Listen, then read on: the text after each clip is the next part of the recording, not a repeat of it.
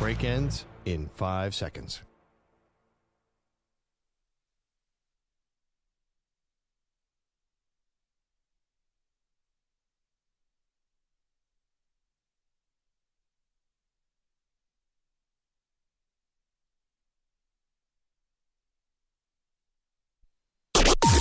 Maggie and Perloff on the Infinity Sports Network. Nick Saban doesn't even have to be at SEC Media Days to be the star of SEC Media Days. Welcome to the show. Maggie Gray, Andrew Perloff, talking season in full effect in college football, Pearl. But SEC Media Days seem to attract a buzz unlike any other. And it was one of Nick Saban's former quarterbacks who was lighting a fire yesterday. Good morning. How you doing? I'm good. Let's get right to it, shall we? Why let us give you the sound, and we can let Greg McElroy give you the sound. He does a radio show called Mac and Cube in the Morning. They're probably on right now, but you should stay with us. Greg McElroy says someone in the know believes Nick Saban will coach again. Very much in the know person that I have a lot of respect for and have spent a lot of time around and just really, really admire. They seem to think Nick Saban's not done coaching. I had a similar reaction, but he's pretty adamant that he thinks Nick Saban will be coaching again. Okay. I think this is the Belichick effect. These two are the tightest of friends, Pearl. Belichick is 73, Saban is 74. I don't even think if you have the energy, age is just a number. I do fully believe that. I don't think his age would preclude him from taking a job. Pete Carroll just took a job with the Las Vegas Raiders. He's in his mid-70s. I just don't think it's a big a deal. So let's get that out of the way, unless you disagree. No, that's a really good point. I actually thought the person who told McElroy that could have been Belichick. Maybe. Because Belichick, there is something, you can't ignore Bill Belichick in this, because Saban and Belichick are so famously close and have always kind of wanted to hang out with each other, which is, I would love to be a fly on the wall. When they used to go to concerts together in the 70s, oh my God, that would be amazing. But yeah, Belichick obviously has the energy to do this. He has the energy to have a 24-year-old girlfriend. He's got a lot of energy. We'll leave it at that. So that opens up. I'll take it a step further. If Pete Carroll does well this year, then forget it. Then all bets are off. Then mid-70s coaches are going to be the hot thing. It's a floodgates open up. I have no problem with the age, although he does turn 74 on Halloween. The only thing is, it has to be now. It can't be in 2 years or 3 years. No, it would have to be after this upcoming season. He's still going to do game day, and he's still going to do the draft for ESPN this upcoming year. But I'm going with a young, attractive guy. Let's have some fun with this, because it's a fun topic, and because Nick Saban is unlike any other person who's coaching right now, I guess, outside of Belichick. But it's such a huge question mark about whether Belichick's actually going to work when it comes to the transition to college. So I've got a profile for a Nick Saban-like team, like a place that would make sense if he wanted to come back. And here's sort of the profile that I'm giving. Team's got to be rich, super rich. I don't think that he wants to start, trying to rob Peter to pay Paul. I don't think that he wants to have to start thinking about any of this stuff. I know we're supposed to do revenue sharing now, but who knows how that's going to, or not revenue sharing, a salary cap, so to speak. But who knows how that's going to go. We're still in a Wild West kind of spot. Number one, the school's got to be rich beyond belief. I'm just curious, what team in the SEC, ACC, or Big 12 is not rich right now? I think there's still maybe the haves and the have-nots. I don't know. The have-nots all of a sudden are spending $14 million on left tackles. Okay, so you're bringing me there. Yeah. And I know, again, we know about the House settlement, and everyone's supposed to have the $20 million, but we also know you can go on top of that with true NIL deals. And so for that, you need money. Nick Saban needs a rich program, because think about when you get older, it's like the certain type of grind that you don't want to do. You'll grind X's and O's and practices and stuff like that in the schedule, but you don't want to be having to, glad hand everybody for every last penny. So you just need a place where money's coming in free flow. I'm kind of playing devil's advocate, but I can't think of a single SEC school that could not, if they wanted to go all in, could not. Even Arkansas, for example, you get into that Walton money. If they wanted to all of a sudden, not in modern college football, you could just, boom, turn it on like that, like SMU last year. Sure. Okay. Yeah. So right. I think you need a school, money. Texas is where I'm thinking of. But Sark's doing fine. So my eyes are on Texas, and I'm like, okay, Nick Saban, Texas school. I think this is more because Rhett Lashley at SMU, if he has another good year, would probably be a hot commodity to make a jump maybe to the SEC if somebody does get fired there. And I think Nick Saban would love to be at SMU. And you're in the ACC. It'd be funny with Belichick because you get that rivalry sparked up again at the end, which is kind of cool. That they never actually had a rivalry. It's just been pure friends. I don't know. I can see it. The ACC is a tiny bit, I would say easier. Nothing's easy, but a little bit maybe more of a chance to get to the college football playoff every single year. And I think SMU would be the type of profile of team that I would put for Nick Saban if he came out of retirement. What about you, Pro? Okay. Well, first of all, let's just pair him with Belichick. So Duke threw in a lot of money at their football team this year. What if Saban was at Duke and Belichick was at North Carolina? Come on. And if it doesn't work this year with Duke, I was talking about Manny Diaz yesterday. I mean, they'll move on from him in a heartbeat. NC State, I don't really know. I can't see NC State. They're never that good. So I would think the ACC in sort of Tobacco Road would be interesting, somewhere around there. LSU, obviously, you mentioned. So LSU is an interesting one, too, because I'm just curious. Brian Kelly has a huge contract. Yeah. Is he really on the hot seat, which is a whole other topic we can talk about? Probably not. I mean, also, too, they're probably going to be really good. Going back to Alabama, though, I think is definitely worth discussing because Kale and DeBoer, if they're bad, I mean, and Nick Saban wants to come there, the powers that be at Alabama would kick Kale and DeBoer out in 2 seconds if Saban said he would come back. Okay, I would not go back to Alabama if I were him. Why? Because I understand the why you might make sense, and especially if DeBoer doesn't have a great season. I think it's almost like the expectation would still be you come right in and you start winning championships again. Right? Yeah. Like you're never going to match. But would Saban want to do that? Well, but you're never going to match what you did in your heyday in Alabama. Why not? I mean, it's a crazy college football world. You know, you turn things around in 2 seconds. Yeah, it's crazy in the sense that more people have a chance than ever before. When Nick Saban was in his heyday of Alabama, he was stashing 5 stars behind 5 stars. I mean, that kind of stuff there's more parity now. Whether people like that or not, that's the truth. You know, he's on the recruiting trail for them now, and they're dominating the high school class. Saw that too. They're back to complete domination of the recruiting trail because of him. So I think he's obviously invested in this program. If you actually look at like what's the best spot, I think Alabama checks all the boxes. I don't think that championship expectation is a problem for him. In fact, it might be a draw because he would love to come back and win it all. Obviously, Nick Saban's not in this to go to SMU and make the 16-team playoff and lose to Clemson or something. So I think the championship thing could be a draw. And then you haven't talked about the NFL. Oh, it didn't even cross my mind. Really? Oh, the Giants has been mentioned many times on the interwebs. Really? Yeah, the he Giants doesn't have going the old. connection to the Giants. That's Belichick has the connection to the New York Giants. He is Belichick. They're the same person. Him, Urban Meyer, and Bill Belichick are a triumvirate. The Holy Trinity. They're all best friends. The Giants, what's the other team that keeps on coming up? There's another team that's sort of an older team. There are a bunch of teams. Not Miami. I don't think you can Miami do that. would not be, although that might be open. It would be ironic. Different owner now than when he was there. By the way, we say older because Miami, that's where the old people are. It makes sense that he would go there. I don't know.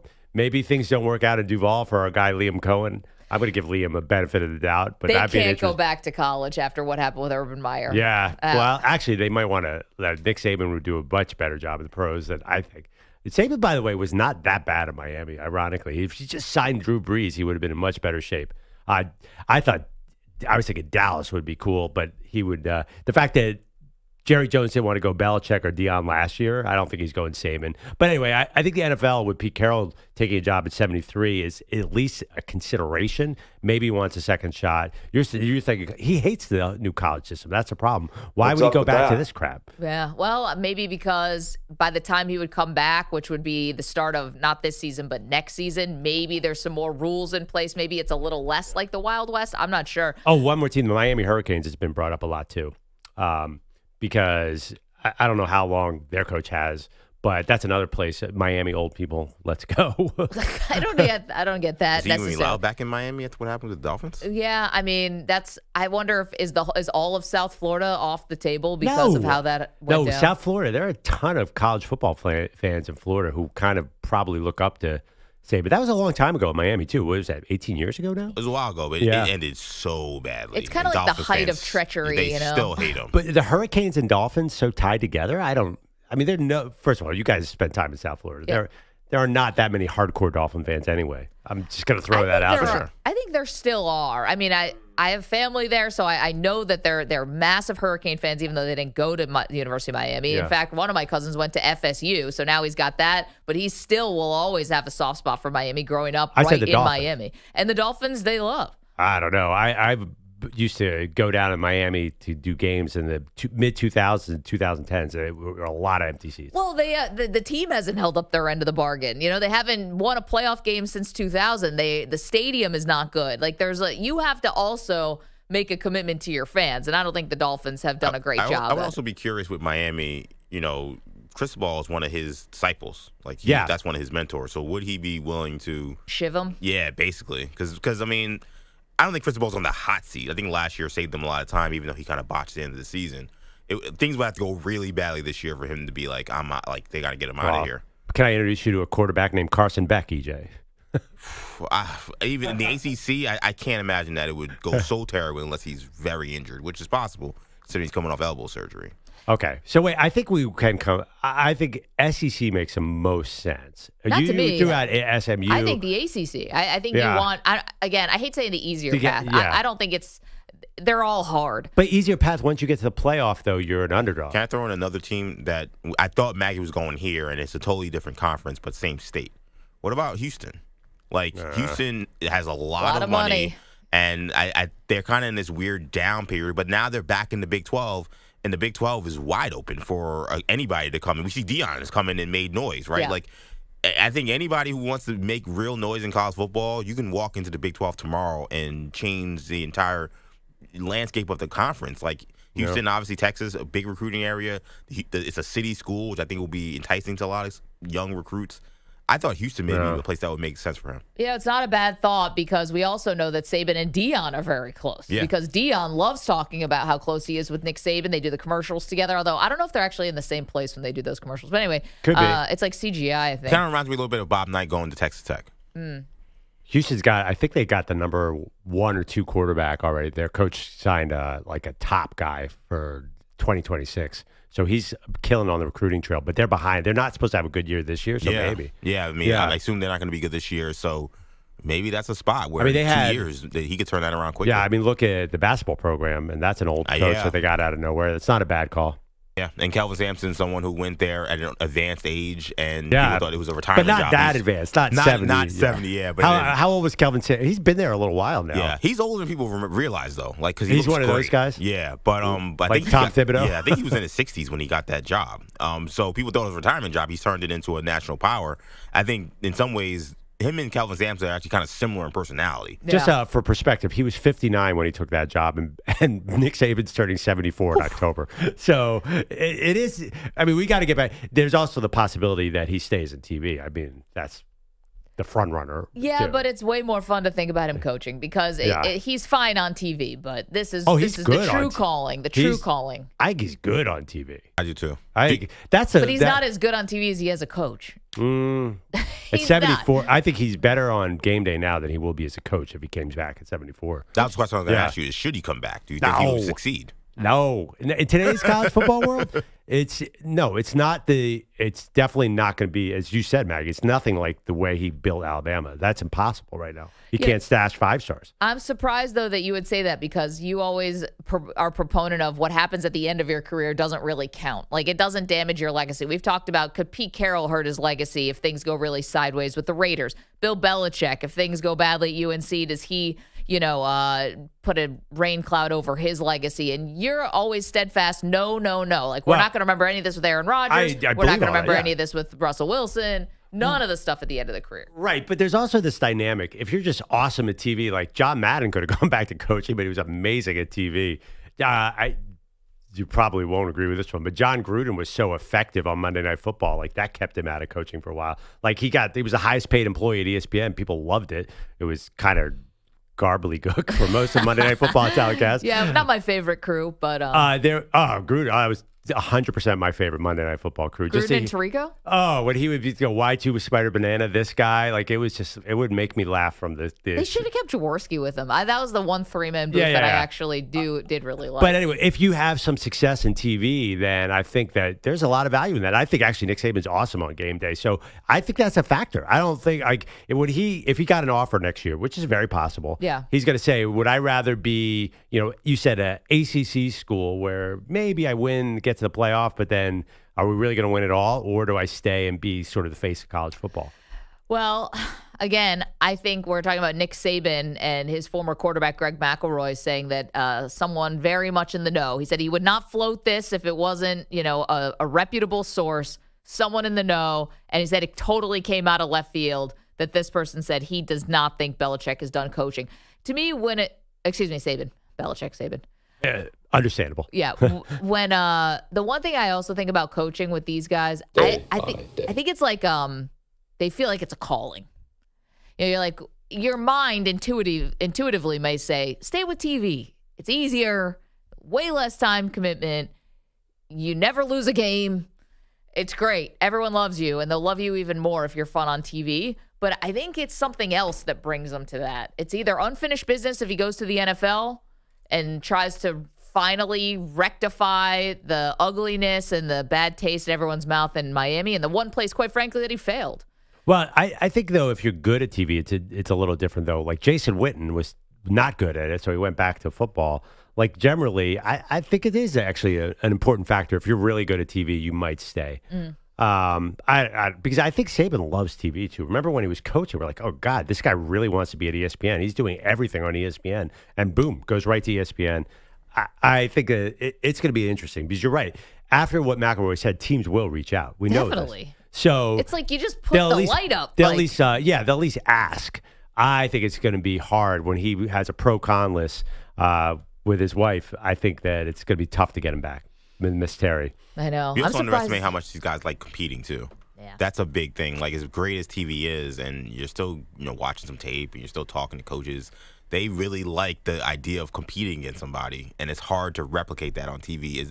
No matter how X's and O's your job is, it's just not the same. No, doesn't scratch that itch. He was a 4th and 1 away from getting to the national title game and just walked away from that. So, I mean, he didn't like competing that much.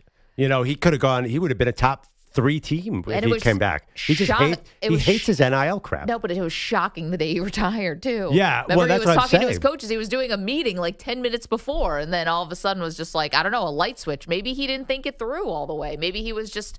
I don't know. He thinks that new college football stinks. He doesn't want to do it anymore. 888-710-4ISN, 888-710-4476. Nick Saban, should he come back to coaching? And if so, where? You know what I don't think it's NIL that kills Nick Saban. I'll tell you exactly what it is. The transfer portal. It's the transfer portal. These guys want to coach. They want control. They want to bully their players. Nick Saban's not a bully, but generally they want to have the ability to be tough with their players. I think that really gets under the skin of old school coaches. Yeah, I think it's that, and I also think that everyone now is coming with a handout. Now, I always just kind of assumed that was their life even before any of these rules, like people asking for money, but I think there's something about it now where, I don't know, they don't want to deal with the agents or something. Yeah, I mean, I don't know if the money hasn't always been there. It's the SEC we're talking about. No, that's what I'm saying. I just assume they've always been having to deal with people asking them for money under the table. But I just think if he yells at a wide receiver for running the wrong route, that receiver's going to look at him like, you don't have power over me anymore. I'm just going to leave. That actually happened a bunch of times. So I think that it's a different, we can't discount how important that is, a different landscape. Maybe they fix all this in a year, but come on. Do you really think that's going to happen, Maggie? Drunkle Sam's in the chat said, Miss Terry said, no bleeping way, you've got chores to do. I don't think it works like that. What's up with that? Also, our own Andrew Kaplan believes he is coming back. And again, Drunkle Sam said, you need a 5-year commitment, so it's not going to happen. Any good team would want you to have a 5-year commitment to sell to the recruits. So that's why it wouldn't happen.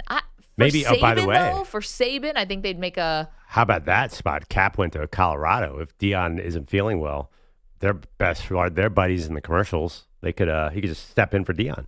Have pro staff ready. Don't forget, I had 2 sons. Right? Yeah, Colorado going from Deion to Saban, that'd be an all-time flex. You don't think Warren Sapp's taking over? Well, Marshall Faulk? Well, I mean, what listen, Saban and Deion spent a lot of time together, I believe. 888-710-4ISN, 888-710-4476. Get it going, Nick Saban. So should he come back? Where should he come? Where should he go? Juju is coming on around the mountain when he comes. I mean, let's not forget about Shiloh. Yeah, we can't forget about Shiloh. And let's not forget Shiloh. I mean, he's got 2 sons, and then the third son. Too. Don't forget, I had 2 sons, right? Actually, you have 3, sir. What about Shiloh? Yeah. Okay. Lots to do. Lots of college football with the SEC. We will get into LSU. Brian Kelly was saying some funny stuff yesterday. Not intentionally funny, but made us laugh. Asking you who's the best quarterback in the SEC. Stocked, loaded, locked and loaded quarterback class for college football. We also have one San Francisco 49er looking for a new contract. Surprise, surprise. Get to that next. What about Junior? You're in a 5-minute break.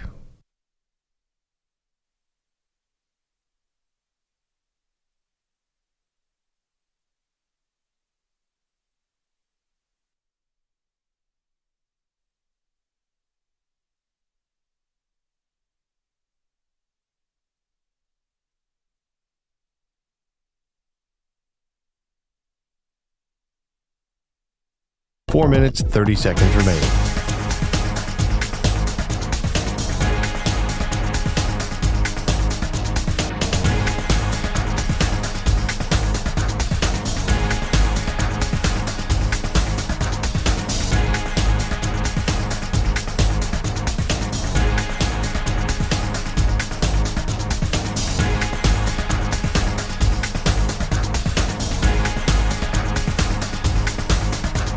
Four minutes remaining.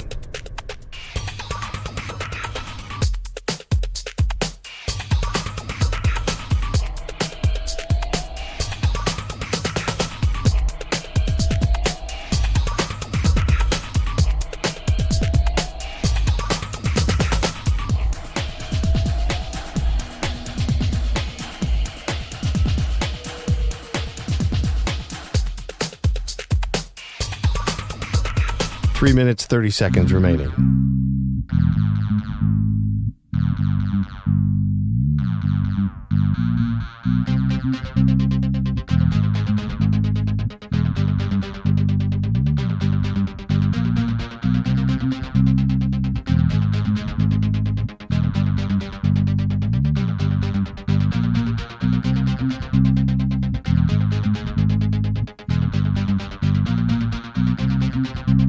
Three minutes remaining.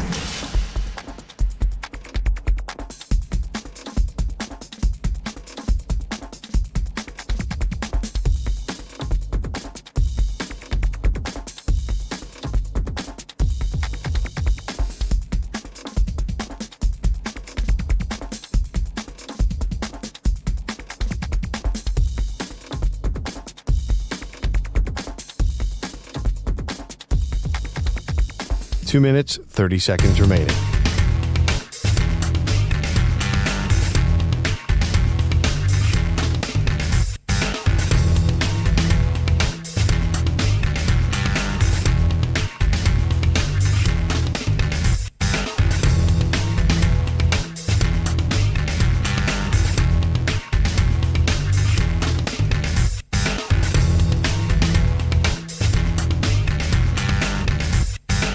Two minutes remaining.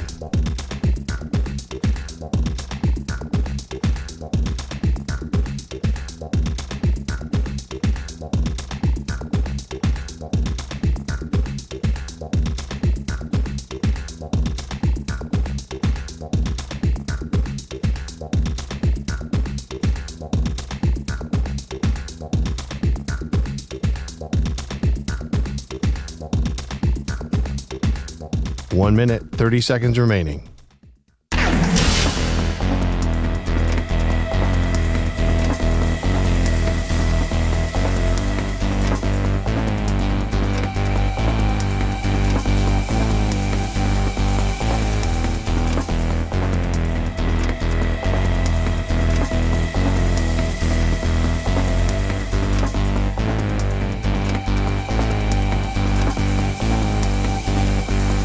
1 minute remaining.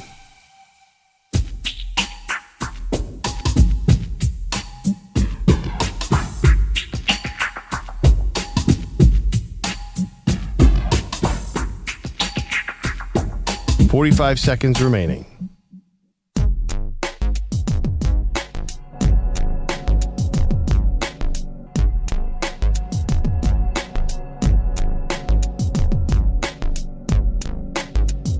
$30 seconds remaining.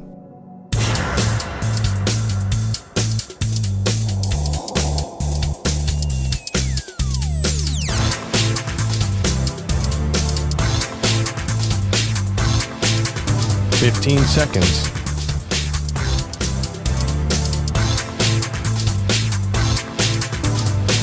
Break ends in 5 seconds.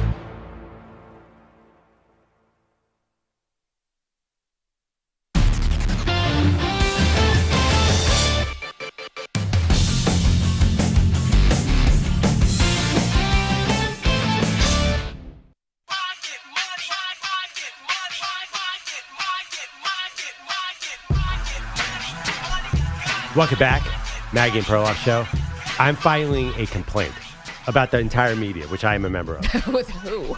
I'm at the board, the overall board. Okay. There is this perception in my mind about the San Francisco 49ers that it's pure chaos over there all the time, that nobody likes their contract, that they don't know what they're doing, and yet they are kind of like hanging around the Super Bowl most years. So how does it they won so many games under Kyle Shanahan if he can't coach and they can't figure out any of their contracts? So of course there's training camp and of course there's a contract issue. But I don't think it's as negative as some people paint the 49ers. The most recent one is Jauan Jennings, a wide receiver, wants out because they only pay him $7 million a year and he's pretty good. But I think the mayhem might be a little overstated. Am I totally wrong on this? It's not mayhem. It's just how many years in a row are they going to have a player publicly, like a spat publicly with a player? And even Nick Bosa never really got public and it didn't really devolve, but he also missed a lot of time because it didn't matter because he ended up being there at the end, but it creates this sort of turmoil and tumult that almost seems avoidable. It's a little Cowboys-esque in a way. Like, are you not seeing these moves down the road? It's not because they've been in the Super Bowl twice in the last 6 years. That's not Cowboys-esque. No, that's my point. They're just better at evaluating talent, and they have much better coach, obviously. And GM. I mean, if Jerry wasn't the GM or didn't have any say and he wasn't dragging his feet on all these contracts, then maybe they would actually have the on-field success, even though the off-seasons kind of look similar, Pearl. No. They do. I mean, Jauan Jennings, That's my point. Like, it's not the same, and it's not. And first of all, Jauan Jennings is, I'm sorry, this could sound mean, but he's nobody. Like, what do they care? Jauan Jennings might not have made the NFL. He's not like a big deal. I know, but you know the funny thing about Jauan Jennings, so he said he needs a new contract or he wants to request a trade. The funny thing about Jauan Jennings, you're right. He's not like a top 20 wide receiver in the league, so I get that. But, man, has he been important in some really big games for the 49ers. So I'm not saying he should be paid like in the Brandon Ayuk's or, the CeeDee Lambs. No one's saying that about Jennings.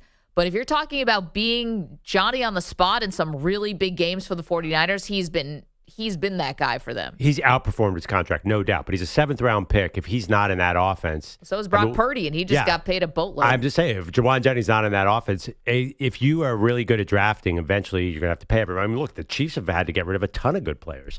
They just do it a little more quietly, and nobody seems to come after them. I just think your comparison to Cowboys is exactly what I'm talking about. There's this perception that the Niners don't know what they're doing, but the results do not show that. That's why I think it's an overstatement about this quote-unquote chaos. Well, I mean, are we not supposed to cover the stories? Like, when you have guys openly asking for trades season after season after season, we can't ignore it. No, but with the Cowboys, it's a mess. With the Niners, I don't think it's going to affect the win-loss record. That's what I'm saying. That at the end of the day, yes, they're kind of loud in July and August, but if everybody's healthy, they're going to be great. So what's the problem? I think the biggest contract thing with the 49ers remains and will remain the amount that they paid to Brock Purdy and whether or not how that trickles down to the rest of the roster. Everything looks good now. They've got people signed up, and they've had to make some changes. Jerry Rice the other day came out and said he thought the 49ers made too many changes this offseason, thought that they were so close, to your point, only 2 years ago. Why not sort of run it back, if you will, with some of the guys they let go, like Drake Greenlaw and like Hufanga? Yeah, I'm not sure I agree with that because of the injury thing. We talk about a lot. Like, they're letting go of guys who you can't count on.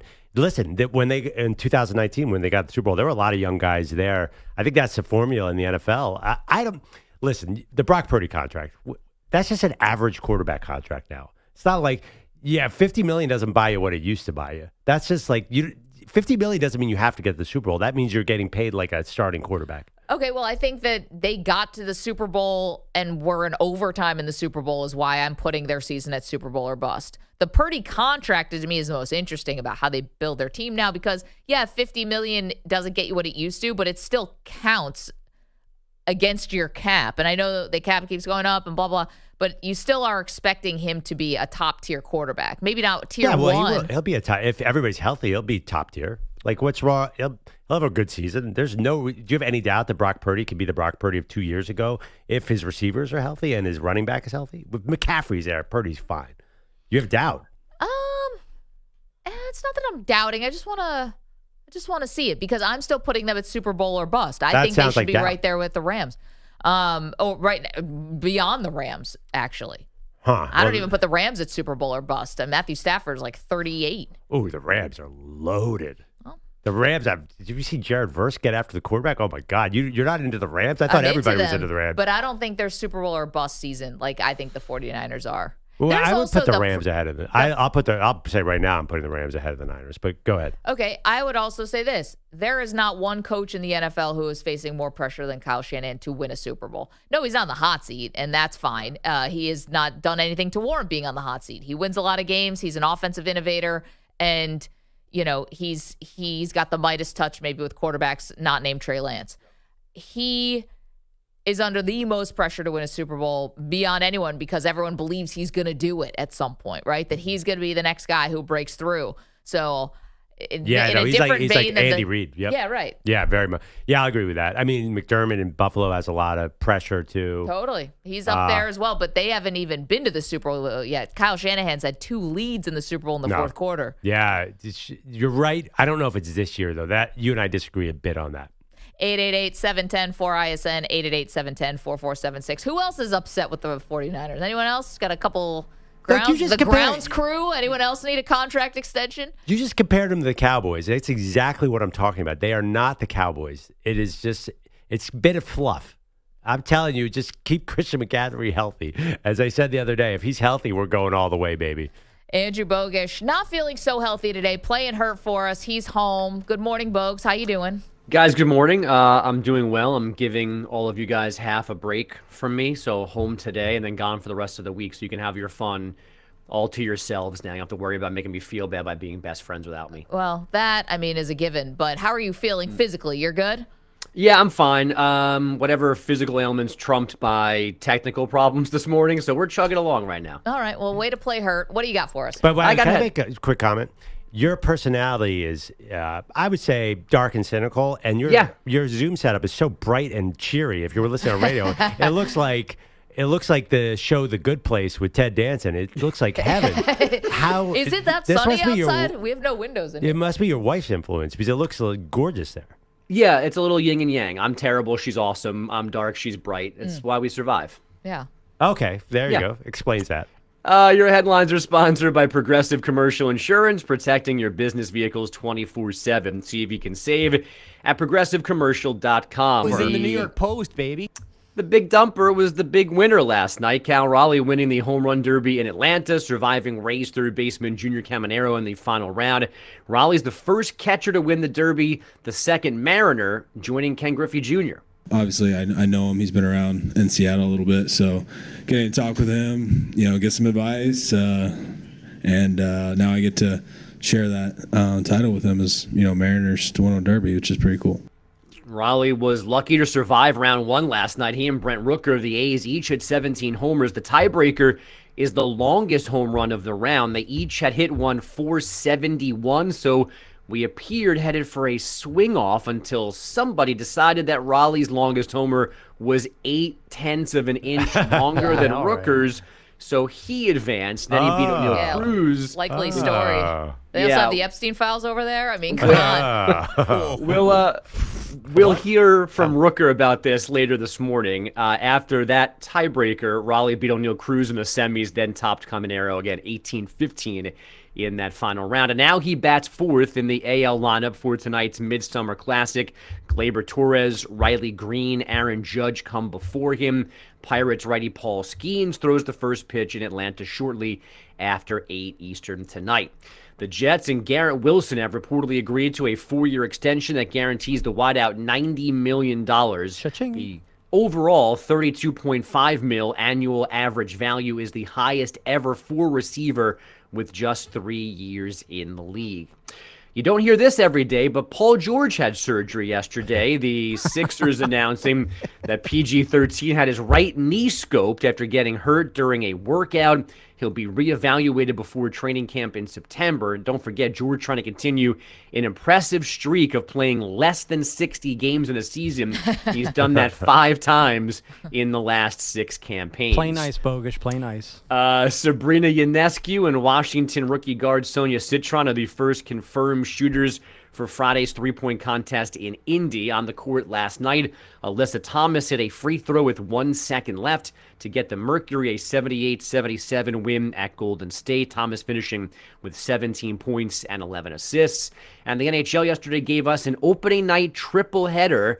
That's Tuesday, October 7th. The Panthers will raise another Stanley Cup banner against Chicago at 5 Eastern, an early bird special for those folks down in Florida. Rangers, Penguins at 8, Kings, Avs at 10:30. The full schedule release comes out tomorrow afternoon. Bogusch, thank you so much. Perloff nailed this yesterday, and I thought it was kind of a silly reason. I was thinking about it a little after the show, where at the final segment of the show, we talked about the home run derby.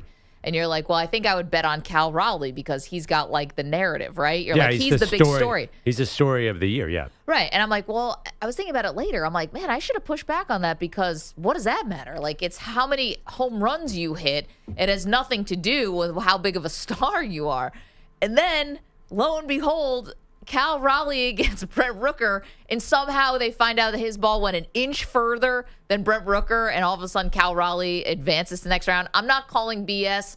I'm just saying Perloff was right. They scooted this guy into the second round because he's such a big deal right now. I think you could argue that there's also a matter of effort. Remember when Bryce Harper was in the All-Star game was in D.C.? You just knew Bryce Harper was going to win that home run derby. But he still had to hit the homers. Yeah, I know. But this, they just gave it to Raleigh. I think it's like, just go ahead, man. March into the second round. Like, this is where your prediction actually That's true. True. But I think that there's incentive for these guys. Like, you saw, we were talking before the show, Jazz Chisholm and the Yankees got up there about the 4th pitch. He looked exhausted. He's like, he totally gave up on the project. Go Yankees. Like, Cal Raleigh was very inspired because, you know, he had a lot of pressure on him. He's like, I got to win this thing. I'm like the story of the year. Hey, now! So, I don't know. I think it's I think that anybody can hit home runs, but I think that being like all that pressure on you, like he was really dialed in because he had to win.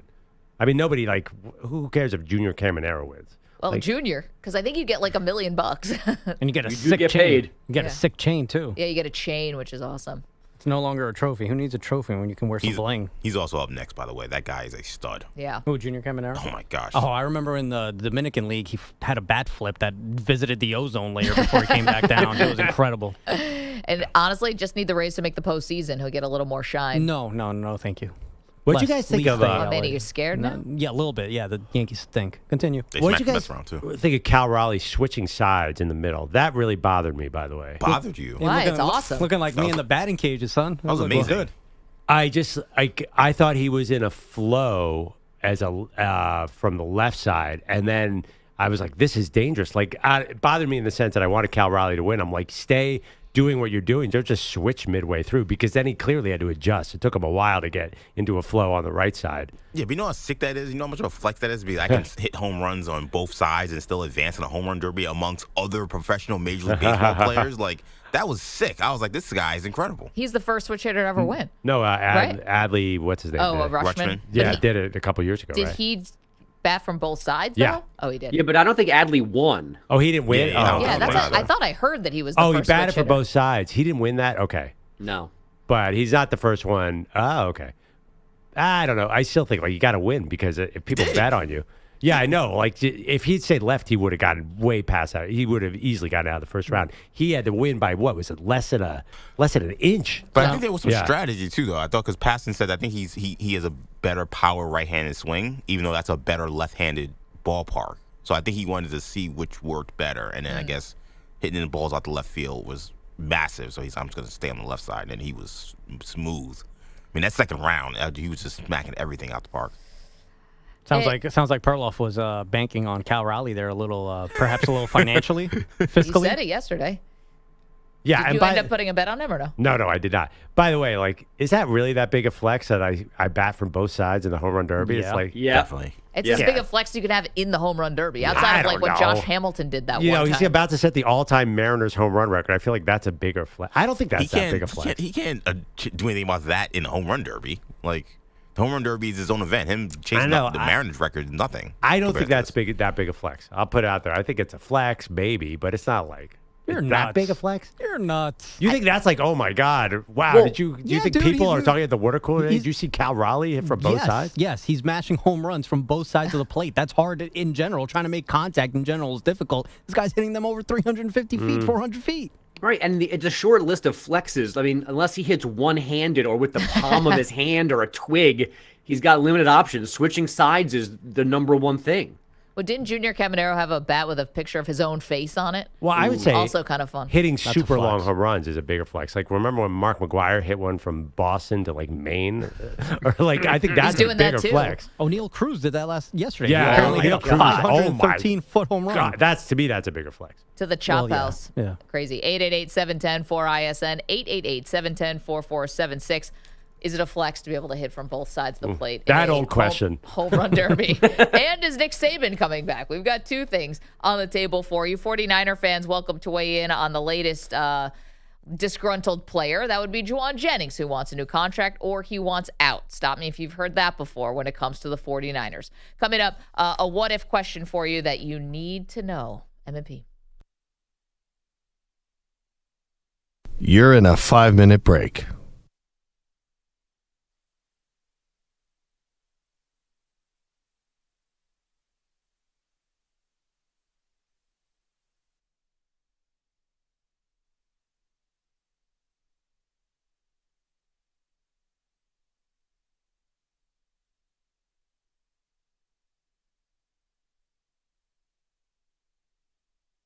Four minutes, 30 seconds remaining.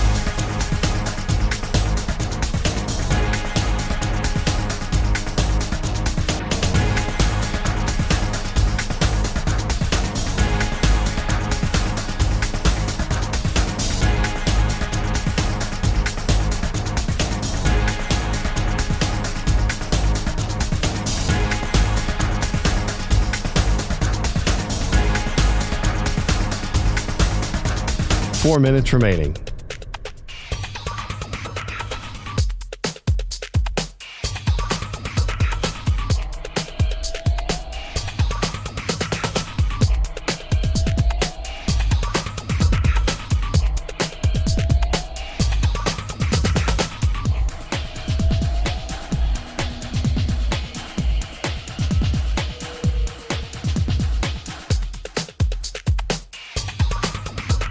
Three minutes, 30 seconds remaining.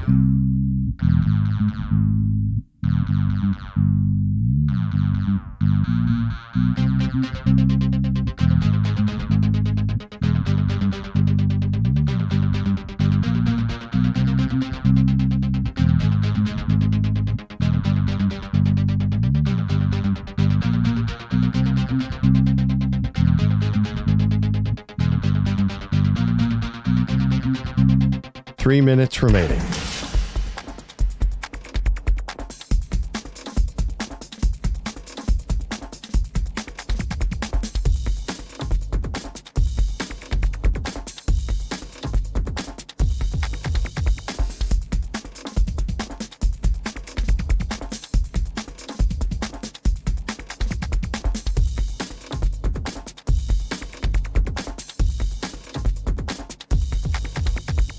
2 minutes, 30 seconds remaining.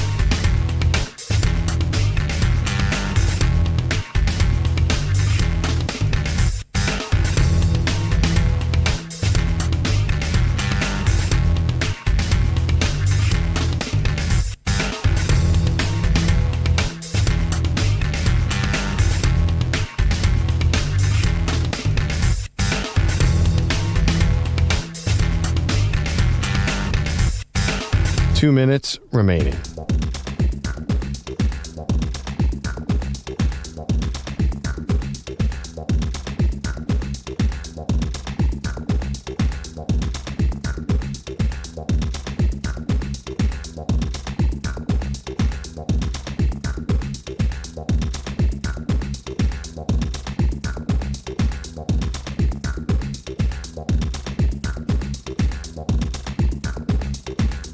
One minute, 30 seconds remaining.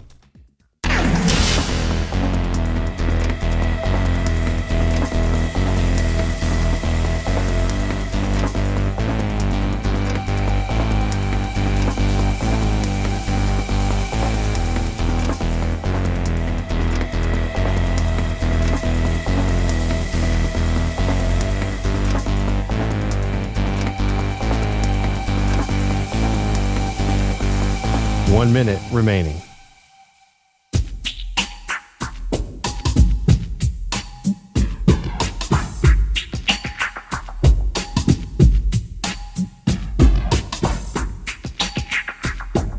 Forty-five seconds remaining.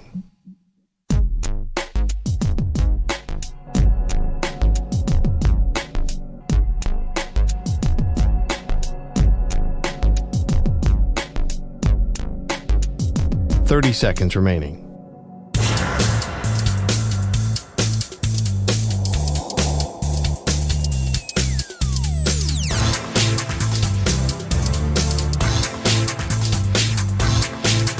Fifteen seconds.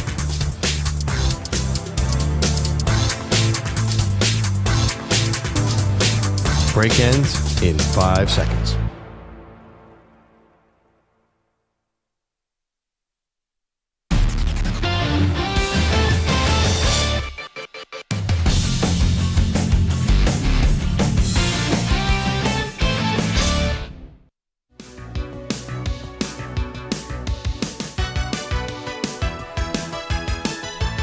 Welcome back. Maggie Gray, Andrew Perloff, SEC Media Days happening right now, and some funny comments. Well, not funny, haha, so much, but funny, interesting.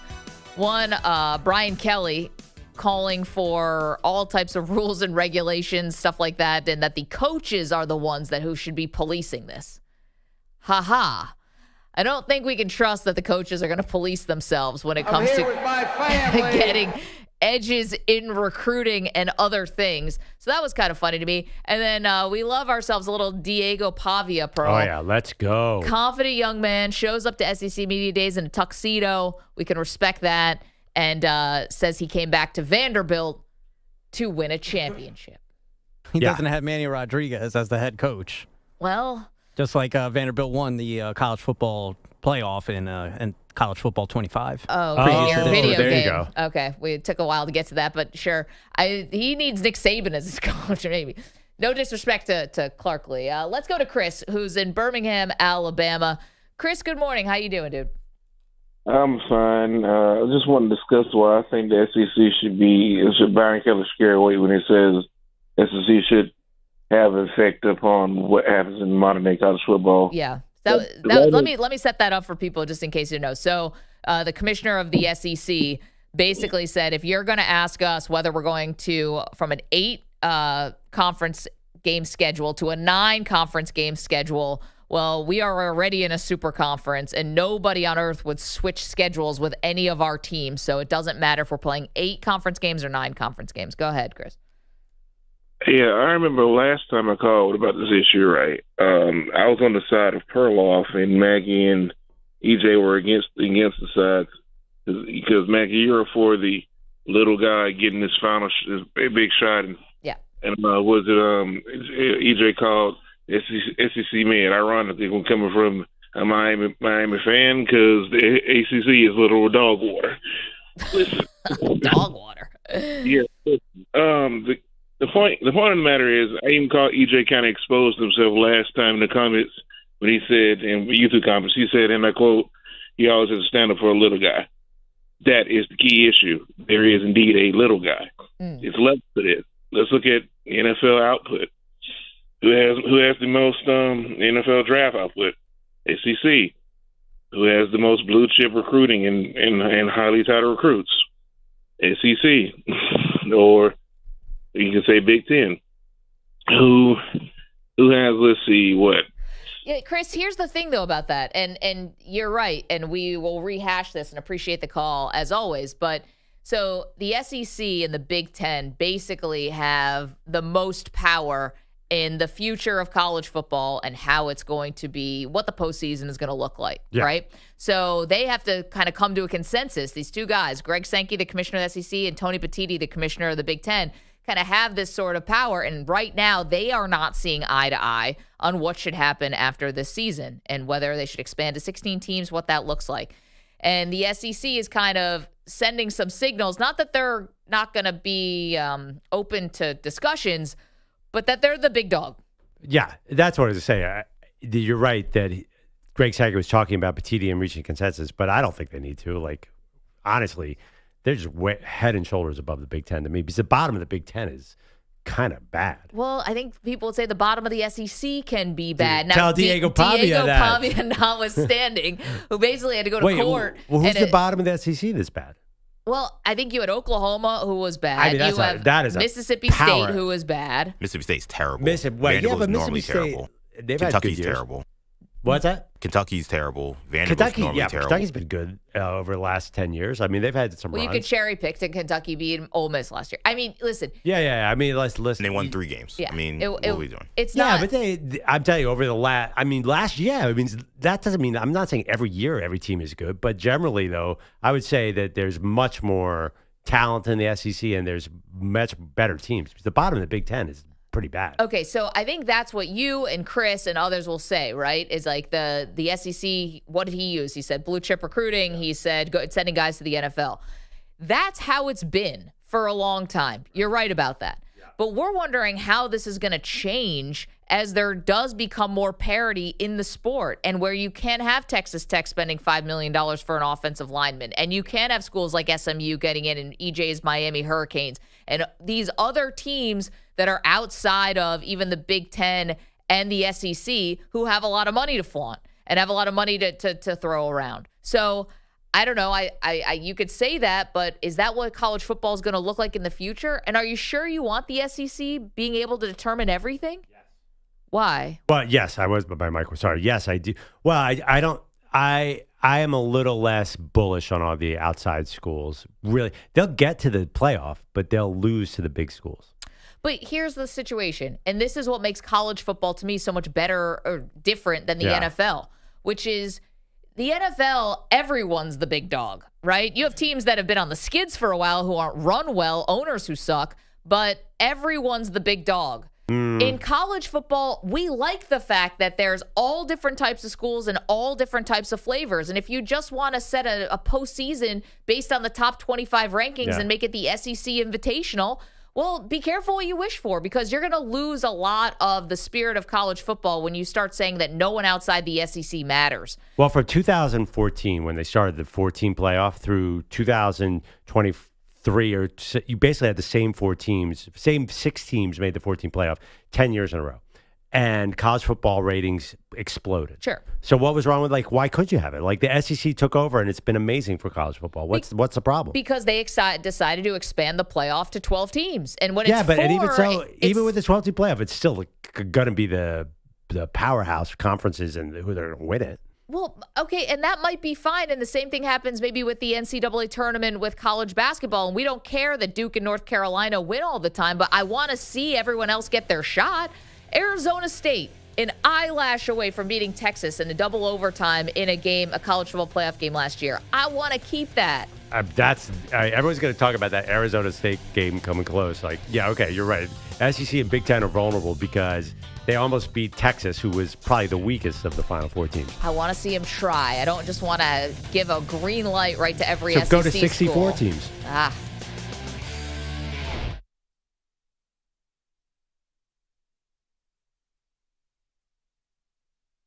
You're in a 5-minute break.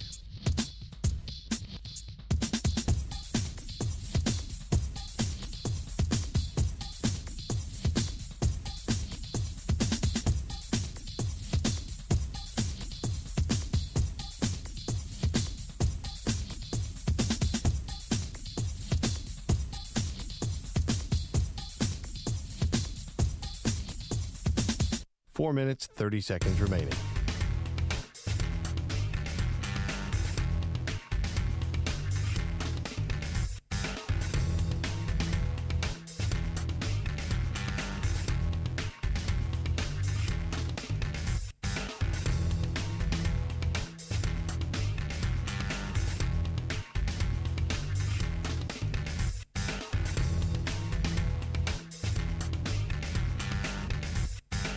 Four minutes remaining.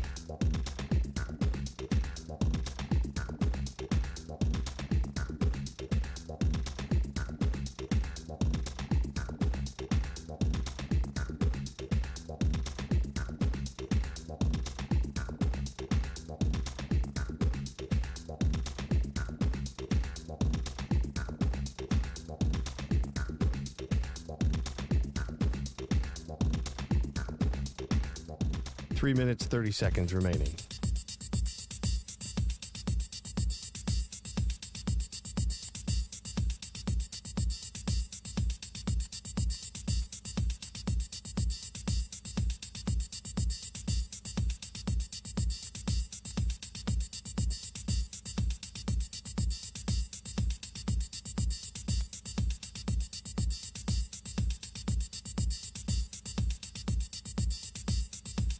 Three minutes remaining.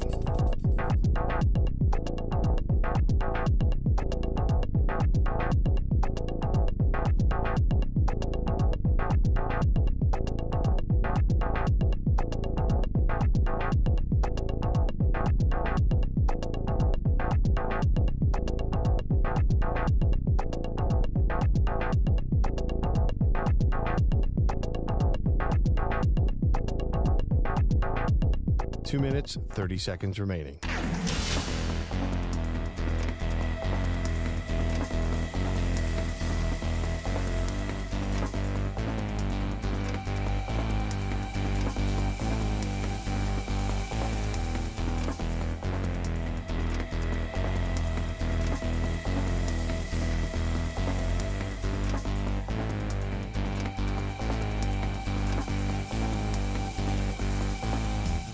Two minutes remaining.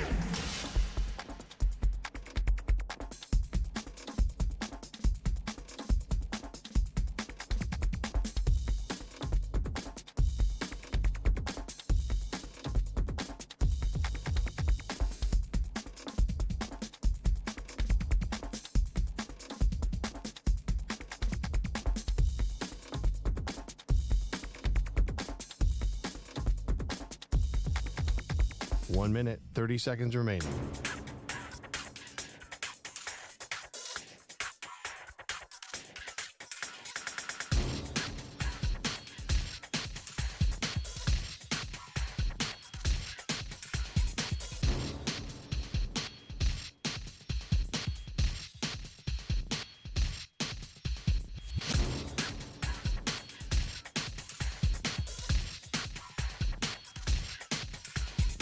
One minute remaining.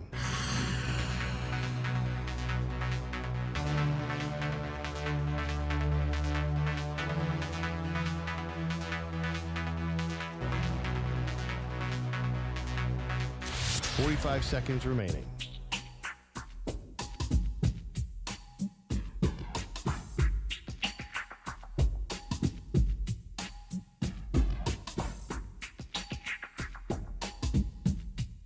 Thirty seconds remaining.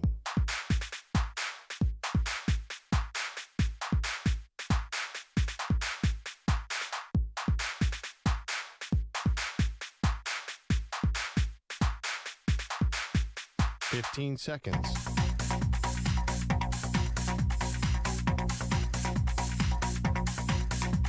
Break ends in 5 seconds.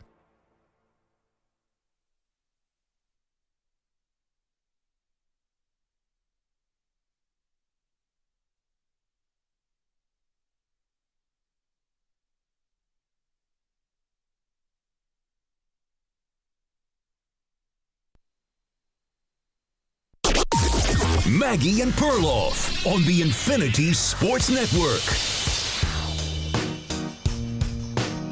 Should the SEC get to determine the future of college football? Welcome to the show. Maggie Gray, Andrew Perloff. That's kind of at the crux, Pearl, of the SEC Media Days. We can talk about, our favorite quarterbacks in the SEC, and all the football stuff is super fun. But the sort of existential crisis, if you will, which is a really fun sports talk radio topic. But the crisis is whether or not the SEC deserves to have as much power as they have in determining how we're going to decide a college football champion in the future. See, I will look at the best quarterbacks because it does connect. Because Andy Staples put out a list, our buddy, our good friend, college football writer on 3 Sports, of the top, rank the SEC quarterbacks. And you basically have 5 top 3 quarterbacks in the SEC. Like they're if you just look at quarterbacks, forget it. They're head and shoulders above everybody else. It's a crazy list. So let me just read this list. And you're like, oh my God. They obviously he has DJ Lagway 1, Garrett Nussmeier 2, Lenora Sellers 3, Arch Manning 4, and John Mateer 5. Like no conference can match that. Well, that's a crazy amount of talent. It is a lot of talent, and I think this is going to be fun even for the NFL fans because it's great when we get a good college quarterback class. Yeah, that's the SEC. Okay, well, the Big 12 also has some really good quarterbacks, bro. Show me who in the Big 12. Sam Leavitt would be number 1. We'll see. You love Caden Salter. I don't even. Avery Johnson might not even start. Avery Johnson's huge letdown last year. Well, he's back though. Yeah, I mean that's not Lenora Sellers and Garrett Nussmeier. Well, I mean Garrett Nussmeier could go number 1 overall and win the Heisman for all we know. I mean it's LSU. It's possible. There's a lot of expectations on LSU. I think most people would probably say that maybe DJ Lagway might be the most talented he's number 1 on Staples' list. I'm just saying, like, that is the SEC. It is still the blue blood. Where you're trying to sell me the Big 12, no way. We know what the SEC is. You know it when you see it. Yeah, but see, the thing about just having great quarterbacks, that's not what we've used to determine how great a conference is in the past, particularly the SEC. When Alabama was winning titles with, the guy who's got the hot wife, A.J. McCarron. That could have been anybody. And Greg McElroy, we talked about earlier in the show. Yeah, play Greg McElroy sound. But the SEC wasn't even known for great quarterbacking, and that was more the Pac-12 were the guys who had the good quarterbacks, or even the Big 12. But then Nick Saban had to pivot and build up his offense and go spread, and then he brought in Tua Tagovailoa and Jalen Hurts and Jalen Milroe and Bryce. He had the number 1 quarterback, Bryce Young. Like they all switched and became the quarterback conference. Georgia won 2 titles with Stetson Bennett. Whoever joked is going to be like owning a Kia dealership more than playing in the NFL. Yeah, but also Joe Burrow and Bryce Young and a lot of number 1 picks who've come out of the SEC because they are the most talented conference. See, I don't think that you can just automatically say that. And I don't think that just having great quarterbacks automatically, like maybe now, but that's not how we looked at the SEC historically. It wasn't but about everything quarterbacks. changed when Nick Saban brought in Lane Kiffin and Steve Sarkisian, and then it became a much more of a spread conference. Like you're talking about an old SEC. I know, but I'm not using that as the one and only metric, or even the biggest metric to determine to say that the SEC should determine the future of college football. Because here's the thing, that's a good metric. That can change though, and this is where I'm at, and why I think that the SEC needs a real check on its power. And I'm not just talking about the Big 10 being the check on the power. I'm talking about the other 2 Power 4. We already saw one college conference just bite the dust in the Pac-12. And I know they're trying to resurrect it, but it's not going to be what it was. So we had 5 power conferences. We're down to 4. We see where the consolidation of power is going. Yeah. And I think it's to be careful what you wish for, because what a lot of people love about college football is not just watching Alabama be dominant every single year. That can be fun. It's fun to root for them. It's fun to root against them, all of that. But you want different types of schools with different types of flavors getting a shot, at least a shot. I don't know if they're going to win. I have no idea. No one knows. but at least having an opportunity. It's college football is better when the Boise States of the world are competing for a title and in a bracket. What is that? Wait, that's a fantasy world. What does that ever have? I mean, you're talking about college. You're saying college football was way better last year than the 100 years before. No, I'm saying if we're talking about the future, like this is what the SEC is trying to do. They want to determine the future of what you watch in terms of who battles for a championship. Right, like they want it to be like it's always been. No, nothing's like it's always been. No, because it's a I'm 12 saying, team to maybe 16 team playoff, and the SEC wants all their teams in that playoff. Right, because everybody knows that the smaller conference teams are not going to be able to compete in a playoff in reality with the SEC and the Big Ten. Well, then don't even mess around with the group of 5. Take them out. Don't even mess around then with what? You want to eliminate the Big 12 now too? Like, just make it the SEC Invitational then, and just split away from everyone else in college football. And that might be where it's going anyway, to be honest. Well, I mean, but you say like, well, we all know college football is better when Boise State has a chance to compete for a title. That's never, ever, ever been the case. Like that maybe last year it became an option with a 12-team playoff, but that's a whole new order to have this parity. I mean, and I think the SEC is kind of figured out NIL a little bit. I just think that they're going to be the best conference, like because not just because they are the best conference. I think those schools are really focused on football more so than a lot of other schools. Okay, well, here's the thing. What's one of the great college football games? If we did a great debate, best college football game of all time, I bet you one of us would pick what? Boise State, Oklahoma. Yeah, but back then, the bowl system is all we had. So like that's where you had to compete, and guys didn't do this thing where they opted out of the bowl because they were worried about the NFL, and that had not really come into our lexicon. So I'm not just saying last year. I'm saying it's better when you have teams like Boise. Give them a shot to play against bigger teams and see what happens. You might get the greatest college football game of all time. But they had no chance to win the title that year. But they won their bowl game. They won what was in front of them. Yeah, could they have won 4 games in a row? I have no idea, neither do you. But we got a great memory and something very unique in college football because a smaller team got to play a bigger team, air quotes. Right. So there's no reason that can't happen. But that was the old system. That was during the Final Four era. They didn't have a. So you're saying like give all these teams a say in the playoff. What you're actually saying is they can still have memorable games even if they don't have a chance to win the whole thing. I'm saying give them a shot. Again, if we want that team didn't have a shot, but they won and they beat Oklahoma. But they didn't have a shot at the title. They could only They could only play the game that was in front of them. We don't even know if they were in a bracket of 12 teams. How do you know that they couldn't have won the title? But you're saying it was a great game even though they didn't have any chance to win the title, right? Well, they just played in the Fiesta Bowl, right? I mean, it was a Fiesta Bowl. Yeah, it wasn't. This was the BCS era. Yeah, that's what I'm saying. Right. But they played whatever game was in front of them. But they didn't need a chance to win the title to create one of the most memorable games of all time. So you can still have memorable games even if these teams don't have a chance against SEC and Big Ten. I don't know if Boise State would have beaten Oklahoma and then moved on to play another team. I don't know if they win. If this was a bracket back then, it would have been today. To create a great memory, they didn't need that possibility. Okay, but you're just saying that this is not how it used to be, where you had teams that maybe no one thought had a shot to have a memorable postseason. No, I'm saying it used to be obviously all these teams had no chance to win the title for many, many years. Most of the smaller conferences, obviously the Group of Five had next to none. There was no way the BCS was going to allow that, or the Final Four, right? We basically had the same 5 teams competing for a title for a long, long time. Of course. And when college football decided to do a money grab and the bowl system was corrupt and people didn't like the bowl system anymore, that's fine. And you want to put it to try to, determine the champion, and you want to have a playoff and a postseason, which is all about money, by the way, which is fine. Sports is about making money. You have a championship, or you have a bracket basically to decide a champion. Why should that be just the SEC and the Big Ten? Well, what it really should be, this is my opinion. I don't think they should have any rules. It's sort of an SEC idea. I think they should just go 16 teams and let the committee do it. I know you're gonna be like, oh, what is a committee? The automatic bids cause nothing but problems. Why would you go 4-4, 2-2, 4? Why have rules? Just determine, because there are going to be years where certain conferences don't deserve that number of teams. So you're going to have some bad teams into the 16. Why don't you just say, you know what?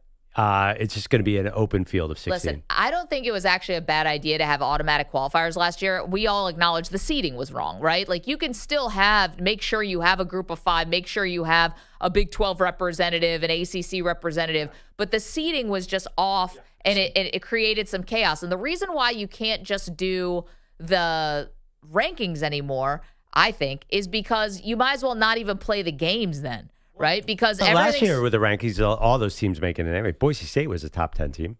No, I'm saying you're going to have times when Florida State could get left out, even though that was an extreme example because there were only 4 teams then, but they go undefeated and they're left on the outside because of other factors that had nothing to do with football, because of injuries. When you leave it to that subjectivity, I think that you can get yourself in a lot of trouble that way also. Right. And in the SEC, you don't even have to win the games because you're going to be ranked so high just based off of, the committee. Yeah, but last year it wasn't that case. That's why those teams, last year it probably would have been, I think the final, 12 teams, it was pretty close to the actual rankings.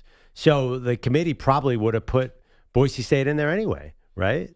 I mean, they didn't need an automatic bid. I think the question goes beyond like a Boise State. The question is, when matching the SEC against these other quote unquote power conferences. It's, all right, if we went to 16 last year, you would have had one Big 12 team.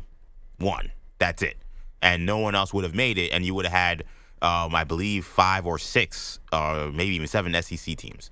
Wait, if you had done what? 16? If they did, because we're talking about the only way this is going to happen, talking about these automatic qualifiers, is if there was or ranking them 1 through 16 is going to be if there is a 16-team playoff. That's what we're talking about expansion. But that would have been fair last year, I think. And we saying that would have been fair. That would have been fair. Like, I think, for example, like say Colorado was second or third, like they didn't deserve to get in over Alabama and South Carolina. There's no way I would put South Carolina and Alabama in over them. But they wouldn't have made it even in the way you want to do it. If it's a 12-team last year, Ole Miss wouldn't have been in. South Carolina wouldn't have been in. They were outside of the top 12. Right. I know. But EJ was saying if you just powered that, he said if you expanded to 16. Oh, okay. Yeah. The 13 through 16 happened to be a bunch of SEC schools last year that just missed the cut. I don't think the Big 12 would deserve more than one team last year. I mean, who got screwed? Well, Boise, BYU wouldn't have made it. Iowa State wouldn't have made it. Those are the teams on the outside. Yeah, do you think BYU or Iowa State was better than Alabama? Syracuse wouldn't have made it. Illinois wouldn't have made it. You would have had Alabama, Ole Miss, South Carolina. Yeah, those 3 deserve to make it. Well, here's the other problem with this. They would kill those teams you just talked about. You're welcome to call it 888-710-4ISN, 888-710-4476 about should the SEC be able to determine the future of college football. The other wrinkle and snag in this whole thing is the conference championship game, right? Because I know, that's ridiculous. This is a tough one because if you have to play that extra game and you actually play for the Big 12 title or the ACC title, losing that game, I think we all agree, should not count against you. Someone who's sitting home should not all of a sudden leapfrog somebody who had to actually get up and play a big-time team. Right, and the committee always acts that way. They never count that loss against you. Remember, last year SMU didn't have any problem, and a couple years ago, what was the team that lost to Kansas State? The Big 12 team. TCU, right? They lost the Big 12 championship. So the committee, to their credit, doesn't care about the championship game results. Right, but that's going to ensure that or not ensure, but that would mean you should get 2 Big 12 teams in. You should get 2 ACC teams in, because if you're going to keep the integrity of the conference championship game and you don't want to punish the loser of that game, then you're going to get 2 in from the 4 Power Fours. Well, no, see, that's why we go to a 16 game where there's no rules and you can do whatever you want. So no conference championship game at all. Get rid of the Big Ten. No, you can have a conference. You could definitely have a conference championship game, but it's not going to be for an automatic bid. So why don't the SEC just take the year off and just say, you know what, the top 4 teams we think that are great, we're just going to put you guys in, and the games don't matter. That's what I think bothers these non-SEC teams, is this idea that you could lose games in your conference, and it doesn't even matter if the team you lost to is good. Because, again, as long as Vanderbilt or Kentucky has SEC next to their name, we just assume that they're good for no reason. And to me, these other teams can lose to good teams in their conference. Like, BYU lost to Arizona State off when they had a Hail Mary chance to win the game. Like, These were not terrible losses, but if you lose, sorry, nope, you're done. Even though Arizona State turned out to be pretty good because they didn't play against Texas, they played them to a standstill. It just feels like it just takes away the importance of the actual results of the college football games we're actually watching during the regular season. When you say, you know what, let's just put the SEC, put the 6 best teams in there because we just know that they're good and they're better than everybody else. Right. So Alabama can lose to Vandy and can lose to Oklahoma, and it doesn't matter at all because they beat Georgia. Right. And then we're going to say, well, those teams are definitely better than the bad teams in the ACC or the Big 12. And it's like, why? Those teams are terrible. Like, they had terrible seasons. But do you think, like, for example, you said BYU. You think BYU could have beaten South Carolina or Alabama in the 16-team playoff? I think they'd be 10-point underdogs. You said 14-point underdogs. Alabama or Ole Miss? I mean, BYU could compete with Ole Miss or South Carolina. No, Alabama's good. I mean, Alabama's Alabama. I think last year Ole Miss or South Carolina would have taken down BYU. I think they'd be double-digit favorites. Ole Miss lost to Kentucky. Like, I mean, that's what I'm trying to say. It's just like, why can't BYU beat? Yeah, why can't BYU beat these teams when these other squads showed South Carolina had only good losses? So I'm not going to put them in that. But these other teams showed that they were not invincible. I mean, I don't know. I think they'd be massive underdogs. Even so, do you want to see it play out? 888-710-4ISN, 888-710-4476. Let's go to Andreas, who's in Chicago. Andreas, good morning, sir. Good morning. I got a simple solution fix for all of this college football playoffs. Basically, what we do is we scrap all the conferences.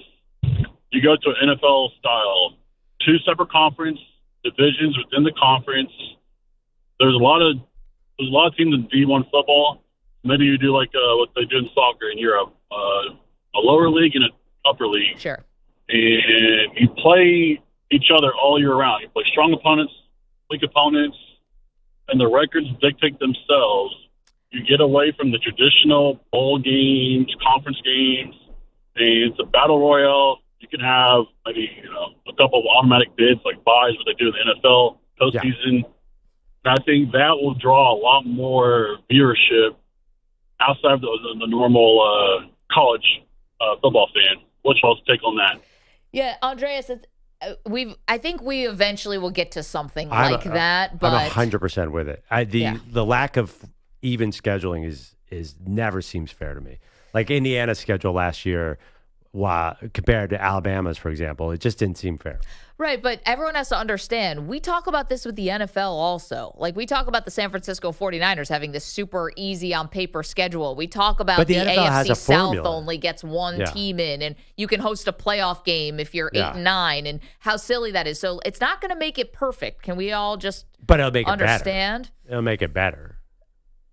I mean, I guess, there's a randomness. There at least is a formula for the NFL schedule. Yeah, sometimes it works out great when you get to play the AFC South. But generally, though, I don't think the schedule is so uneven that it causes that kind of problem. I think it'd be something to address scheduling. Chip Kelly said that yesterday, too. Like, he's like, you got to realize. Brian Kelly, sorry.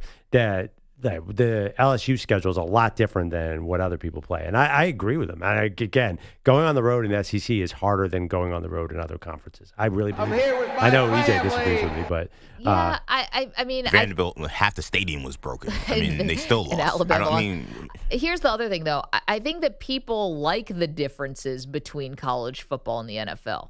I mean, yeah, that's true. In college football, it's not perfect. Again, NFL's not perfect, but we kind of like that it is so different. And I know that money and TV deals have completely upended conferences. And it's weird that Stanford is in the same conference as Miami. That makes no sense. And I get that. But I do think that people like the difference. College football fans like that it's different than the NFL. I totally know what you mean. But I do think the scheduling is kind of weird. I mean, it's just tough. Now that we have a more expanded playoff, I think people are looking at this and say, Indiana last year versus Alabama, for example. Sure. Like, this just something seems wrong. Like, and I'm not saying that Alabama was better. I'm just saying, like, this doesn't seem like you're comparing apples and oranges. Like, they're different. By the way, why do you keep ripping Kentucky? I'm looking at Kentucky year by year. They're doing fine over there in that football program. They've had one double-digit win in the last 10 years. Yeah, but you know what Kentucky football did in the 40 years before that? They're a mediocre team. Yeah, I know. They're the bottom of the SEC, and they've been in bowls in 8 of the last 9 years. Yeah, well, because there's a zillion bowl games. Everyone gets to a bowl as long as you have a winning record. Is it? Remember is Kentucky now a football school? Yeah, right. Yeah, Remember how much of a joke that conversation was. Mark Stoops will coach them up, baby. Let's go. Rich in California. Good morning, Rich. No, for sure. Morning. You'll have to excuse me, if I'm a little confused. Yes. And being a former fan of the Pac-12, which doesn't exist anymore, I thought the original complaint about college football was who was number one in the nation was done by a committee. So we went to a playoff format, and lo and behold, we're picking the teams in there by a committee. Would you please explain to me why this is so much better than the way it was before? Pearl, you want to take that one? Well, it's better because there's more teams that get to the playoff. Well, you got 16. That kind of limits what you got to pick from. Well, wait, the way it was before, like BCS you're talking about? I'm talking about, when they used to pick it by committee. And that's the champion. And it was the big complaint that it was done by a committee. All of a sudden, now we're doing it by committee again. Yeah. Because we didn't get to see the teams compete against each other at the end. Yeah, they just basically came up with a championship game. So that's the computer. You had other bowls, obviously, but for the title, the computer was deciding who gets to play for the championship. And then you would have other teams who would say that we actually should be in the conversation. So, Rich, I think the response was, let's make this a true playoff to try to get a true champion and make it more than just one game winner take all. Yeah, but now we're going to committees to try to figure out who gets to participate in the tournament to find out who's the best team in the nation. Please explain to me why that is so much better than what they had before. Yeah, Rich, it's still down to a committee. Well, that's college, and thank you for the call. Unless you want to go to that NFL model where you do just have what I forgot what it'd be, 64 teams and 32 in each conference or what have you. Unless you want to just do everything on the field, and people are still going to have complaints about that, you are always going to be relying on some kind of ranking for college football. Yeah, and by the way, the BCS also used polls. I mean, yep, they did. It's not that different than the committee. Like, what do you think the AP poll is? I know, but that's to Rich's point. He's like, and no one liked that. So now we're still doing it with committee. It wasn't the BCS. I don't think it was the computer, right? The fact that you only had 2 teams. If you had 4, you would have killed all sorts of problems. Like the year that my Penn State and Indy Lions got screwed. Like, that wouldn't have happened if you had a 14 playoff. Yeah, I think that was it. It was not enough people had a bite at the apple to try to win a title was the big issue with the BCS. 888-710-4ISN, 888-710-4476. Got to take a quick break. Coming back, you can answer our question. Should the SEC have outsized influence in determining the future of college football? Also coming up, somebody's documentary is about to drop. What are we going to learn about Jarrah and his family in a new Netflix documentary? Tell you next. Figure it out. You're in a 5-minute break.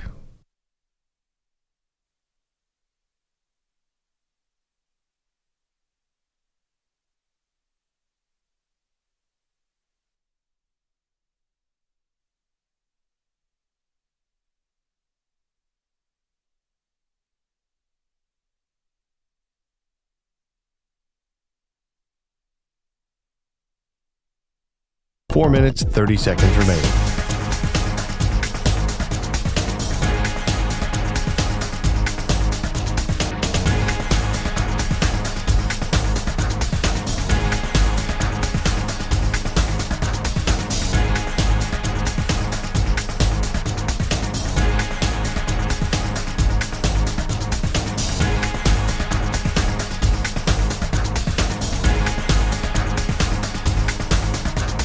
Four minutes remaining.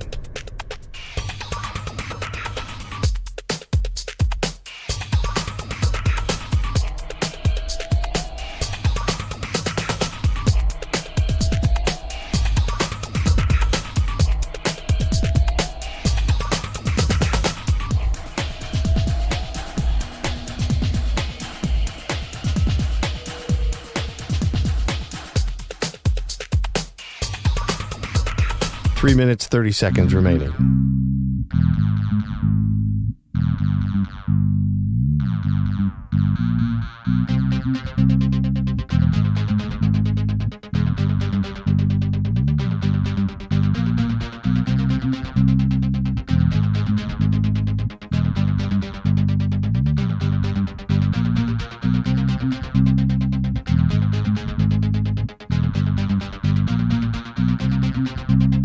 3 minutes remaining.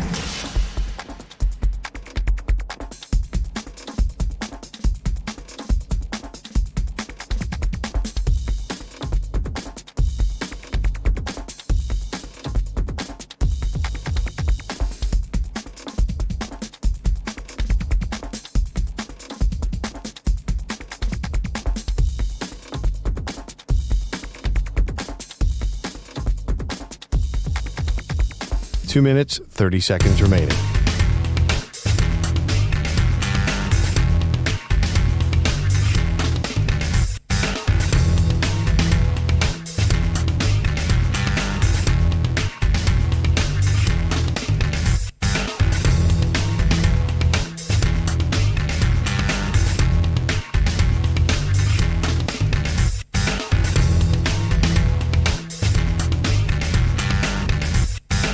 Two minutes remaining.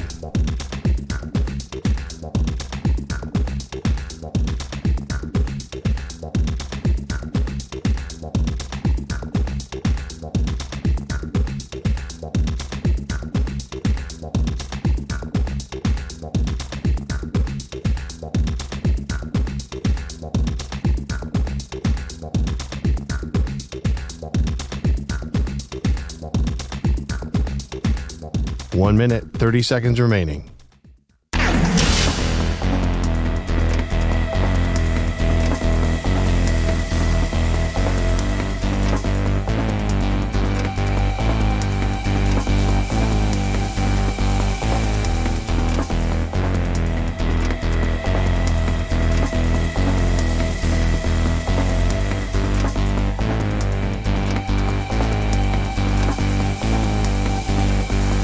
One minute remaining.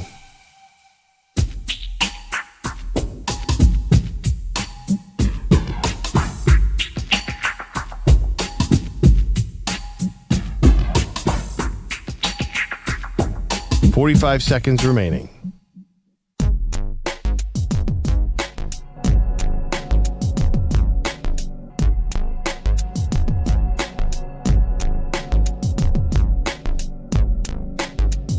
.30 seconds remaining.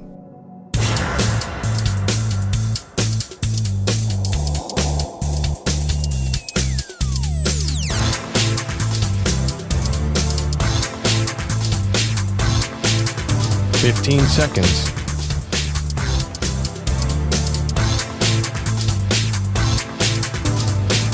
Break ends in 5 seconds.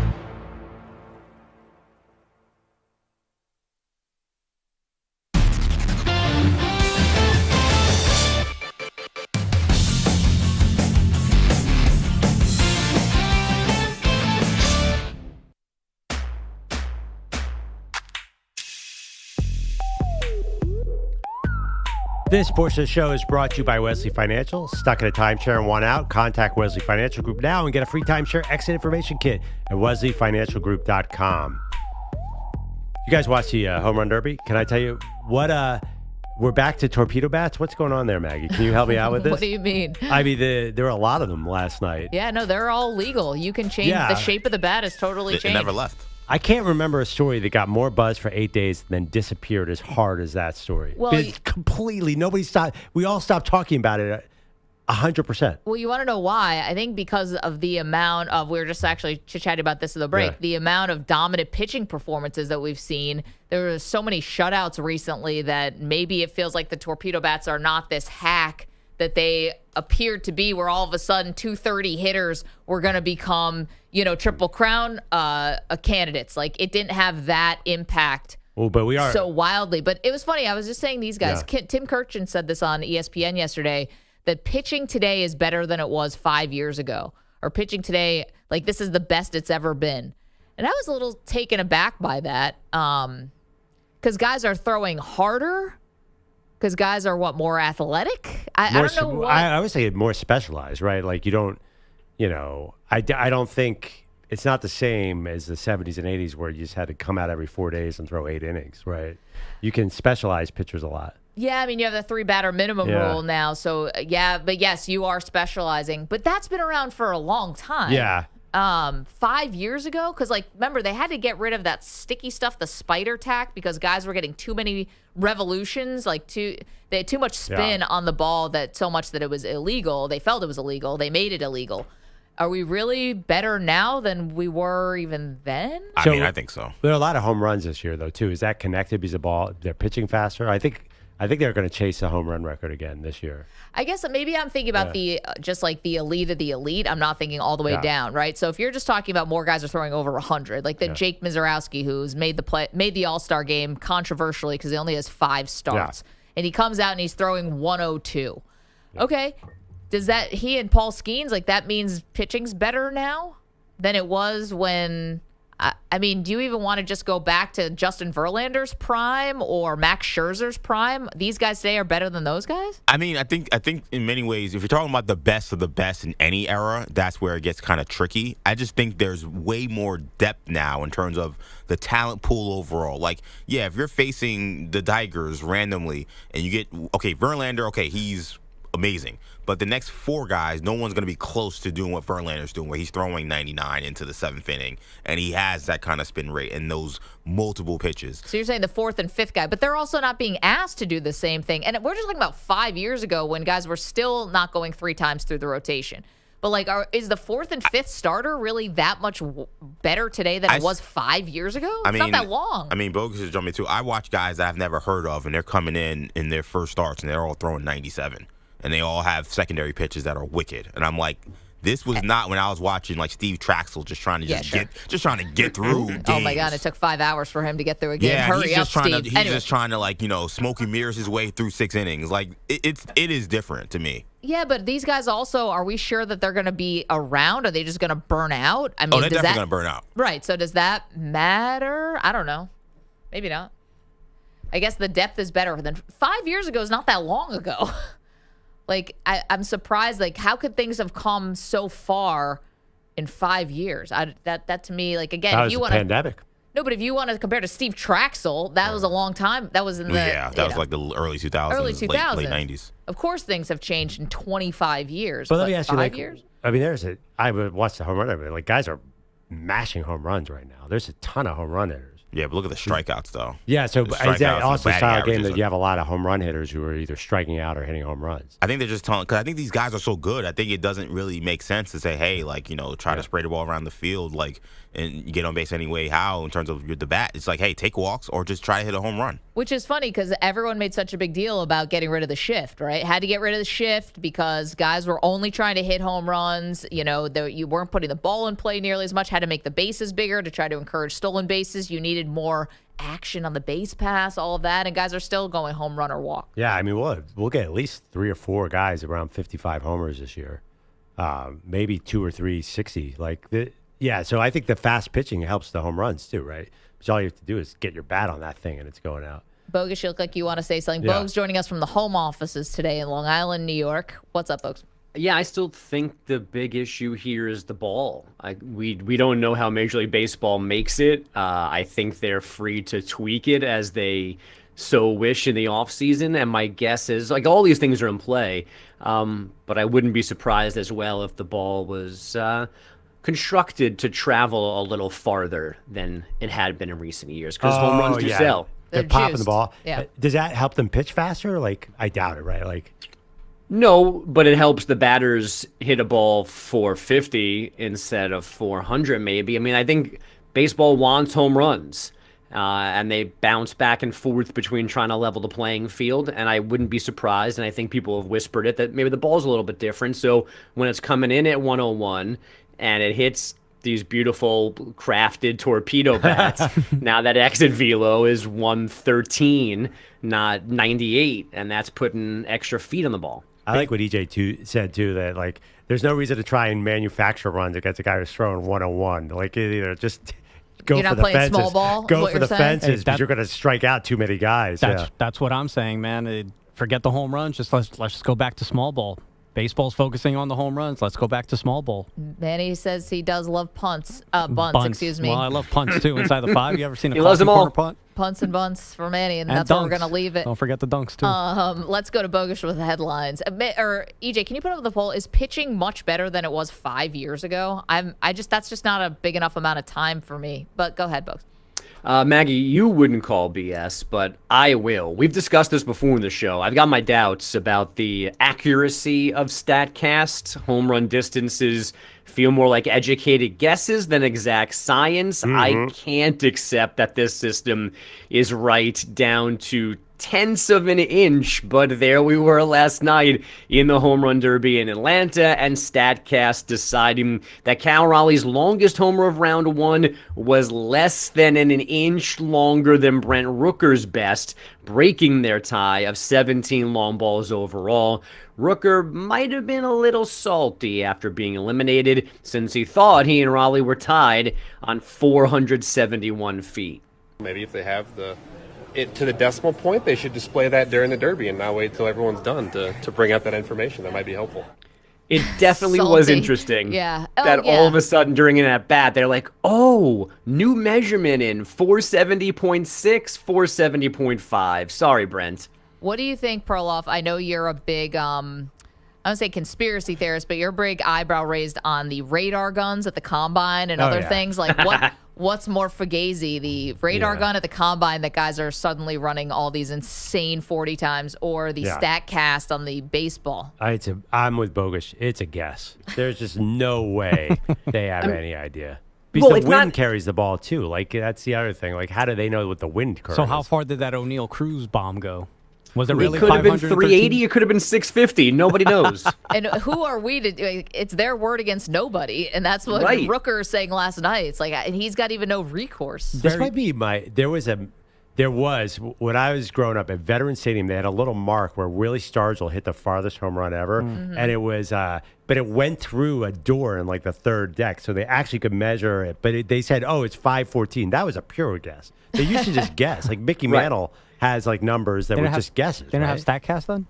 No, but they didn't have computers then, man. And they all, but we still quote those numbers, Bogues. Like the old home runs, like Mickey Mantle hit one 517 yards. Or something. Yeah, I mean, there is science in StatCast. Like it's not a full guess, but I just can't accept the fact that they know it down to centimeters. That's not possible when the ball is landing in a sea of people and you lose the end of the trajectory. There's a chop house in right field last night. I mean, like there's no way that was correct, that Rooker lost by 0.8 of an inch. There's no way they could have known that. No, they wanted that big butt into the next round, 100%. and that's what went on. There's a simple solution to all this, though. Just get a measuring tape. Get one of the longest measuring tapes that you can possibly find. And the home run derby will last 6 days. Okay, fine. But the ball doesn't land. They'll be still swinging today. I mean, the ball doesn't land. Right. Would you have to see if there was no stadium there? Like, you know what I'm saying? Well, I think they have. I think so generally that's what they're doing, but I just can't accept that they can do it down to the point. No, that home run is probably to me, a 10-foot in either direction, like range of outcomes. You cannot come on and go, hey guys, guess what? This was 470.62 and the other one was 470.53. No way. There's no way. You walk up to the person who caught the home run and you just say, hey, can you hold this end for a second? And then you just run towards home plate. That would take too long. All you do is you just walk toe to heel from home plate out to where they are. That's how you measure it. So you just count as you go. 500 steps, 500 feet. Maggie, 10 steps and she'll be but my feet, nobody would want me because that home run went 3.5 Maggies. She just crushed a 5-year-old boy. What else, folks? Maggie, would your feet have fit inside those big blue gloves they were giving out to fans last night? Actually, they're going to use that material to make my next set of shoes. I heard that. Yeah. Raleigh Raleigh took advantage of the lucky measurement to advance. He knocked off O'Neal Cruz in the semis, and then Junior Caminero to win the Derby. He's the first catcher ever to do so. Our focus is now on the All-Star game. Paul Skeens has the first pitch. Shortly after 8 Eastern, the NL lineup starts with Shohei, Braves star Ronald Acuna Jr., and then Arizona second baseman Ketel Marte. It ends with Mets shortstop Francisco Lindor and one-time Mets prospect Pete Crow Armstrong, who is now the Cubs center fielder. Far from all of that, Stu Sternberg's $1.7 billion sale of the Rays to a Florida developer is now expected to close in September, and the team is expected to stay in the Tampa area. Victor Wembanyama is not Paul George. He says he is fully cleared now from the right shoulder blood clot that ended his season after 46 games. So if you need to drive to San Antonio and tell him anything like an apology, you will have plenty of options during the coming season. Paul George could come with me. He's got time. By the way, do we have any details on what happened to Paul George? So it was just he was working out and now he needs some really big knee surgery? Yeah, there's one detail, 36. That's how, and it's Paul George who's had a million surgeries. Your body cannot possibly hold up. Good thing they paid him all that money. That is it. Yeah, I was going to say, well, you mentioned him earlier in the show. I think he's got 3 years left. Yeah, they just paid him. Yeah. You can't bother me with Sixers. Have fun with that one. I could care less. There's nothing. The Sixers, you can't hurt me with this. It's so stupid that it's beyond even worrying about. Sure. This is why we have the Summer League. The Clippers took a thriller from the Lakers last night in Vegas, 67-58. Y'all wanted this and basketball. Yes, they played 4 full quarters. Bronny did score 17, 6 of 10 shooting. And then the WNBA last night, the Lynx got a 91-78 win in Chicago. Nafisa Collier with 29 points, 5 rebounds, and 3 steals. Back to you guys. Bogusch, thanks so much. We will get to Jerry Jones' documentary, which is on the way. Are we actually going to learn anything about the Cowboys owner, Maggie Perloff? You're in a 5-minute break.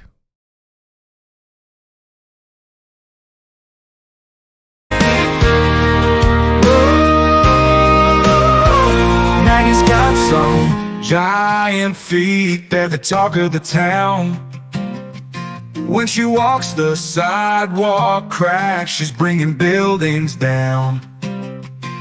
She tried to buy some shoes, but they said no way. Now she's wearing boat sails just to get through the day. Maggie's giant feet, they're a real big deal. Stepping on poles, creating legs for real. Maggie's giant feet, they make a mighty thud. But Maggie just laughs, hey, it's all in good fun. She went to a dance, cleared out the floor. Her feet made the music, folks yelled for more. At the beach she's a hit, making giant sand castles. Her footprint's so big, they're like dinosaur battles.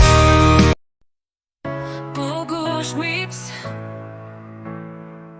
he's got the road trip blues.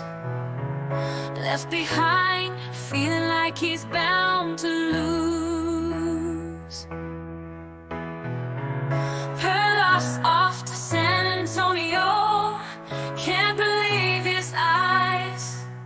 But Bogusch stuck at home, his heartache amplifies. Betting against Wembanyama, Perloff took the fall. But it's Bogusch left behind, feeling 10 feet tall. A loser in his own right, can't catch a break. Road trip dreams shattered, for goodness sake. For goodness sake. Bogusch counting the minutes, ticking like a clock. While Perloff's cruising highways, Hilarion talk. San Antonio shining.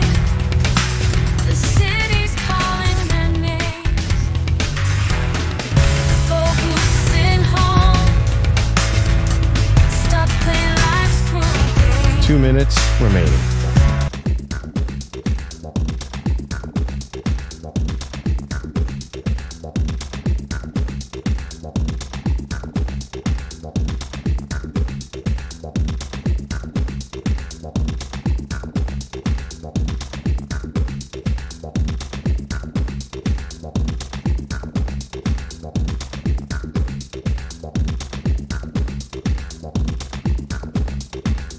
One minute, 30 seconds remaining.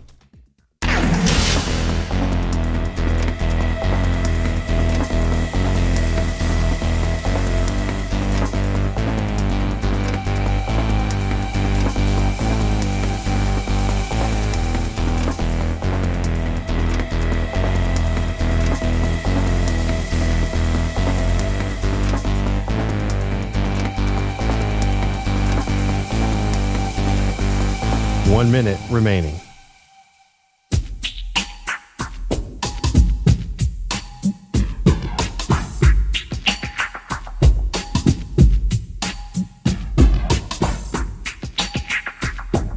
Forty-five seconds remaining.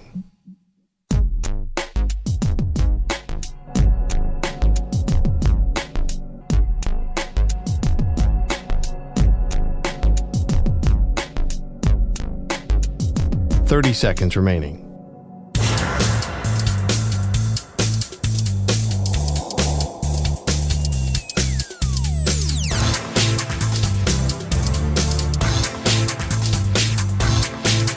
Fifteen seconds.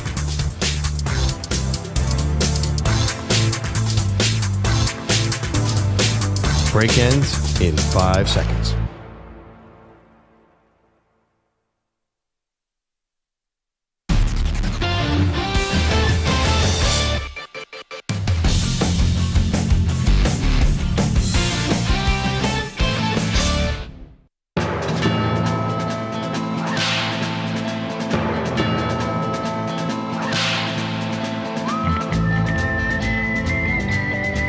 Cowboy Quickie music. Welcome to the show, Maggie Gray and Drew Perloff. You're nobody in this world, Pearl, unless you have a documentary about you. Used to be books. It's not that anymore. Now you need a documentary about you. So Jerry Jones is getting a documentary. A little of what it sounds like. It's from Netflix. Beyond this place of wrath and tears looms but the horror of the shade, and yet the menace of the years finds and shall find me unafraid. It matters not how straight the gate, how charged with punishments the scroll. I am the master of my fate, the captain of my soul. Oh, God. Okay, put it down. That's enough. This is about the Cowboys, or is this about a different? What was that? That was the trailer, part of the trailer for the next Netflix documentary, air quotes, about Jerry Jones. That's your Cowboy Quickie. That doesn't fit at all. That sounds like something about a hardcore 70s or 80s NFL team, not the Cowboys. Well, wait, what? Sorry, I'm a little late to this documentary. Is this the whole Jerry reign from 1990? 89, right? 89 or not? Okay, 1989 to now, or is this a recent Cowboys? I don't know his name. No, it's the whole thing. That you sit down. What the trailer has is like it's Jerry, it's his family. Then you see Emmitt Smith, and you see Troy Aikman, you see Michael Irvin. They got the footage of Irvin getting arrested. I mean, it's all of that. So it's not like the show Quarterback that just followed three quarterbacks last year. No. This is Jerry's life story. Oh, okay. So this is a historical documentary because Netflix has been doing a lot of more Hard Knock style. No, this is not like the Dallas Cowboy cheerleaders thing where they're just following. Oh, they're embedded, which I love. Yeah, right. Oh, okay. I thought this might be an embedded. So this is a historical. Now, here's the question. Is it going to be like the horrible, horrible University of Florida documentary where they just ignored all the good stuff? Well, I fear because Jerry, the way that he's being shown, at least in the trailer, makes it seem like he had a little bit of a hand in this. Yeah, one. so like that's what you got. Editorial control. Right, like they let Urban Meyer get a hold of the edit for the Florida one, so you can't let Jerry get a hold of the Dallas Cowboy. We got to see the real stuff. Kind of I don't know, to borrow from Seinfeld, they yada-yada'd over some of the best parts in the Florida one. By University the way, of Florida. After 1996, like, does anybody care what happened? Like that's Here comes Wade Phillips. Yeah, I mean, it's going to be the best part. It's going to be the 90s. It's going to be hard to match that. There's some interesting stuff for sure. But I think the 90s stuff is going to be electric if they do it right. If they do it right. Now, listen, Michael Irvin has been pretty open about a lot of his, I mean, that's going to be a lot of the salacious stuff, right? Is the Michael Irvin stuff. Oh, my God. Not just him. I mean, look at all the characters on that team, all the drug problems and all the arrests and all the everything. Right. But see, I know about that. Yeah, and I know Michael Irvin has struggled, and I know that he still gets into trouble these days and stuff like that. Maybe not with drugs, but he's never far away from the headlines, Michael Irvin. Yeah. I'm just saying, I want the Jerry stuff. If you're going to make this about Jerry the King, well, I want to know what's going on behind this. I want something I haven't seen before. I want and not something I haven't seen before that makes him look like a hero. I want the real, true story, and I don't know if we're going to get that. Well, just shut up and let me answer. Like, for example, what happened with him and Jimmy Johnson. I mean, we know some of it. I hear what you're saying, but Jerry is not exactly a shy violet. We know a lot about it. He's probably the most televised owner in the history of pro sports. Yeah, I mean, I want to know, one of the big things I'd love to hear from, and I don't think we're going to hear from him, is there was a long-time PR guy who worked at the Cowboys. Rich Dalrymple. Oh, all that stuff. Okay, I hear you. What does he know? I've never had anything. About like the spying on the cheerleaders and stuff. His own daughter? Not his, Jerry's daughter? I mean, there was some weird stuff in that story. I want some things that I haven't seen before, and I'm just not sure I'm going to get it. Okay. Yeah, I feel like, to me, like it becomes way less interesting when they're not winning football games. Like when they're not winning at the highest level, the scandal stuff, I guess, yeah, that's probably pretty interesting. But to me, I want to know, is Dion at the party? That's like, that's always like, who is at the Michael Irvin party? Who is in the room? I don't know. Dion is definitely in the doc, though. Like, they show him sitting down for a testimonial. I know Dion was at the party because it's in Silver's book, too. Yep. Boys Will Be Boys. Michael Silver are buddies. There's the one where there were like near homicides in the 90s, like drug-induced, and then there were all the arrests and Nate Newton. Like, there's so much going on. And what was the guy? Oh, they had a guy from Philly who played left tackle. He was so crazy. Well, Charles Haley didn't play left tackle, but he was also Eric Williams. Pretty crazy. Do you remember Eric Williams? Who was really, really good. I think his name was Eric Williams. Like, they had Eric Williams. Characters all up and down that lineup. You could get some good stuff out of that, but I don't know if they were filming as much then. I'm sure we'll be fine. I'm not worried about the footage. I want the stories. And then we'll see also about the Jerry stuff. Like, did he ever come close to selling?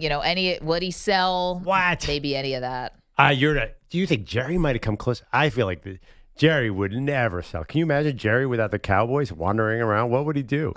Drink Johnny Walker. What's he doing now? Figure it out. Yeah, figure it out. Now he's talking to reporters about team strategy. Don't worry. The reporters will still have a microphone in his face, even if he doesn't own the Cowboys. I know the bus is sold. I don't see the Joneses selling. Yeah, after the Lakers sale, you wondered, would the Cowboys or the Yankees be next? One other thing about the Cowboys, as we're talking about the Cowboy Quickie, the documentary about Jerry, the trailer dropped, but also Dak Prescott. So this quarterback ranking, Pearl, NFL top 100, Dak Prescott dropped 60 spots. Right? From 20 more than 60, yeah. Yeah. More than 60. It was like near 20 to near 80. Yeah. And obviously he's coming off of an injury, but this is also supposed to be a projection for next year. Here we go. In some ways. And he's the highest paid per average annual value. He's getting paid more than any quarterback in the league at $60 million. Yeah, the people who vote on it's players who vote on this? Mm-hmm. Yeah, they have no idea whether to go backwards or forwards with their projection. That's always been a problem. It's clearly the fact that he didn't play last year, right? He played for some of the season. I think he played 8 games, 7 or 8 games. I'm kind of surprised that they've kind of turned, like the players at least have kind of turned away from him.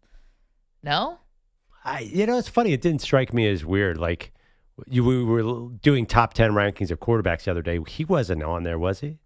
That was the ESPN list of scouts, Jeremy coaches, Fowler's, and stuff like that. He was not. No, he's not. Yeah, nobody was surprised about that. Everyone was shocked that Lamar Jackson was 4th. Yeah, but this is not top 10. We're talking about top 100, and he's almost barely in the list. But where is he in quarterbacks? 12th or 13th? I don't know. I got to see. Yeah, no, that's top 10 quarterbacks. That's what I'm saying. So he's probably like the 12th or 13th quarterback on there. It feels right. I actually have no problem with that. You're saying the money. Yeah, I know the money is weird, but would you have him higher? It's a lot of money. Would I have him higher? Yeah. Probably not. No? Yeah, it feels, I don't know, it feels totally right to me. However, That can I being put said, a he could- caveat? yeah. I would not have him higher. However, I wouldn't be surprised, and I said this before, if he had a really great year this Yeah, year. he could definitely get hot. But then again, he could definitely get injured. I mean, that's every guy in the NFL. No, not like Dak. There's not every guy in the NFL. Eli Manning was never going to get hurt. Dak will get hurt. That's the problem. Here's a question for you. Is Kobe Bryant an all-time top 10 player in NBA history? Is Kobe top 10? We're going to tackle that next. It's the Maggie Perloff Show.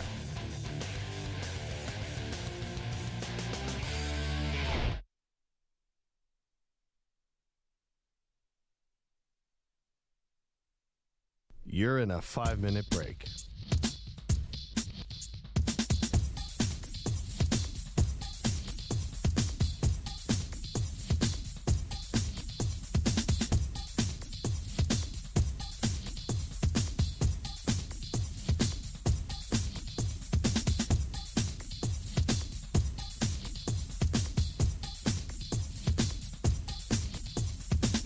Four minutes, 30 seconds remaining.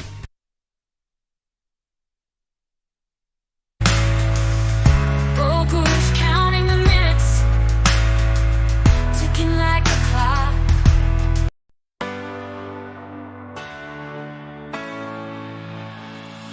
Glorious ride. He's on the chat, tuning in where it's at. Infinity Sports Radio, playing all morning. Dancing to the beat, feeling so right. The tapes are loud, his speakers blast. He's a Twitch viewer, having a blast. The ball of his spin and the crowd's going wild. Glorious ride, just feeling so alive. Radio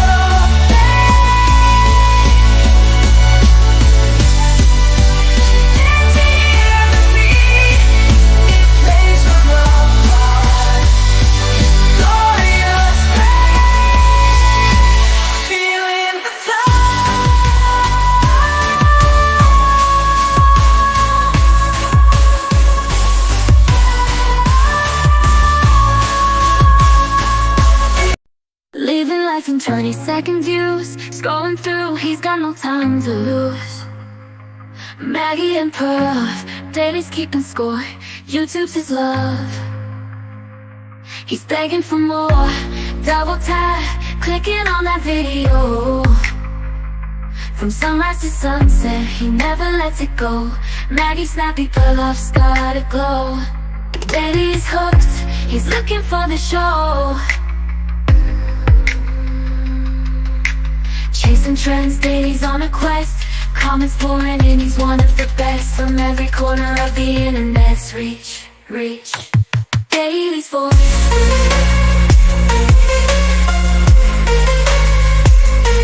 Pine Needles wakes up at dawn. Coffee brewing, screen turned on. He's got a favorite show to see, the Maggie and Perloff Symphony.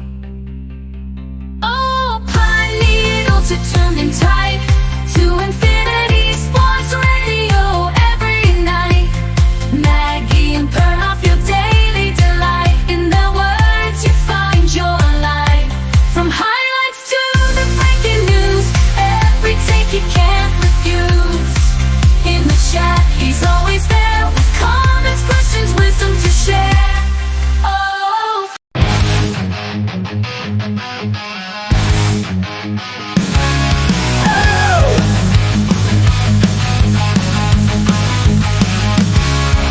Packers won the game, Alec Willis left the way, throwing downs and running fast, make defenders pay. But we all know the real story ain't the win or play. It's Bellotti steak, Black Dale, dodge another day with the meat.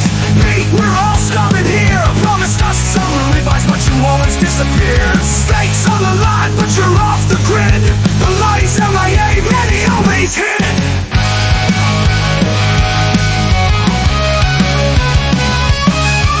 So, where's the meat be? We're all stopping here. It's got some ribeyes, but you always disappear. Stakes on the line, but you're off the grid. Bellotti's MIA, many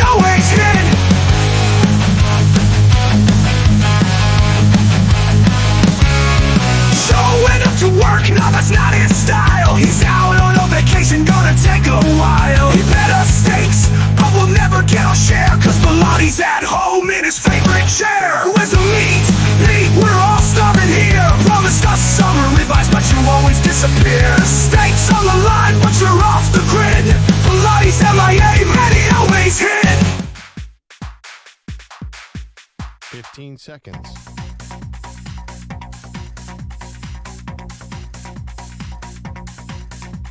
Break ends in 5 seconds.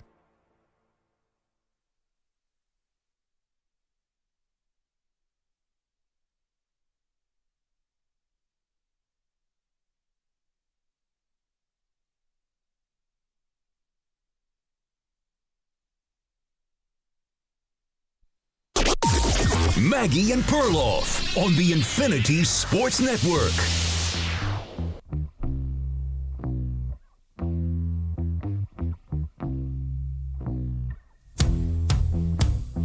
Do you have Kobe Bryant as a top 10 player of all time? Welcome to the show, Maggie Gray, Andrew Perloff. So glad to have you, Pearl. I know this is near and dear to you because you went to the same high school as Kobe Bryant, which I'm surprised it took 27 seconds and you did interject with that. But the question about whether or not he's a top 10 player of all time is getting some attention. Bleacher Report put out a top 100 players of all time, and Kobe Bryant is on the outside of the top 10 looking in. He's ranked 11th. So, first of all, it's funny. Kobe is not that big a deal in Philadelphia. He is because he went to Lower Merion, but we don't claim him because he kind of rejected the cities. He's a much bigger deal in L.A. But I read the social media post on the BR Report, and I thought there'd be a lot of LeBron Jordan debate. Yeah, right? Because Jordan's 1, LeBron's 2. Yeah. And then the rest of the list is pretty much like every other list except, and Kobe is 11. Okay, so I'm like, yeah, that's where he is on most of the ESPN lists. He's somewhere between 8 and 11. But everyone on Twitter is like, Kobe should be ahead of LeBron. Kobe should be at least top 3. Kobe this, Kobe that. I was really surprised. I think it's generational, but it's a really... Are we getting it all wrong? Is it not Jordan, LeBron, and Kobe should be in that mix? I think a lot of people think that. Yeah, I think 11 is fine. I might have him a little bit higher. I might have him 8, 9. But I did not put him in my top 3, but I wonder if I'm going against the current there. I think you are. I think that Kobe has even grown in influence and popularity, obviously not just since his tragic death, which is so sad, but I think the influence that Kobe had, we're realizing, was even greater than we thought, and we thought it was pretty big at the time. And I'm going to be honest, I think he definitely is top 10, without a doubt. And I don't know if this is controversial, but I'd have him in over Steph Curry, who on this list is 10th. And I understand that Steph Curry also helped to change the game. I get that. But Kobe has more finals MVPs. And I just think that Kobe is, it's tough to say talent, but I would put him over Steph Curry. Now, we can debate that. Who had the bigger impact on the game? Maybe nobody has had it more than Steph Curry and Michael Jordan, but I think that Kobe's influence is a lot greater on this generation, even right there with Steph Curry. No, but I was saying that people want him 1, 2, or 3. 1, 2, or 3? Yeah, of course you could put him above Steph Curry. That's fine. People want him above LeBron James, Maggie. Well, I'm telling you, there's a lot. This is just social media users, but there feels like, yeah, Steph Curry, I think I'm fine with that. I'm fine with putting him over Duncan if you wanted to. Like, I don't have a huge problem with that. But, like, people want him over LeBron James. I don't know if I can see that. So but he has more titles than LeBron. Are we just doing the rings thing that Kobe's got 5 and LeBron's got 4? There just seems to be a magical appreciation of Kobe Bryant. I mean, listen, Kobe Bryant, if you look at the numbers, it didn't have quite the shooting percentage of Michael Jordan, LeBron James. I think numbers-wise, he was a little bit below those guys. So I think that's why he falls. Just, to me, it's Jordan 1, LeBron 2. Now, a lot of people are like, Bill Russell played against plumbers and firemen. I saw a lot of that. Will Chamberlain, I see a lot of that, too. Well, Chamberlain was a little lower on this, but I don't know. I mean, Kareem. I mean, you're going to knock out Kareem for Kobe? Kareem Abdul-Jabbar. I mean, the guy has every record. He won millions of titles. He was dominant. I guess you're going center. Magic, I saw a lot of people saying, like, oh, Magic, what did Magic do? I'm like, what do you mean, what did Magic do? That's a funny thing to say. Yeah. What did Magic do? You know, I think you're right about it's this generation, and if you're talking about Kareem, a bias against the big man. Well, no, BR Report, right, the reactions. The BR Report did put the centers up high. Right. But I think people are under, like, was Kobe better than Magic Johnson? Dominated the sport. I know he didn't score a lot of points, but he dominated the game. He was the first 6'10" point guard. I don't know. I'm still putting Magic over Kobe, but I think if we put a poll up today, I think Kobe wins that poll. Do you think it has to do with the Mamba mentality, right? Like, not that Magic didn't also have, this incredible aura and also this a mystique, him being a mentor to other players. I mean, Magic had all of that too, just did it in a little bit of with a smile on his face as opposed to a grimace, I guess. No, that's a great point. The idea of Kobe sort of being the ultimate killer, like Magic Johnson wasn't a killer. I'm telling you, he was. He just kill you with a smile, and that almost hurts even more. But I think that the Kobe, just his outsized, like, I would say personality, or how people, the stars of today, Jason Tatum, Devin Booker, how they credit Kobe so much with their own development, I think has catapulted him into a different stratosphere. Because I'm going to be honest with you, the day Kobe retired, and after he had that great final game, I don't think that day people were putting him as a top 10 player. No, I think he was 10 to 15. Something like that. And so something has changed since he stopped playing. Now, as far as him over Magic, a Laker fan would have to tell you that. And I don't know that real diehard Laker fans are actually putting Kobe over Magic Johnson. I don't think they are. No. Even young ones, I don't think they are. And there's another one. I kind of thought it was funny. Like, Larry Bird is below Tim Duncan. Like, that they're totally different players, but like Larry Bird would eat a lot of these guys for lunch. I mean, Larry Bird was ridiculous. So it's kind of hard. Maybe because his career wasn't as long as a Tim Duncan because his back issues? Listen, he couldn't cover Duncan, and Duncan couldn't cover him. I mean, it's hard to match up centers. Like, they wouldn't have been a good matchup one way or the other. But, yeah, I mean, Kobe, by the way, back to Kobe, only won one MVP. He's 2 finals MVPs, though. He's a career 44% shooter, where Jordan and LeBron took a lot of shots and were right around 50%. I just think that they were slightly better. And also Kobe, back to Mamba mentality, was doing a bit of a Jordan impersonation. Definitely. Can you? He was sort of the second. He was the carbon copy. Does that put him a little further down? Okay, so we're talking about a Bleacher Report list that has Kobe Bryant as the 11th best basketball player of all time, and the Kobe fans are outraged by this. Now, here's the question. Is it best player or your favorite player? Because that's also a different thing. If your favorite player was Kobe, then then no one's going to argue with that. That's arguing with feelings. Nobody's ranking your favorite players. This is a best player ranking. That's not how the debate works. Vince Carter would be everyone's number one, in my opinion.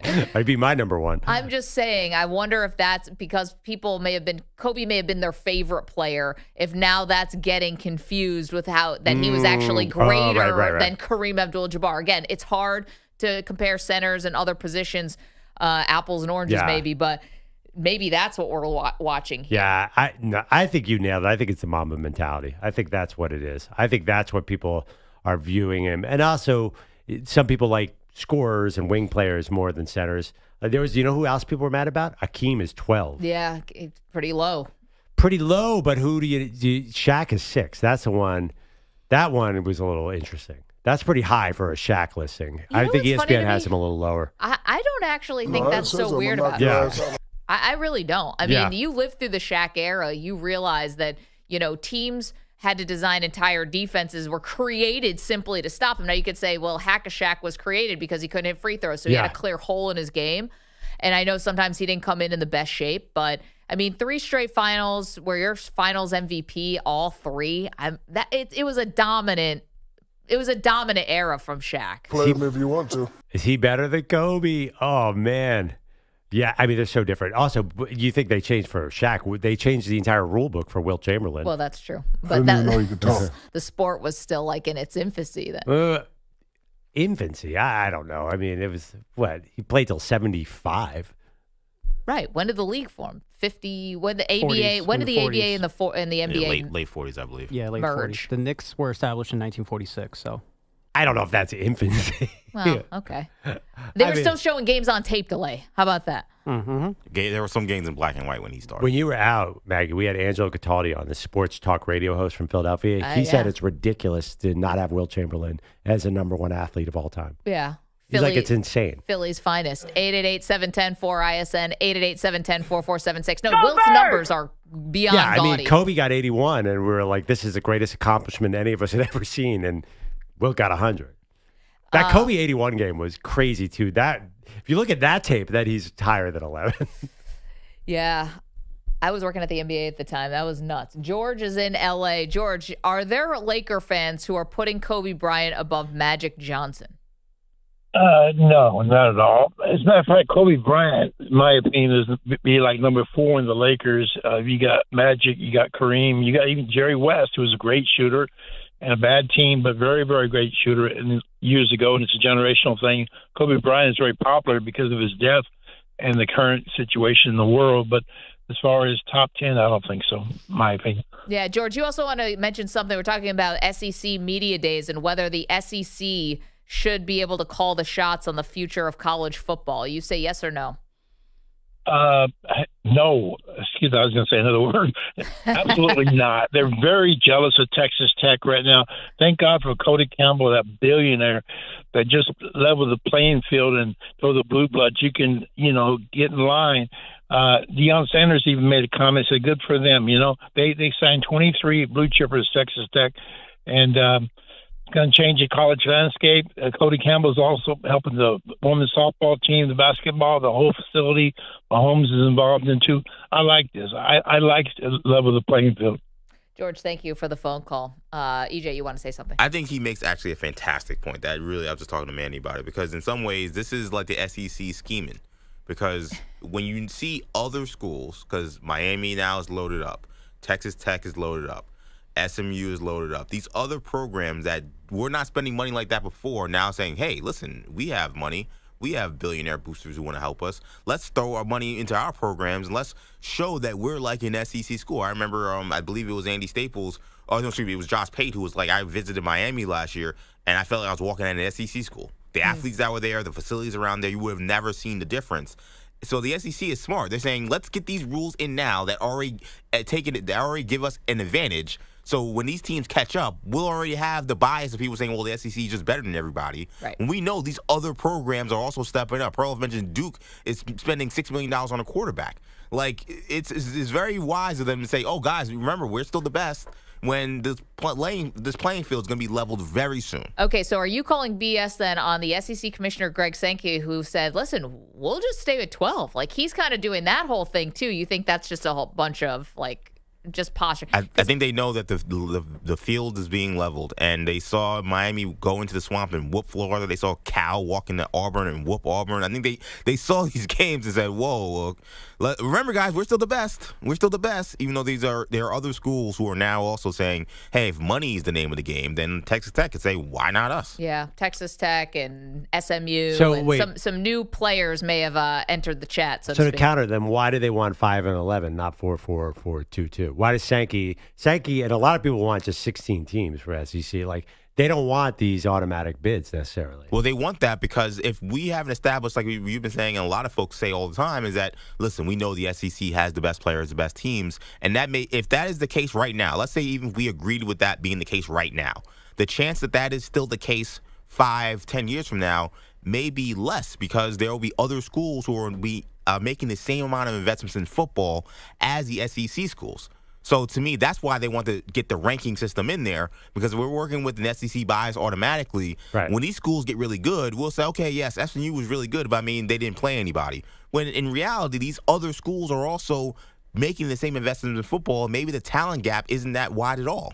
So shouldn't they want 4 automatic bids just to be safe then? Well, by the way, they're saying now they want the 5 plus 11, right? They want the 5 conference champions and 11 at-large bids. I'm not sure when push comes to shove. We have a lot of time between now and December 1st. December 1st is when the deadline, so to speak, of when, I think because of the TV contracts, the deadline to see whether they're going to go from 12 teams to 16 and then how they're going to do it. Yeah, but it feels like the sentiment in the SEC is to even open up even more, because they're worried that, like, Big Ten's going to get some, like, crappy team in with their 4th automatic bid and knock out Alabama. So I think maybe they're caught in the moment, but I think they want as much looseness as possible. They don't want ACC, Big 12 to get 2 automatic bids, because like last year, that would have cost South Carolina a trip to the playoff if you had the 4-4-4-2. So they want. I think.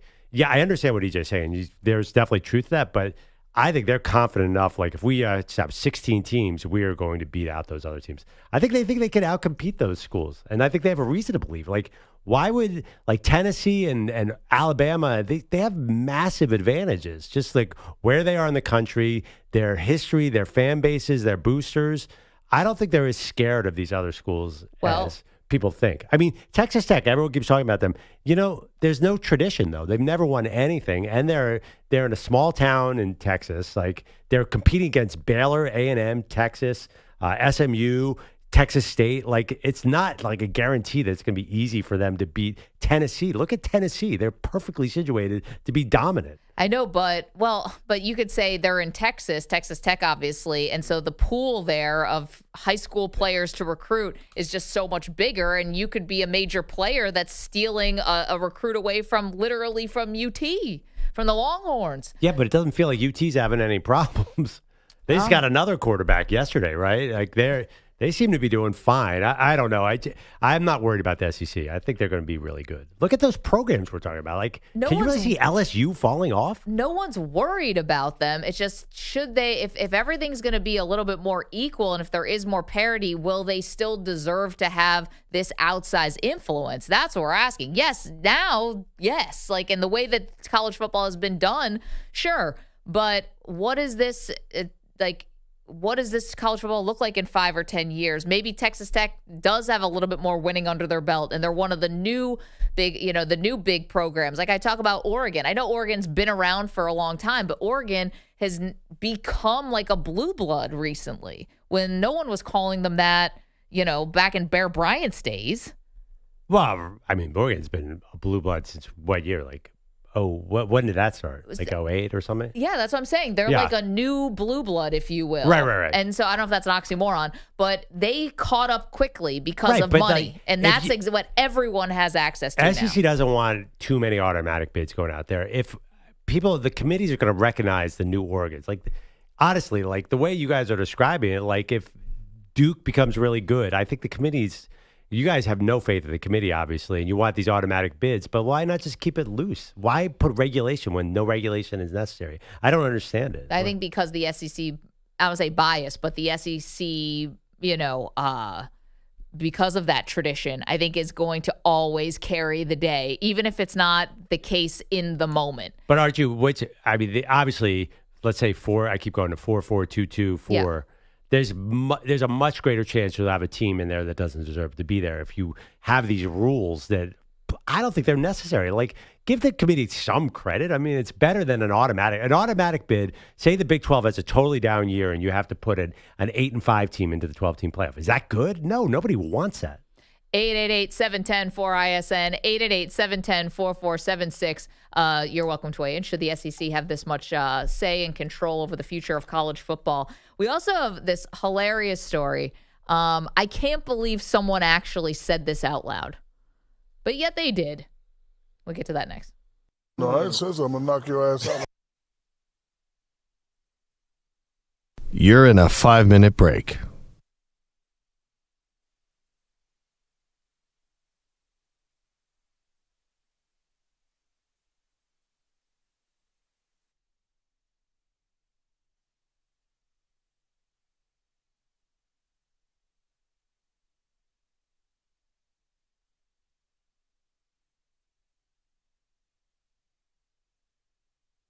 Four minutes, 30 seconds remaining.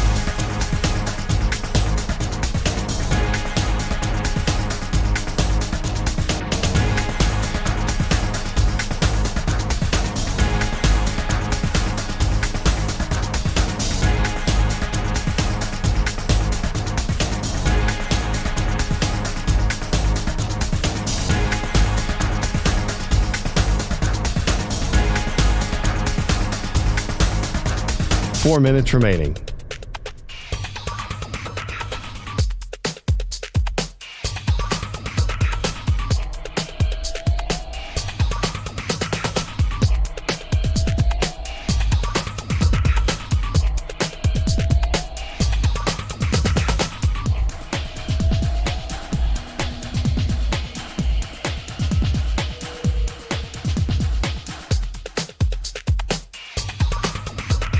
3 minutes, 30 seconds remaining.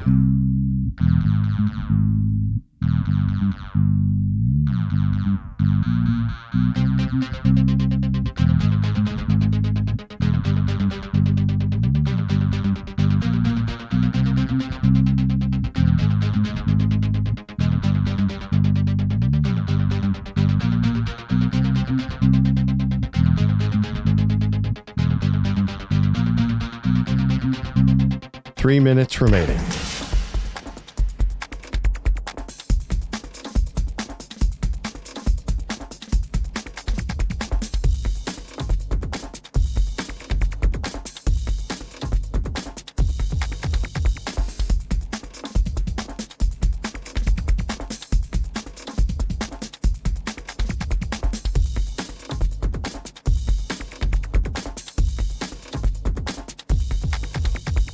Two minutes, 30 seconds remaining.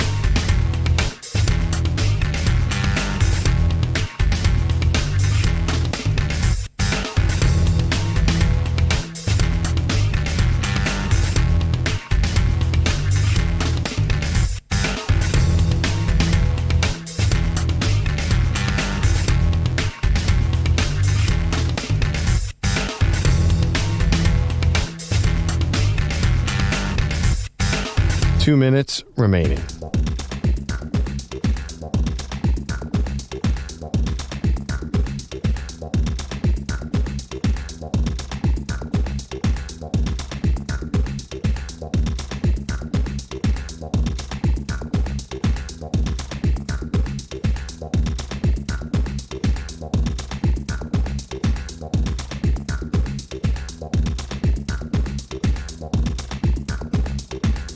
One minute, 30 seconds remaining.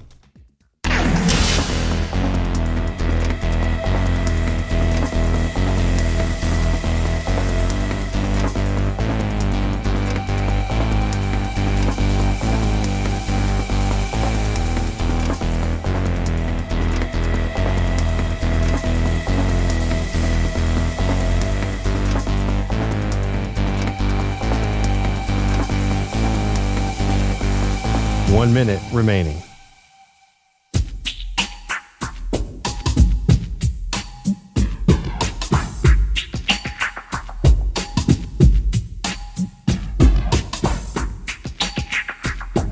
Forty-five seconds remaining.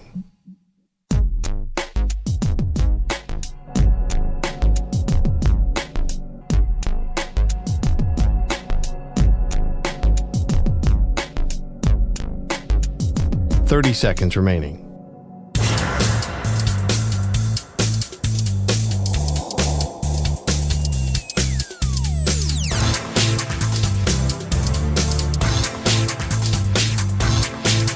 Fifteen seconds.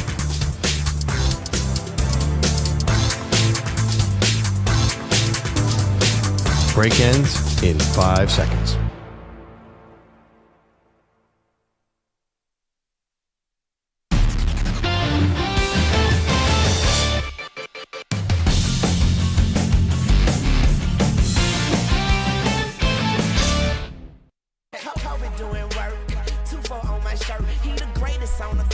Welcome back. Got a couple questions for you. One, do you consider Kobe Bryant a top 5 NBA player of all time? I think that's where the big question is, after Bleacher Report put out a top 100 and he's ranked 11th. Now, most people believe Kobe's around 10, something like that. Maybe quibble with him, Steph Curry. Well, I don't know if most people believe that. I don't know anymore. Well, now it seems like that was the consensus when he retired. And now, because of his influence, Mamba mentality, and obviously his tragic death, now is he more into people's top 5? I mean, you're really putting him over Magic in some cases? I'm willing to have the discussion at number 2. What? Just because I know how much it would drive you LeBronites crazy. If LeBron was 3, that would be just hysterical. But go on social media. A lot of people are like, Kobe's better than LeBron. Well, there are some people who believe that LeBron is 3 because Kareem is 2. I've seen that before. Nah, I don't think those people have my Twitter handle, because most of it was, that Kobe. There is an argument. You could say Kobe won more than LeBron. You could say it. I mean, LeBron is they're just different too. It's a weird comparison. There's something like Kobe was more of a killer than LeBron. LeBron's just a more talented player. Is that fair? Or different kind of killer, right? Like LeBron had this more sort of passive-aggressive mentality, whereas Kobe was aggressive. Yeah, killer. Well, Yeah. There's no different kind of killer. Kobe was a killer. LeBron waffled back and forth on that. Well, and Kobe was also doing a Michael Jordan impersonation. So I think that was him, but he was also emulating his hero. So you're saying that LeBron was a passive-aggressive killer? I think like he was a different type of leader, I guess. But I think these guys, you know my stance on this. Yeah. These guys are all killers. And Magic Johnson was a killer, even though he'd smile in your face. Yeah, but I think that I've talked about this, the Jordan scale, Jordan being the ultimate killer, Kobe right there next to him. LeBron was not there. And you know, when a guy comes to the draft, you say, is that guy a killer? If you say he's like Kobe Bryant, it's like, whoa, that's really a killer.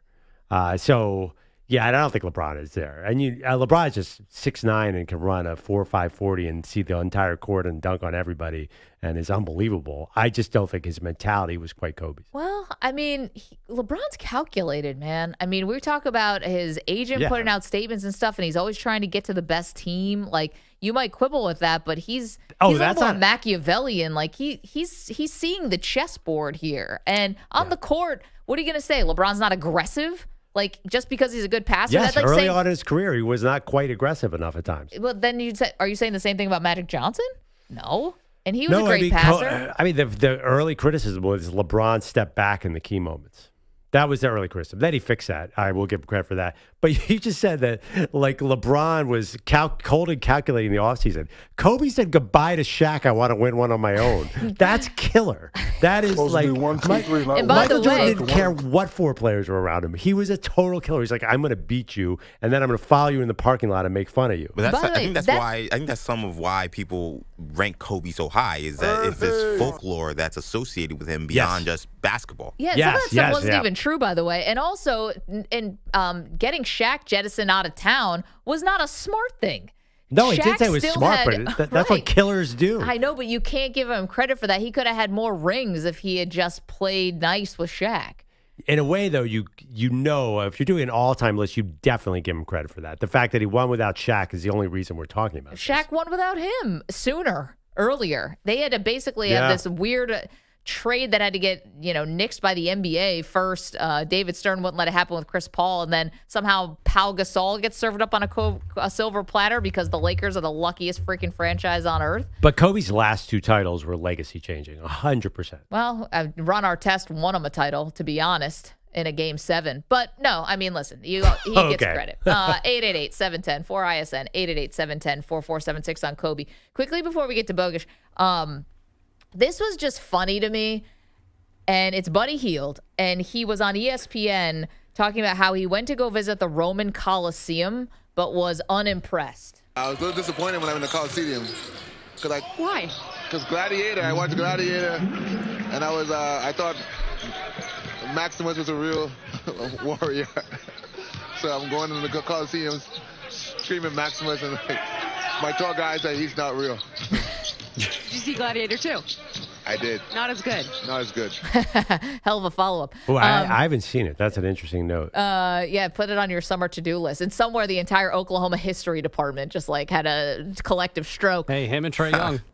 But did we all think Maximus was real? Also, that's not a reason to downgrade the Roman Colosseum, which finished construction in the year 80.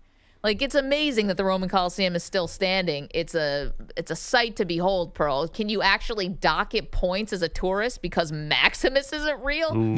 Also, no one thought Maximus was real, right? Well, I could see that. They don't really indicate that it's a totally made up story. If I told you, for example, that Maximus was inspired by a real person, which as far as I know, Spartacus probably, or something. As far as I know, is not true.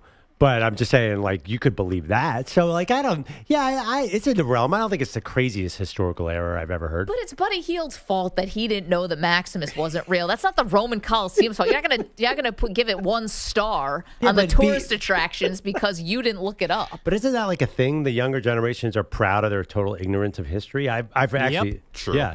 Like that's like a Gen Z thing. Like we don't know anything that happened before 2016, and you're all irrelevant. Yeah. Like, What that's about a just thing. what about around the year 16? Hey, You don't want to know anything about that time? Hey, No, buddy, they don't. Buddy Hield, I have bad news for you.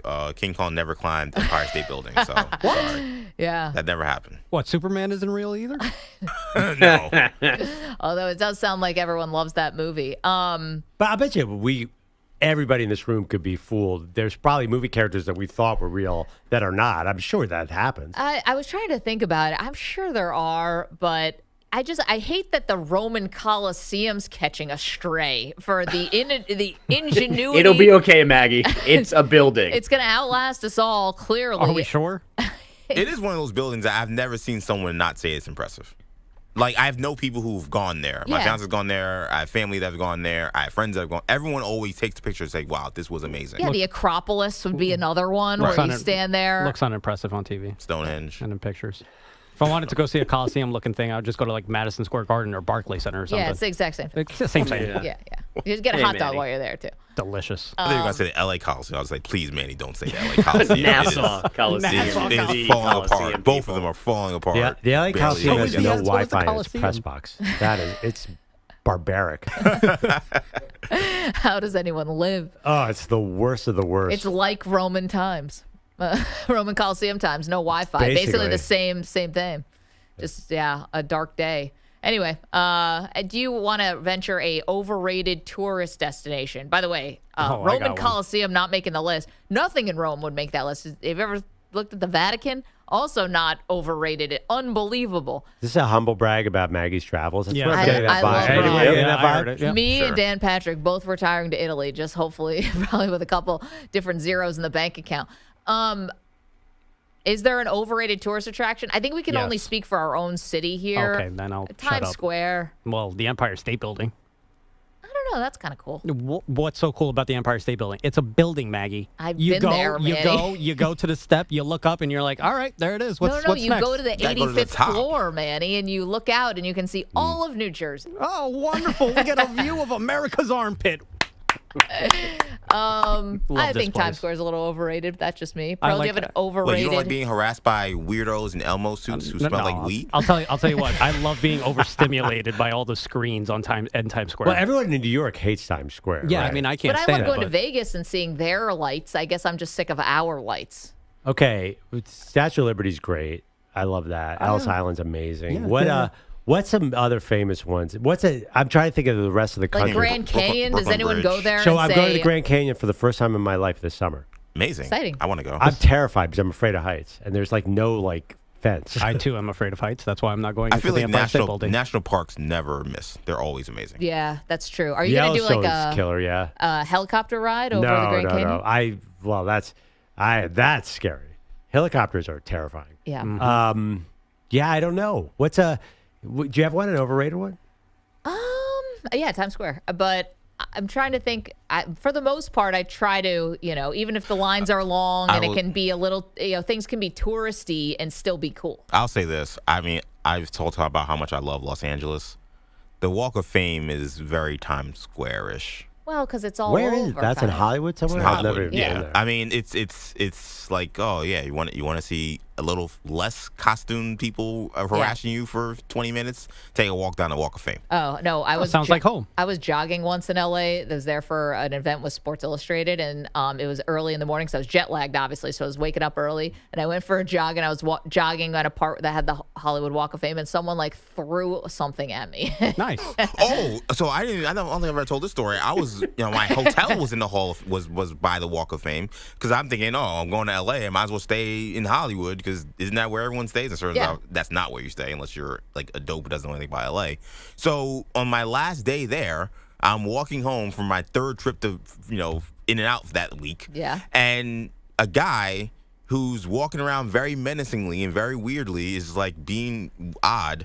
Sure enough, 4 or 5 cop cars pull up out of nowhere, guns drawn. Whoa. Guns drawn. I'm like, oh my God, what's going on? And this is happening literally 15 feet away from me. They're like, get against the wall right now. And apparently this person stabbed somebody like Oh my a goodness. week, like a block or two up. And that's why the red spots were on his shirt. I didn't even notice that until. Oh my goodness Yeah, so gracious. I watched like an actual like arrests of a serious like violent offender 10 feet away from my hotel room. It's crazy. You're also born and raised in New York City. You've never seen anything like that That's before? what I was about to say. I mean, it sounds like a Tuesday around here, bro. I know, but you don't expect that on your vacation. Like I was like chilling for the weekend. I'm like, all right, this has been a fun week. I'm gonna go home. You think all crime stops in LA because you're on vacation? Yeah, Maggie. I was like trying to Hey, some everyone, can you stop murdering each other just for a couple days? Because I got to get this In-N-Out I'm burger Jason. animal style. I'm here for palm trees and in and out. I'm not here for seeing violent arrests. By the way, that's where I learned LAPD. They got infrared beam. I was like, ooh, they're serious around here. I was like, what is that red light on that guy's chest? Oh, that guy has a gun drawn. That's the beginning of a Biggie song. Let's get to Bogusch. You want to put it up on the poll question, EJ? What's the most overrated tourist destination? Bogues, what's the latest going on in your world? Well, he didn't look much better than Manny in a Westchester batting cage. Yankees second baseman Jazz Chisholm flirting with a 0 in the home run derby last night in Atlanta, finishing with 3. And maybe we'll see him again in the derby. I mash. If I got more than 20 homers by the half next year, I do it again and actually try to hit homers every swing instead of, trying to keep my swing. No, it's not that I wasn't trying to hit homers. I was trying to keep my swing and hit homers instead of just trying to hit everything in the air. Let me tell you something. If this was the derby off, ooh, Jazz Chisholm would have won this. Or, excuse me, the double off. There it is. Yeah. Honestly, a lot of gappers. A lot of gappers. A lot of warning track power. What's more embarrassing, actually, to have 0 home runs or to have 3? Because 3 is basically 0. To have 0. No, he was happy to get those 3. Yeah. He was. You can't have 0. He was taking pitches with the clock running, too, which was crazy. Yeah, why was he taking so many pitches? Was he tired? Didn't like he's bad at hitting home runs. I think he was also kind of barking a little bit about his batting, the guy who was throwing the BP, no? Have I ever shared my home run derby obsession with you guys? I think I have. I don't think so. Oh, you know all those kids in the outfield who catch the balls? Yeah. Oh, yeah. What if one day one of them robbed a home run and jumped over? Happened last night. Guess No, what? he didn't. Yeah, he did. He was at the You wall. joking? He didn't rob that. Oh, That he robbed was that. going over. He definitely robbed that from No. Junior Camaneros. Which Watch one? it again. This was at the final round, Junior Camaneros. Oh, I went to bed at that point. Oh, yeah. It was about his 7th or 8th home run. A kid scaled the wall and robbed the home run. No. And they had to count it because they're like, that would have went over the fence. Yeah. I couldn't You're believe kidding me. They It made finally it right. happened? It happened. You missed it. Spider-Man was out What there. time playing did that center. thing end? It was like midnight. Like 10:40, I think, 10:50, 10:45, I think when it No, ended. way later than that because I think it was later Maybe- than that. I don't think it Maybe was. they It sped. goes they fast sped after because the once you first cl- 8. What's that? The first 8 feel like a long time, and then after that, it goes pretty quickly. So I think I was asleep too, but 10:45-ish, 11 sounds right. I just texted you that video, Pearl, if you want to watch it. They should have escorted that kid right off the field. That I can't kid, believe they let him that stay. should be our lead today. He No should one be on told the me someone Marlins. robbed a home run. Yeah, someone robbed the home run, and again, it was in the final round too. It could have made a difference in the final total. Sounds like that kid had some money on Cal Raleigh. Aren't they instructed don't rob a home run? We learned that yesterday. Yeah, Hey, they're man, not. you see that ball coming at you and you feel that warning track underneath your feet? I'm jumping too. Also, what are they going to do? So, sorry, you can't do it, 10 years from now when the All-Star game comes back to Atlanta and you're a full-grown adult? Oh, Yeah, I thought 2 people collided into each other last night in the outfit. I saw that. I love 2 that. girls. I love Oh, that. I love kept it. getting bad memories of when P. Alonso won his first home run derby. Remember, there was a kid that tore his ACL out there. Oh, no way. shagging, and P. Alonso was just sitting there dancing because he's smashing home runs 500 feet. I'm like, oh, there's a guy on the stretchers, Pete. Maybe stop the dancing for 2 seconds. Well, he's also a human Labrador Retriever. True. I also like when Carl Ravitch calls a home run and it gets 7 feet before the warning track. Look at this one. Yeah, by the way, every time I've ever been to a live game, I'm like, oh, that's a home run. And then it's like a pop up to center field. You guys do that too, right? Where you think off the bat. Does anyone else miss the back, or just me? We all do. Back. Yeah. I mean, it's fun, but did anyone notice Jeff Passan getting more camera time than anyone last night? Just walking right behind the hitter every time and smiling. What the hell, dude? He was having fun. What the hell, dude? I think he was getting to do stuff like that. Covering the Really. event. No, he was more than covering the event. He was on camera more than any single hitter. And he did it. He's great. I'm a big fan of Jeff Passan, but it was weird. It got to the point I don't think he normally doesn't do that. He is not normally the sideline reporter. I think he was having a lot of fun doing that. Yeah, there was. He was really good. And there was one time where Tim Kirchin ran behind the catcher because he knew he was on camera. Yep. So did you guys see that? I saw that, So he yep. hustled to get out of frame like a pro. Passan is just. I'm always very impressed by the person. He's done it a couple times now, who is doing the Spanish and English all in the same thing. So he'll ask the question in English, then ask it in Spanish, then take the response in Spanish, and he'll translate it to English and then go back to Spanish. Like, obviously you're bilingual, but I'm still impressed by it. Literally something that I had to do since I was 7 years old. Well, I can still be impressed. No? Back to Bogusch. Manny, a second job that you can have. On the other end of be the impressed. first round Derby spectrum was Pirates outfielder O'Neal Cruz. 118, 119 from Cruz. The last one, 5-13. He did it. He did it. You've got to be kidding. O'Neal Cruz has broken the Derby. The first 500-foot home run tracked outside of Coors or Aaron Judge in Miami. Nobody in the history of this ballpark, which is now in its 9th season, has ever hit a ball that far. That's Kevin Brown on the ESPN StatCast broadcast. The 513-footer, or 11 Maggie steps, helped Cruz reach the semifinals, where he lost to Cal Raleigh, who then hit 3 more homers than Junior Caminero to win the Derby. Raleigh's the first catcher to win it, and he ends a 3-year run by Dominican players winning the Derby. Also yesterday, Cal... How dare you? Cal committed to Team USA for the upcoming World Baseball Classic, and he was penciled in as the cleanup hitter for the AL in tonight's All-Star game. Paul Skeens, as I've been saying all morning, has the first pitch shortly after 8 Eastern. The Jets have some young stars to pay. They took care of Garrett Wilson yesterday, the receiver inking a 4-year extension, said to include $90 million guaranteed. That's the 4th biggest guarantee ever for a wideout.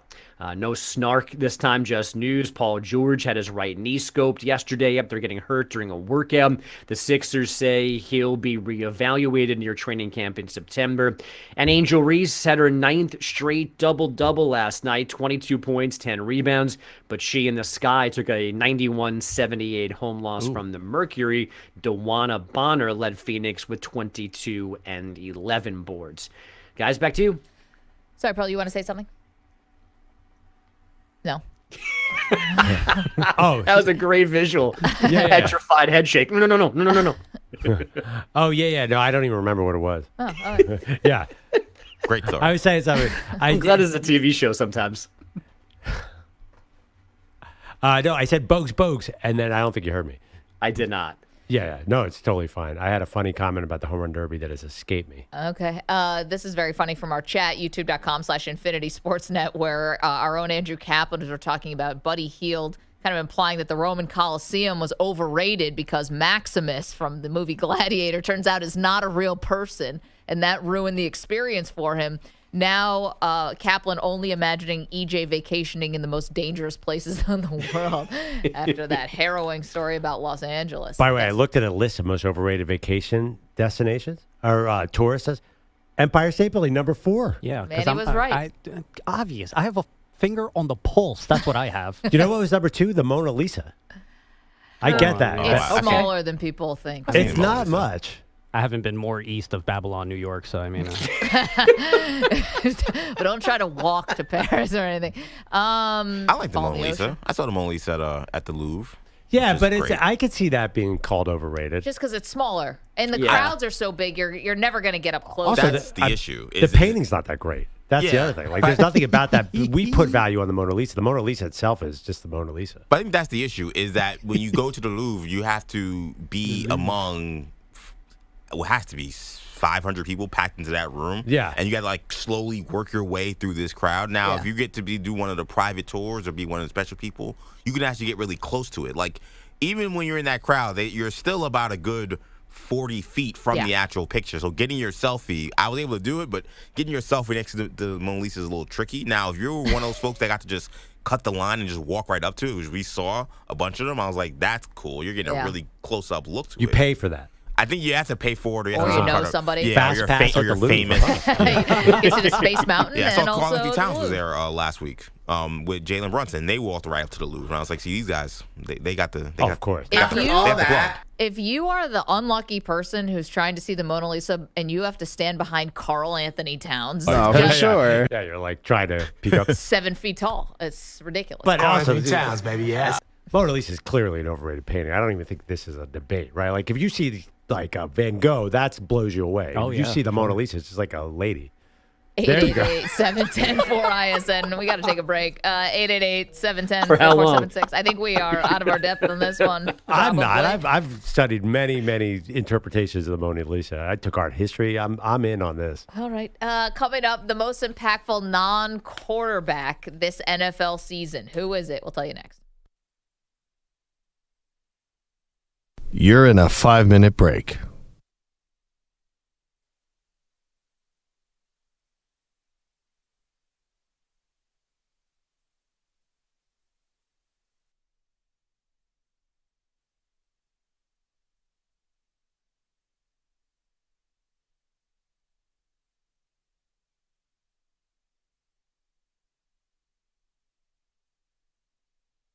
Four minutes, 30 seconds remaining.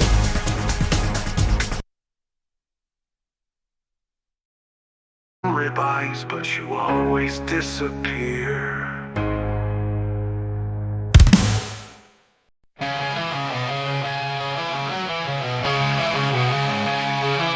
Thomas Smith couldn't help it, he let it slip. Tolbert took a hit, felt his nuts rip. Sprained his fucking nuts, twisted him tight, but came back in the game, ready to fight. He sprained his fucking nuts, his balls got reds, but still made the play. No one would have.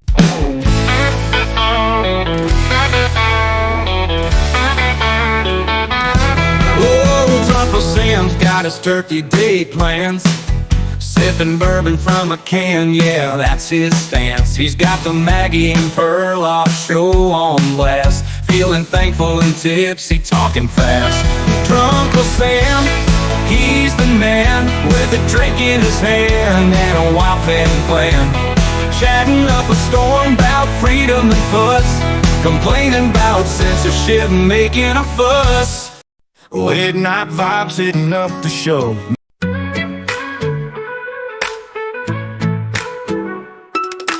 8-night vibes, hitting up the show. Maggie and Perloff dropping takes that glow. In the chat, Stunna Filmo runs the scene. Spitting fire so hot it makes the snow seem mean. Down in Louisiana, Uncle Sam's lit. Rare snow on the ground, but he don't give a shit. Snow in the south, man, what the fuck's this? While the Lottie's ghosting work, he's always dismissed. Stunna Filmo dropping shit like whoa. Uncle Sam's buzz, snow on the flow.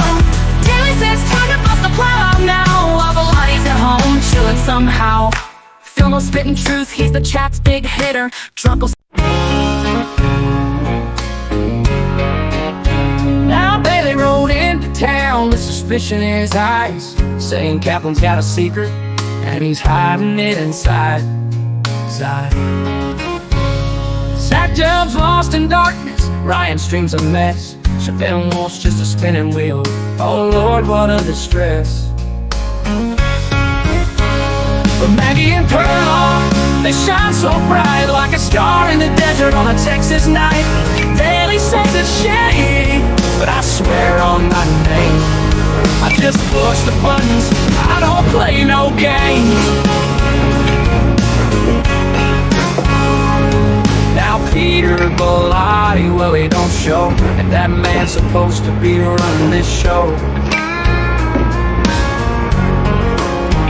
If there's a tech problem, don't look at me. Ask the guy who's missing more than Tennessee tea. So Davey, my friend, don't spread that lie. I ain't no bandit, I just make streams fly. Maggie and Perloff, they shine so bright, like a star in the desert on a Texas night. Daily says it's shady, but I swear on my name, I just push the buttons, I don't play no games. Now Peter Bellotti, well he don't show, and that man's supposed to be running this show. If there's a tech problem, don't look at me. Ask the guy who's missing more than Tennessee tea. 45 seconds remaining.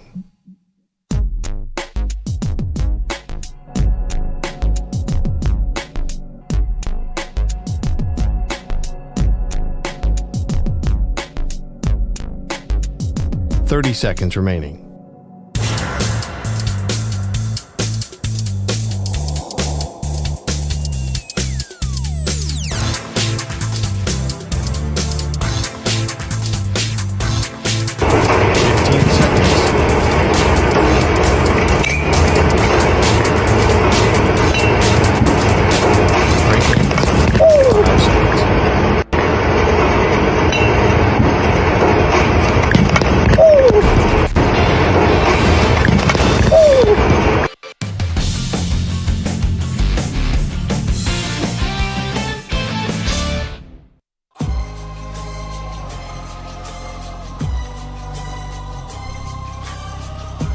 Back to the NFL and college football in just a moment, asking you who is going to be the most impactful non-quarterback this upcoming season. But first, Joe is in San Francisco.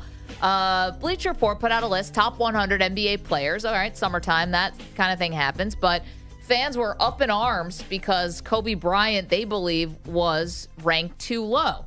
He was ranked 11th. Joe, did the list get it wrong? Yeah, because Kobe won all the championships as a Laker, just like Jordan did as a Bull, just like Magic did as a Laker, and LeBron and Shaq, they went from team to team trying to win championships. That's why I respect Kobe and Jordan and Magic more. I get it, Joe. It does nothing for you that LeBron James went back to Cleveland and won a title for his hometown, or no? Yeah, but he played for 4 different teams trying to win titles. I mean, he just jumped around from team to team. I was a LeBron's fan when he was with Cleveland. Right. And then he won the championship in Cleveland. He left and went somewhere else. He's been with 2 teams since then. So, I mean, that's You're docking him for that. That's why they respect the Laker guys more, because they stayed with the team they was with. Yeah, Joe, I hear you, but also can we also call it like it is, which is the Lakers tend to have some more advantages than other teams because they are a free agent destination and because, guys will force trades to go to the Lakers. Like if you're playing for New Orleans or Cleveland or another team that doesn't have that built-in kind of advantage, the Knicks should have that, but they blew it because their owner was so bad for so long. Now they may have it back, but do you see it that way? So you're saying that dings Kobe a little bit. I'm just saying it dings any of the Lakers who stayed their whole career with the Lakers. And do you ding Kareem because he started with Milwaukee and then went to L.A.? I don't think people look at it that way. Right, but then he wasn't immediately a winner in L.A., so I think it is a little complicated. I have a ding that I don't think you guys are going to like. What's that? I mean, Kobe won those titles in a little bit of a valley of the NBA. Like, he didn't beat Steph Curry, and he didn't beat, like, prime LeBron. Which ones? The first three? The last two. Oh, the last two. Okay. They beat a Celtics team that got old in front of our eyes. Were they the reigning champs? Really, really good. But, yeah, they were really good. I just think that I wonder if that Kobe Gasol team, how they would have fared against the prime Golden State teams. Like, were they... then you should give extra credit to LeBron for beating one of those prime Golden State teams before Kevin Durant got there. I mean, listen, I do. That Cleveland title is everything for LeBron. That, to me, is the most impressive thing he did in his career by far. It's amazing. Yeah. But you can argue, though, Kobe Bryant dealt with a Western Conference that was a bear. I mean, you're talking about playing against early in his career, like the Kings, the Spurs. Then the Spurs got great again. The Mavericks were great. The Spurs were always swimming around. But he kind of missed the great Kings, didn't he? I feel like that was a they played in the Western Conference Finals. Wait, you're talking about the first three? You're talking about the first three. I'm only talking about the last two. Okay. Yeah. Yeah, I mean, the Celtics were... You're right about, and the first, I'm not talking about the Shaq ones. I'm talking, because to me, the most important ones are Kobe's last two and LeBron's Cleveland. Those are the real game changers, because Kobe won without Shaq and LeBron won without the Heatles. So I don't think you have to put a caveat. I think that Celtics team was still really good. Am I doing this right? Weren't they the reigning champs? No, it was a year in between. It was a year in between, because the Lakers were going for their second title in a row. The year before, the Celtics got hurt. They beat Dwight That's Howard, what it was. right? That's what it was. Yeah, they beat Dwight Howard, yes. Yeah, I thought like the NBA really was in a kind of a down spot right there. That's my opinion, but I don't know.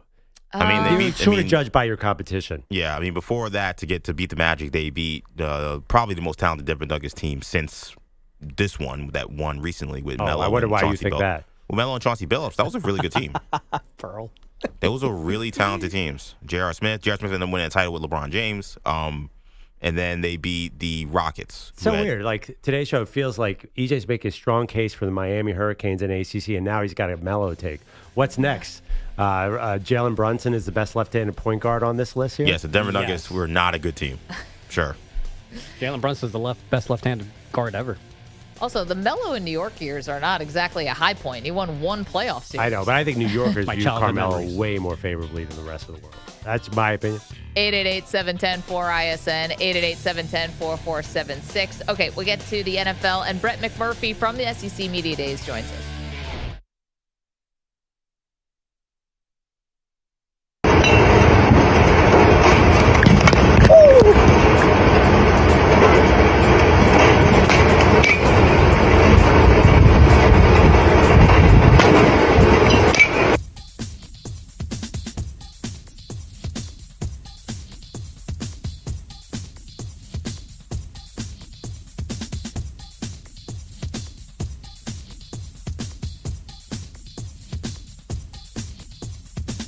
Four minutes, 30 seconds remaining.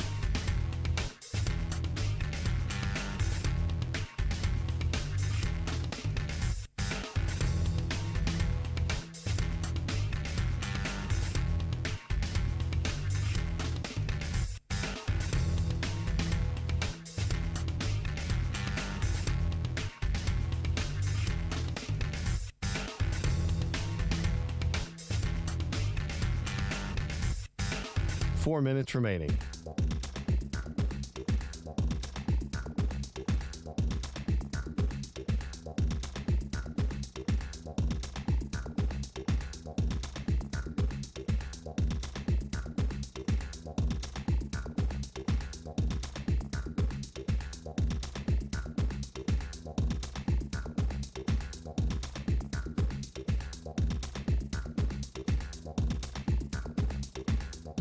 Three minutes, 30 seconds remaining.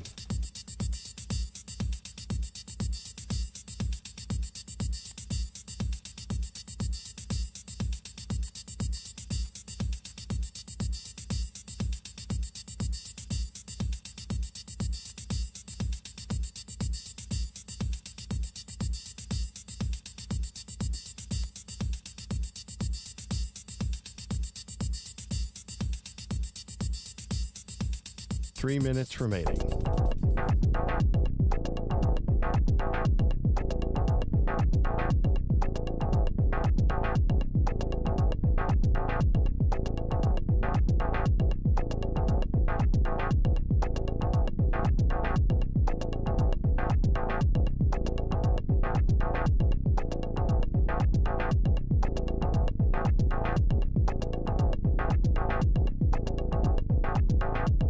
Two minutes, 30 seconds remaining.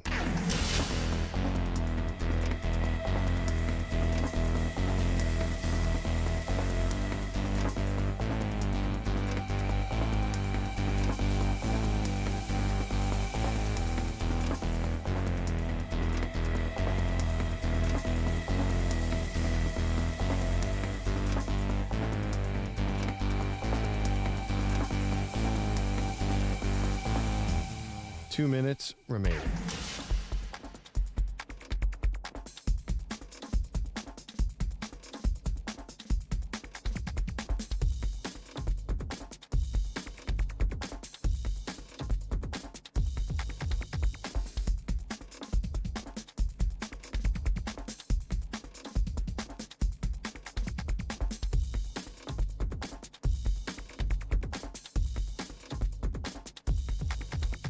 One minute, 30 seconds remaining.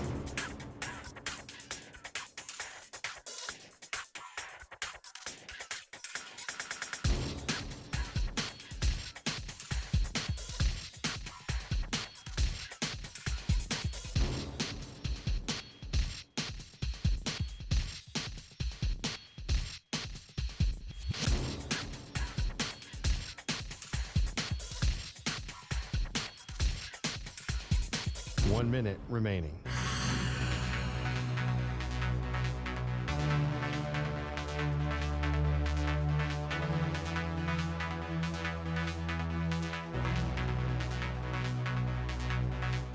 45 seconds remaining.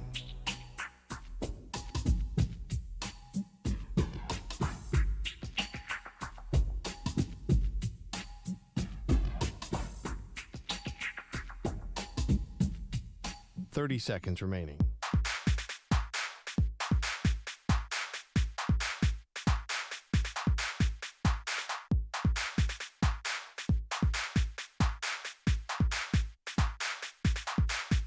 Fifteen seconds.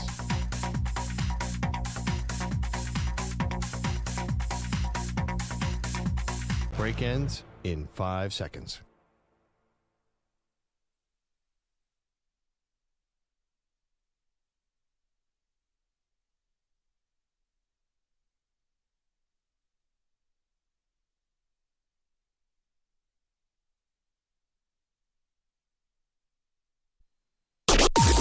Maggie and Perloff on the Infinity Sports Network.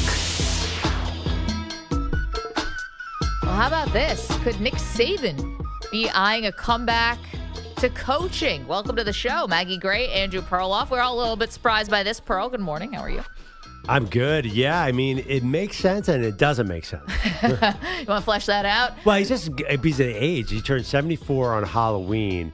It'd be kind of unprecedented. But then again, Pete Carroll in the NFL. And listen, Tony La Russa took a job in his mid-70s. There have been college coaches who've gone to 80. Did Bowden go to 80? Yeah. Joe Paterno obviously is a little bit of a dark history now. But let's hear from Greg McElroy. This is where it's coming from. Nick Saban's former quarterback, one of them, on the Mac and Cube show in the morning, says someone in the know thinks Saban's going to coach again. Very much in the know person that I have a lot of respect for and have spent a lot of time around and just really, really admire. They seem to think Nick Saban's not done coaching. I had a similar reaction, but he's pretty adamant that he thinks Nick Saban will be coaching again. Okay, so again, that was Nick Saban, one of his former quarterbacks. Greg McElroy now works for ESPN. Let's bring in Brett McMurphy, who's covering the SEC Media Days for On3, where he is a college football insider. Brett, thanks so much for the time. How you doing? Hey, good to be with you guys again this morning. Yeah, appreciate it so much because we know you're busy. What do you make of Greg McElroy saying someone in the know told him that Saban may not be done with coaching? Yeah, sorry to throw a wet blanket on this, but yeah, I know Greg really well, and when I saw that come out, I walked up to him and I said, hey, is this what you said? And he said, well, I didn't say he's coming back. I said somebody that I know and respect think that he's coming back. And basically Greg told me that he doesn't think Saban's coming back. He knows that he's completely fulfilled with what he's doing now. But this other person believes that he misses the competition, but Greg doesn't buy it. He says he's not coming back. I talked to other people that, that know Nick really, really well, and I don't think he was too happy that was out there because he's really he's enjoying life away from football, and I think specifically he's glad that he's not having to deal with all the stuff going on with NIL and the way the college athletics is structured with no rules and all that mess. So, there's nothing going on. So it made for a great news day. But I would say there's a 1%, less than a 1% chance that he coaches again. Unfortunately, I'd love to see him coach again. I mean, the greatest ever in college football, but I don't see it happen. So now that we've had a little distance from his surprise retirement, is it the NIL and the transfer portal? Like we kind of assume just the current system, he just didn't enjoy it that much? Well, I don't know necessarily if he didn't enjoy it because it really hadn't. It's obviously that was a year ago, and just think of all the changes we've had in the past year. I think it was more, Lane Kiffin's told this story a number of times. After they won the national championship one of the years, he called a staff meeting at 7:30 the next morning. And he comes in at the staff meeting and he goes, hey, guys, we're behind recruiting. We've been preparing for the playoffs. Everybody else is recruiting. We got to get out there recruit. Right now, they're looking at each other like, what the hell are you talking about? We just won the national championship. But that was his drive. And he admitted to me and to other people that basically he got to a point where he didn't know if he could continue that drive. And that's the only thing he's known. That's why he's been so successful. He told me a story a few years ago that kind of sums up his personality and where he got his drive, and where his mom, who was in his 80s, called him at practice one day and basically told an assistant, put my son on the damn phone right now. And they gave him the phone, and Nick said it's the only time he took a cell phone call during practice. And his mom says, brother, because they're all from West Virginia, call each other brother. She goes, brother, I got something to tell you. And he goes, are you okay? Is everything okay? And she goes, yeah, brother, I got to tell you something. He's like, what? And she goes, I just made a hole-in-one, and you've never made a hole-in-one. And he's like, what? You're calling me to tell me you made a hole-in-one? And she goes, yeah, and you've never made one. And she hung up on him. So that's where he gets his competitive drive. And he just got to the point where he didn't know if he could do that, continue that. But obviously, yeah, the current state of college athletics had something to do with it. But I think it was more just a realization that, hey, I'm in my 70s. I don't think I can keep doing this at this rate going forward. To be honest, do you think Nick Saban would give back one of his championships for a hole-in-one? Brett McMurphy's joining us. Absolutely not. He got two after that conversation. Okay. He's a college football insider. I know people love their golf. They get addicted to the golf. We understand that, Brett. So we've been asking this morning, and I want to get your thoughts on the SEC quarterbacks and all the football stuff. But quickly, we've been having a debate this morning about whether or not the SEC should be able to dictate the future of college football and the future of the college football playoff more specifically. Now, I understand that the Big Ten also has a say, but it feels like the SEC may have a bigger say. Is that a good thing for college football, that the SEC can kind of decide the college football playoff in the future? So, Maggie, I'll answer your question, but I guess I could argue both sides of this. For saying that, no, they should not have a say in it. College football, there's 10 conferences, there's 136 teams. Everybody should have kind of equal say, have the equal chance, all those obvious things. To say that they should have a bigger say, which they do, is, there's 4 power conferences, but there are 2 power conferences that are head and shoulders above the ACC and the Big 12. And so that's why they have all the power, because they have the biggest resources, they have the biggest TV deals. And so they have basically been granted this power that the conference has signed an MOU that would allow the Big Ten and the SEC to dictate what the future of the college football playoff would look like. Is that fair? I guess it depends on if you're a fan of those 2 conferences or not. The bottom line is, if those 2 conferences wanted to just do a playoff with themselves and not allow any other schools in the playoff, it would be, the most watched playoff potentially that we've ever had, because all the blue bloods would be in it. And any other playoff from the non-power 2 that they put together would almost kind of be like the NIT compared to the NCAA in college basketball. So I'm trying to answer your question. So it's kind of, I guess, where you stand on how you feel about these conferences, but make no mistake, they do have the most power, and so they're going to do. And again, I know people are I'm conflicted by this. If you're Greg Sankey, your number one goal is to do what's best for the SEC. What your university presidents want. That is your number one goal.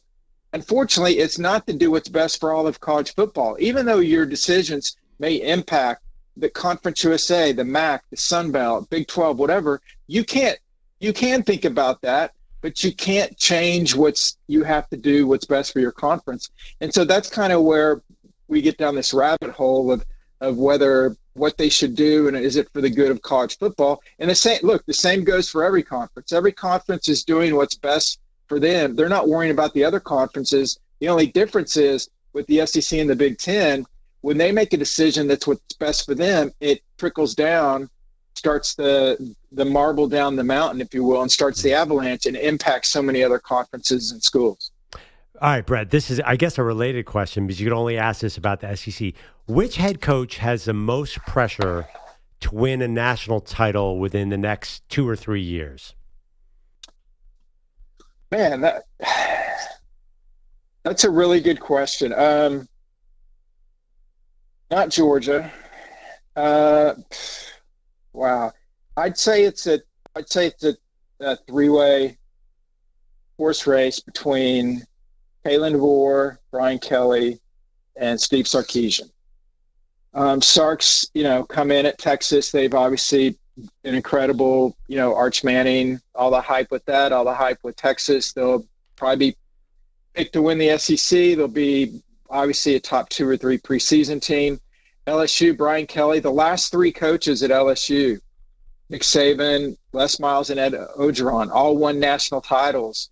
Orgeron and Miles won it in year 3. Saban won it in year 4. This is year 4 for Brian Kelly.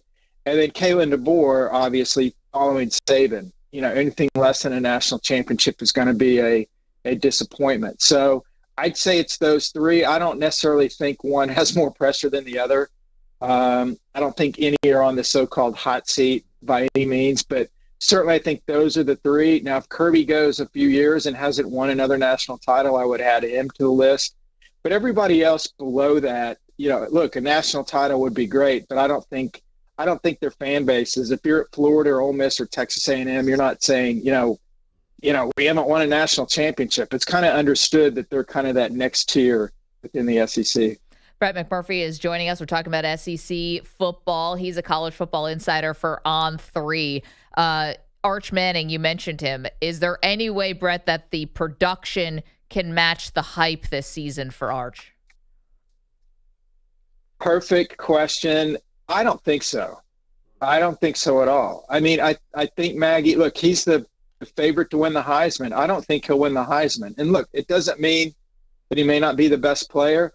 I just think you look historically, the people that start, or the guys that start the year as the so-called favorite to win the Heisman usually don't win it. And what I've noticed in the past few years is that, Manning's first game, whatever he does, he can throw for 350 yards, 3 touchdowns, and 1 interception. Because he's the Heisman favorite, it seems like a lot of people will not look at the 3 touchdowns. They'll say, why did he throw the 1 interception? What happened on that? It's almost like it's like everything. You guys experience this. When you're on top, what happens? Everybody tries to knock you off, tries to tear you down. And so I think that's going to be the challenge with Manning. And so, look, he could still win it. He's got a great opportunity to get a great start when they open up at Ohio State. But I think Maggie, I think the expectations are just going to be too high. And then you've got Paul Feinbaum saying he's the best quarterback since Tim Tebow. I mean, give me a break. The guy, Paul got in the sun too long during the summer. But I mean, if you want people to, if you want to have some hot takes, there's none hotter than that. But that's not fair to the kid. I don't think it's realistic. Let's see what he did. And the great Steve Spurrier, doing a podcast, had a throwaway line that everybody, it went viral, where he said, well, if Arch Manning's so great, why didn't Sark play him more last year? He didn't play him, and the guy in front of him, wasn't selected until the 7th round of the NFL draft. So there's a lot of believers and a lot of naysayers, but we'll certainly find out. But Maggie, I agree. I think he will not be able to live up to that expectations, and that's unfortunate, but kind of the way it is. Brett, your On3 colleague, Andy Staples, a good friend of ours, put out a list ranking the SEC quarterbacks. Who would you have as your number 1 quarterback in the conference? Probably Nussmeier of LSU. I don't know who Andy had. Lagway. Lagway. Look, the potential-wise and draft-wise, people love him. I just think, Andy could be correct. I'm just going with Nussmeier because I think he can have a better season because he has more pieces around him. Florida's schedule is crazy hard. It's how it was last year. You just flip the home and away. So they're going to play 6 or 7, top 15 ranked teams. And Nussmeier, LSU was here yesterday. He talked about his wide receivers. He said, which is crazy. He said basically he doesn't think any of his wide receivers run slower than a 4.4.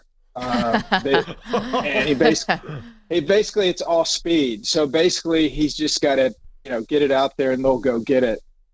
So I would say, I don't disagree with Lagway. I would go with Nussmeier just because of the experience also. Lagway came in kind of middle of last year after an injury to Mertz.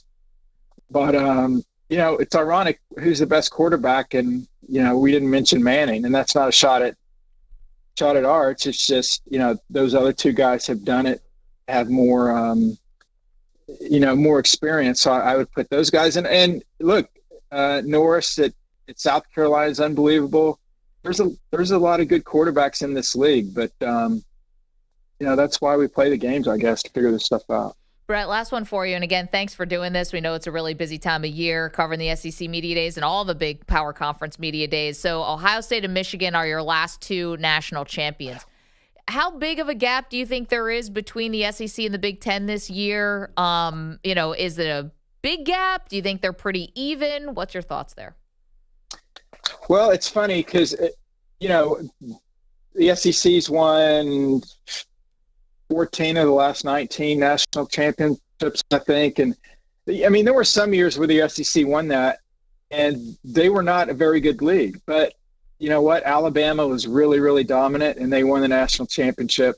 So no one remembers that. I think the SEC is a better league than the Big Ten this year, top to bottom. You look at the Big Ten, and you go about 3 or 4 deep as far as national title contenders. With the SEC, you could probably 3 or 4 deep, but then the next, probably down to the 12th best team. You've got teams that could win anywhere from 8 to 10 games if things break right. I don't think the Big Ten is as deep, but look, if the Big Ten wins another national championship, nobody's going to say, well, the Big Ten, they weren't any good because Purdue was horrible. It's like the Big Ten won another title. And not only has the Big Ten won the last 2 national championships, but the SEC has not been to the national championship the past 2 years. They haven't even got to the final game. So will that change this year? We'll have to see. But I would say, the overall depth and strength of the SEC is better than the Big Ten, but that certainly does not mean the SEC is guaranteed to win a championship, much less even get to the national title game. Brett, thanks again for doing this. We always love getting to pick your brain, so appreciate it, and enjoy the rest of the SEC Media Days. Hey, you got it, guys. Thank you. Appreciate that. You can listen to Brett McMurphy's podcast. Also, he's on 3 College Football Insider. Does a great job. Yeah, on 3 is awesome. Yep. Our buddy Staples McMurphy. So he kind of poo-pooed the Sabans coming back. I know. Bummer. We could dream. Well, but, that doesn't mean someone's not going to call his agent, Jimmy Sexton, and say, hey, well, check in at least. Well, if I were him, I'd keep this rumor alive, because then all of a sudden ESPN or any other TV network just backs up the Brinks truck to pay you a little bit more to keep you on TV. Let's play the game the right way here, Coach. Saban's 73. You know how much money he's made at Alabama? I don't think he has a problem with that. I also agree strongly that the funny thing is Arch. I think Arch is going to be really, really good, but I think Garrett Nussmeier is going to be just as good. Like, he's going to be.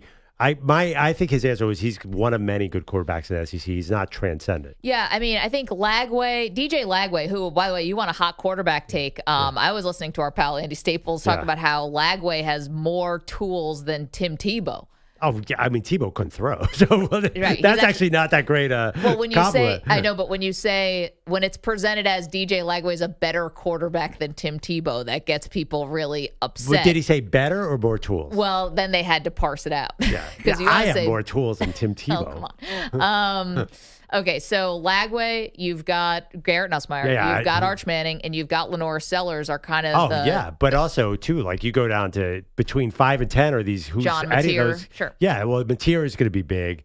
The Ole Miss quarterback, Simmons, we were talking about. Yeah, Austin There's Simmons. A lot of guys who could come out of nowhere. So Austin Simmons has, you guys might remember this, he had this like glorious drive where Jackson Dart, and Manny is hoping future Hall of Fame quarterback Jackson Dart for his Giants, but Jackson Dart got hurt, and Austin Simmons comes in, and it was seamless. Leads Ole Miss down the field, score a touchdown, and at that point, it was like maybe Dart just shouldn't come back in this game, but he did. Yeah. They end up beating Georgia. It was a huge steal. Yeah, I mean, he's Lane Kiffin. Lane Kiffin produces incredible passing numbers. I mean, sorry, Manny, for your future Giants quarterback there, but that's a system. By the way, Austin Simmons 16th in Heisman odds, and Marcel Reed at A&M 17th at Heisman odds. I think that's a little dicier situation. A&M, who knows, right? And then we obviously the fan favorite, everyone's favorite, Diego Pavia, who's now 24 years old, but basically sued to make sure that his junior college year did not count towards his eligibility. So he's now back at Vanderbilt, showed up to SEC Media Days wearing a tuxedo. Gunnar Stockton from Georgia, Pearl, Ty Simpson, Alabama. Got a lot of big names. Yeah, it's funny. There's so much John Mateer hype, too, formerly of Washington State. But he could be great at Oklahoma. It is a deep conference. But Arch is like transcendent as a media figure in a sense, but he's one of a group in the SEC, which is so funny to me. You know, when Brett McMurphy was just talking there, and if you miss any of that interview, you can always catch the Maggie Perloff podcast or just hit the rewind function on the Odyssey app because it's awesome. It's crystal clear.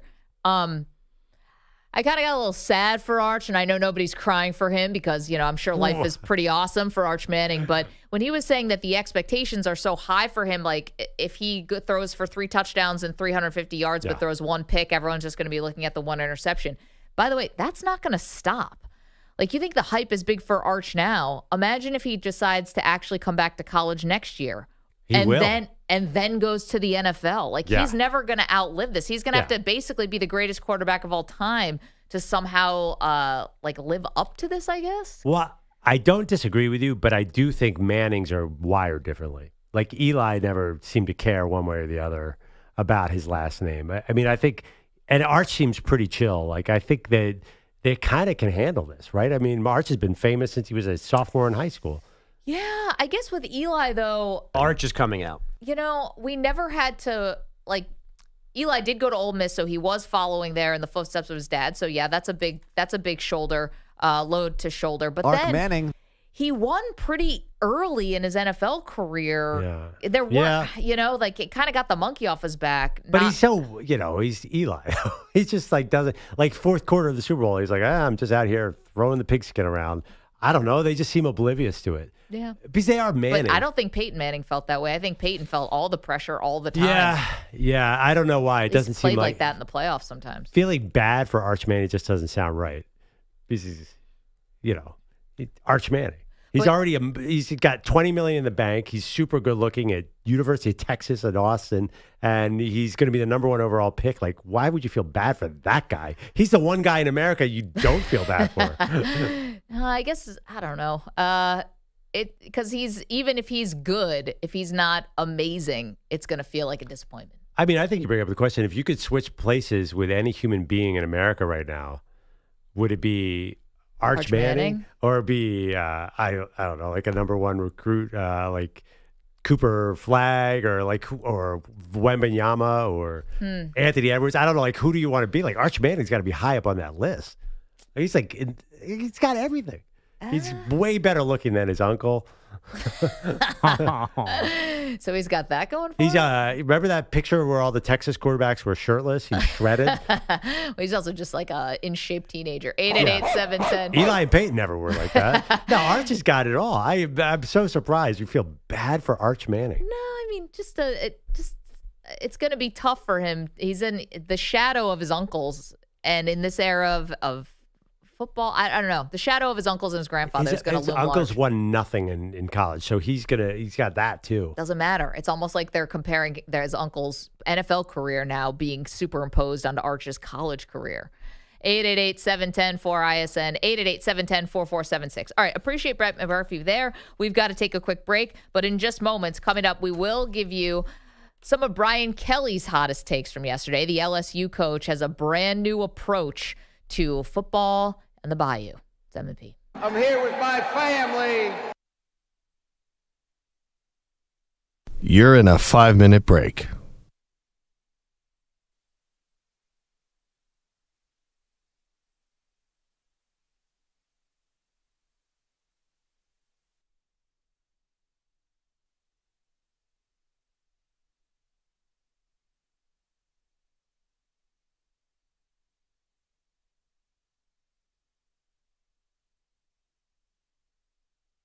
4 minutes, 30 seconds remaining.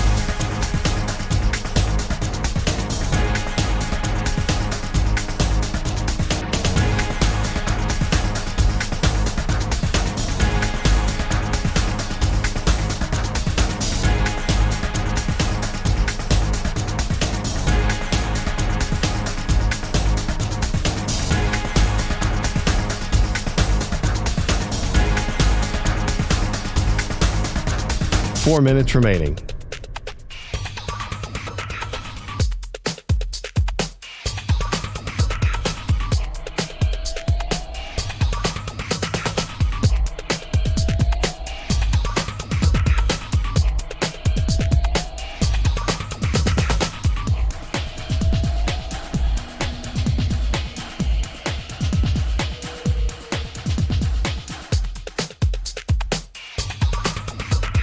Three minutes, 30 seconds remaining.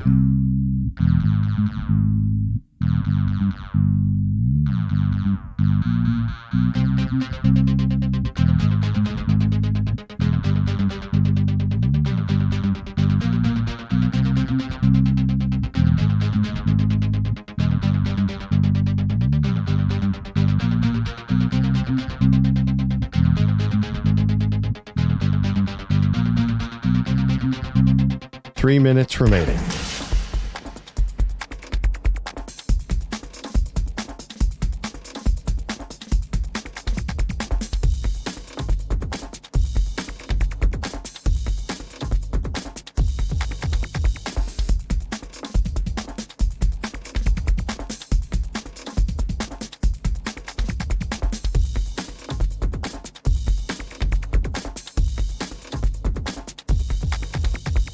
Two minutes, 30 seconds remaining.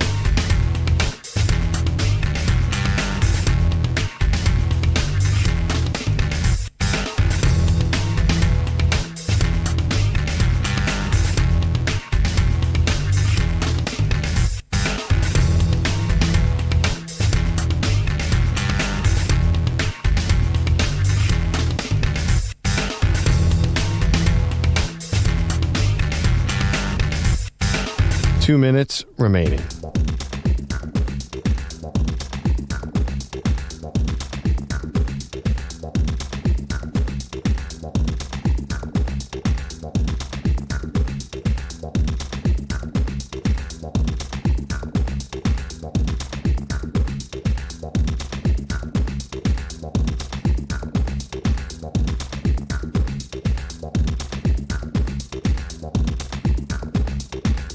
1 minute, 30 seconds remaining.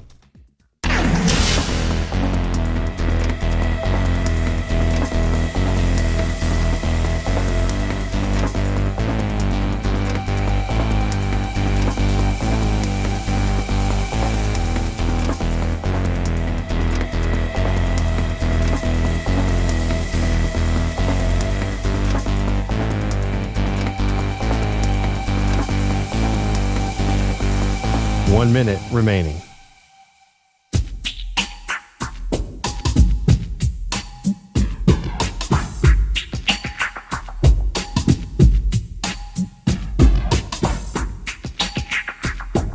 .45 seconds remaining.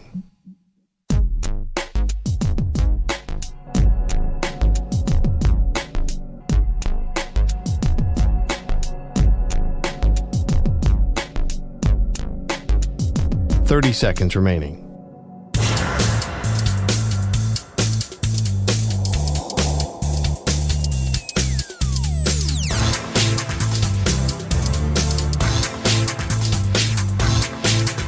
.15 seconds.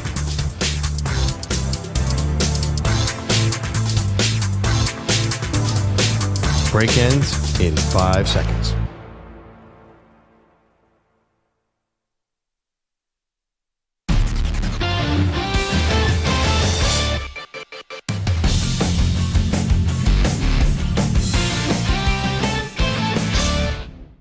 I was lightning before the thunder.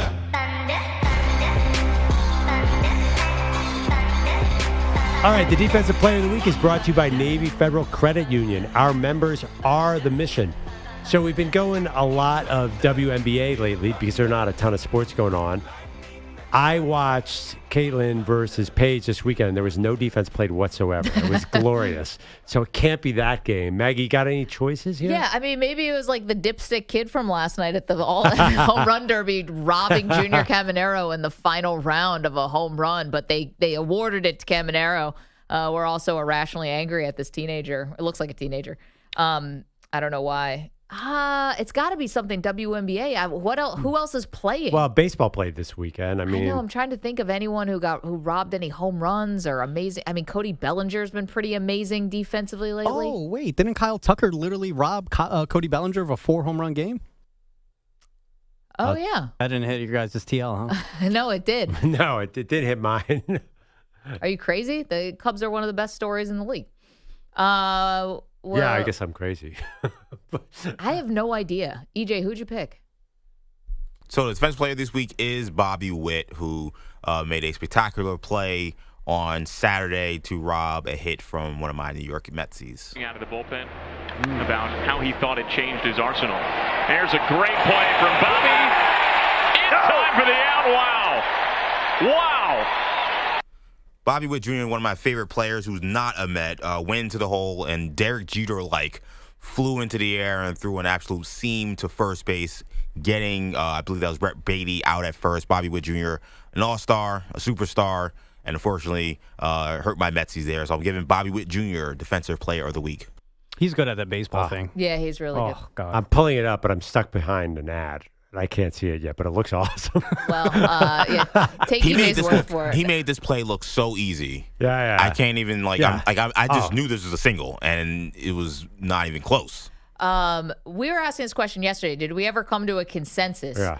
After Shohei Ohtani and Aaron Judge, who's the next most famous player in baseball, or who's the third face of baseball? Bobby Witt Jr., if he played maybe in a bigger market, no disrespect, Kansas City. Maybe if he played in a bigger market, he's bigger. There's all these Cubs now. Pete Crow Armstrong has become now a superstar.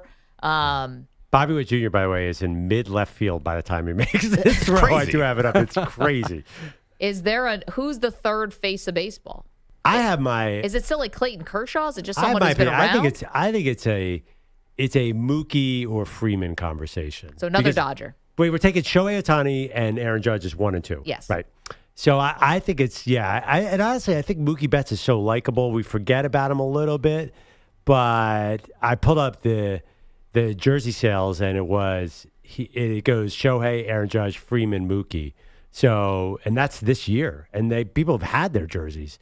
I think the Dodgers are so high profile. If there was a more popular Yankee, maybe. Mm-hmm. But that's how I would go. What about the big dumper? I mean, he's hit 38 home runs. He's got, the platinum glove. I mean, the guy can rake, and he can play defense, and he plays catcher. You're kind of caught up in the moment, aren't you, though, in that one? Is he like the sustained third biggest star? He's been trending that way. He's rising. Yeah, he's rising. Like, it's not a fluke. It's not a flash in the pan. Is he bigger than Mookie Betts? Well, in 2025? Mookie's a World Series champion. Yes. I think the problem with Freddie and Mookie and Bryce Harper and, in some ways, Lindor, I think these guys are kind of old news. They're phenomenal players still, and they're stars. But I think you're always looking for the next thing now. I think once you get past the top 2 guys, you're looking for the next thing. So that's why I do look at like a Paul Skeens or a Witt or one of these guys and say, like, who are the guys that I want to turn on the TV and watch these guys play? And I'm not looking to watch Mookie Betts or Freddie Freeman, even though they're great players. I've seen enough. Seek them out. I've seen enough from them. I've seen the best of what I could see from them. I want to see something new. Well, I would argue that those guys are established, and therefore they're the third man because you know them. Right. Kind of like, I think we were approaching it from a different angle. But I mean, I'm telling you, the jersey sales are all more like known players. Like the new guys are not on this list. Skeens flirts between, I saw 15 and 20 in jersey sales. Like the old guys, people are buying jerseys of people they know because they saw them in the World Series last year. I think that's how. I'm also wondering, are people more likely to buy a jersey of a player on a team they're not rooting for? Because baseball is still the type of sport very where I regional. think you are following your team more closely than anyone else. Like, agreed. If I'm a Mets fan, I think Paul Skeens is great, but I'm not buying his jersey because it's a National League team. Yeah, I would never buy a jersey I do it in the NBA for I do throwbacks all the time. I would never buy another jersey. Yeah, it's different with the sports team in baseball. Yeah. Never. Well, especially current players. Maybe But then why is Shohei number 1? Because I mean, Shohei's the most popular. He's the number one star in the sport, right? Global, I mean, there's no doubt about it. Yeah, the global impact. But I think to Maggie's point, though, I think some of those bigger fan bases have an advantage. So if you play for the Dodgers, I think that, okay, you're not going to, I mean, I know they have a lot of alternates now, but you're not going to have 7 Shohei jerseys. At a certain point, you're going to mix it up. And who else are you going to get? Okay, I'm going to get Betts, or I'm going to get a what's name. And if you're a Phillies fan, like, Bryce Harper is the guy, and the Phillies have a big fan base. So what about, like, Tatis? Like, he's big. He's high up He's there. a star. I mean, I think he's a star. And, I think Bryce Harper, you guys don't like him, but I think he transcends Philly. Like, he's popular everywhere. He was a high school phenom. He was on cover of Sports Illustrated when he was 16. Definitely. I don't think, and I'm looking at the list, they're not all big. Corbin Carroll is really high up there for some reason. That's an interesting one. Yeah. I'm surprised by that. But he's doing really well. And, I just think that and if I was to say the guy I want to watch is Ellie De La Cruz, how about him? Again, I wouldn't buy the jersey, even though he's on my home run derby team, and I love watching him, but I wouldn't buy his jersey because he's not on my team. Right, but I'm saying like, if you go by jersey, he does well. I think he has to be, not that he's not a great player, he is, but I think he does be a little better before I would put him number 3. Like Shohei and Aaron Judge are like, they're 2 of the best players we've ever seen. I feel like that's a big drop to me to go to Ellie De La Cruz. Yeah, but you guys, I'm surprised that I'm not getting more love on Mookie. He's a great player. It's a bit. It feels like I've been there, done that. I'm getting a vibe of that out of the room. In some ways, he almost makes everything look too easy. Like in theory, like a guy going from short to center and center to short should be like that should be a headline story we're talking about every day. But honestly, he makes it look so easy and smooth. We're just like, of course he can play shortstop after playing center field. Somewhere, Rafael Devers fan base is a single tear going down there. Devers is, by the way, super high because he got the bump. Going to a new team. Yeah, he's the highest selling this month. Yeah, I was surprised no Juan Soto, guys. If he wins the World Series, and he's a potential third star. I mean, for the Mets fans for sure, but he's kind of been a mercenary the last couple of years. So if you're a Padre fan, he's only there for a short amount of time, and then the Yankees thought he was only there. Well, the Yankees probably thought he was going to be there forever, but whatever. Turns out it was just a year. So you got to wait for him to settle. Now he just signed with the Mets for 10 years. So he's good. I mean, Ohtani switched teams, and he's still the man. Right, he's settled now. Now you're going to buy it. Juan Soto's been but Ohtani crisscrossing the United States for the last couple of years. Yeah, I think Ohtani was one when he was the Angels too. Like it's I mean, I think there are certain stars. Yeah, so wait, what are we settling on? Who you guys are going? Skeens is the number? I think it's probably Skeens. Mm-hmm. Me 3. And I think also the social media aspect too with Livy Dunn makes him cross over in a way that's different than the other guys. Do a poll. Who's a bigger star, Mookie Betts or Paul Skeens? Sure. Or who's the third face of the league or something like that? The third most popular, I guess, Mookie or Skeens. Because if you just take them head to head, that's hard because Mookie Betts has won 2 World Series. Yeah, that's what I mean. Exactly. No, but if you're going, who's the third face of the league behind Aaron Judge and Shohei? I think it's a slightly different calculus. Yeah, I see what you're saying. Let's go to Bogusch, who's got headlines for us. Guys, whether or not it's a big flex, Cal Raleigh hit lefty, then righty at round 1 of the home run derby last night in Atlanta. I thought it would be cool regardless, if I win or not. And then obviously lucky enough to make it to the next round. Was grooving a little bit more lefty, so we're like, since we have a chance to win, we might as well stick to the side that's working a little better.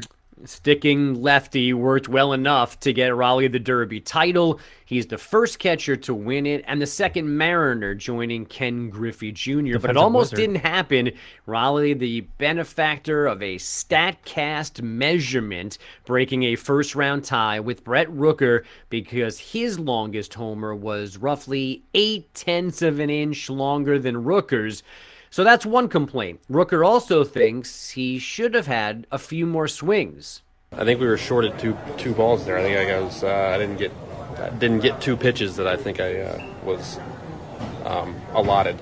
He blames that discrepancy, by the way, on 2 warm-up pitches that didn't count towards his total of 40, but left him 2 balls shy in the bucket for his pitcher. Yeah. How did so much controversy happen last night? Boring podcast. That happened to a few guys where the pitcher ran out of balls as it was going 3-2-1 and they're scrambling to try and get balls. No, that made sense because I was watching this and they said the graphic said 2 more pitches, but the guy had no more balls left. So I was like, okay, I guess this is over. I was like, how did that happen? I never figured that out until Bogusch just said this. Now it makes sense. I also can't believe that baseball would just put 40 balls into that bucket. Yeah. Like throw some 50 in there, throw 60 in there. There are some major systematic flaws with the home run derby. A kid robbing a home run, not having enough baseballs. This is ridiculous. How do you run out of balls in the Derby? That's the other part. There's 16 stage managers down there, guys with headsets on. There's one for every single guy. It feels like you have plenty of extra hands. Yeah, to run into or have the kids in the outfield run the balls back in. I don't know can they not afford the ball? Yeah, they only had 47, so gotta be careful. Also, and they're making up random measurements to make sure the bigger star gets advanced. That's ridiculous. Yeah. Hi, fans. Yeah, I know you just caught that home run from Junior Cameron. Can we get that ball back? We need it. Then you're going to need that back. After winning the Derby, Raleigh beat Bats cleanup, I should say, for the AL in tonight's All-Star game. First pitch from Paul Skeens somewhere after 8 Eastern. A reminder that the Perloff calendar tells us that summer's over. More proved today as LA Charger veterans report to training camp, which means we'll have one entire team in camp by the end of the day. So please remember to empty your pool and cover your patio furniture before the first frost later this week. It's exciting and depressing. It's not over. Only you are saying it's over. Everyone else is saying, it's July 15th. Summer's in full swing. I was on Instagram yesterday, and I was just looking through stories, and I stumbled on Adam Schefter, and he had a screenshot that said, your fantasy league has been renewed for this season. So it's also fantasy football season. Yeah, I know. YouTube took my YouTube league. Oh, that's that was a killer. Yeah, they got me that. charge. And it's just it pops up. This is the thing about this day and age. We get charged for everything all the time, and it just sort of pops up. So it's $199 from Apple. God knows what the hell that is. All these $199 charged from Google, $499. No clue what these are. They come in the middle of the night. It's such a scam.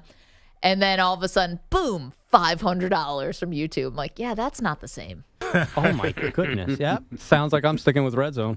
No, Cable Red Zone. Yeah, okay. Yeah.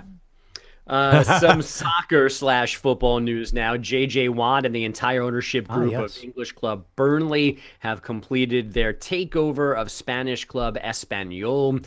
The two organizations will be run separately. Victor Wembanyama telling French media that Spurs doctors say he's a full go now after battling that blood clot in his right shoulder last season. And the Portland Fire officially back, the WNBA expansion team that begins play next summer, unveiling its name and logo this morning. The first Portland Fire existed for 3 years, 2000 through 2002. That's fire. That's back to you. I would think a desert area team would go with Fire, not a sort of Pacific Northwest. There's a lot of rain in Portland. That's all I got. Maybe that's why they didn't exist that long the first time. Yeah, I didn't know there was an earlier Portland. You think they got it wrong? They got it wrong. Well, you can't be the Portland rain or something like that when you have the Seattle storm just 200 miles away to the north. Yeah, I mean, the Trailblazers, that fits the area. There's a lot of hiking paths. Do you think they asked Gary Payton, Portland legend, for his input on this thing? I was going to say the same thing. Jeez, you make one Mount Olympus and the whole team won't ever let it die. All right. The Portland Fire, by the way, must have been trash because I don't even remember them. Oh, EJ, be nice. I'm serious. I was like, wait, there was a Portland Fire? That's when I was really watching WNBA. When I was a kid, I don't even remember this team. Yeah, man, they were playing against the Detroit Shock, remember? I remember the Shock. I remember the Comets. The Cleveland Rockers, one of my favorite names and color schemes and logos. The Portland Fire just came and went. We need a 30 for 30. Coming up, the brand new sensation hitting the nation, Pearl, but specifically Las Vegas. We'll tell you about that next. You're in a 5-minute break.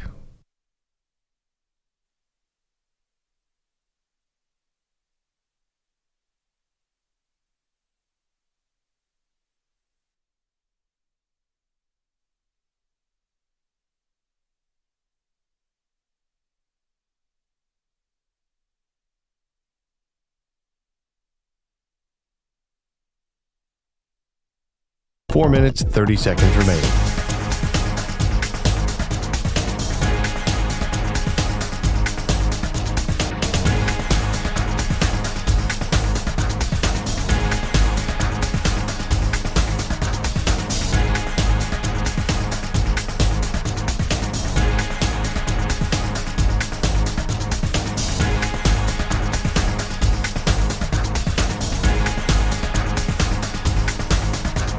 Four minutes remaining.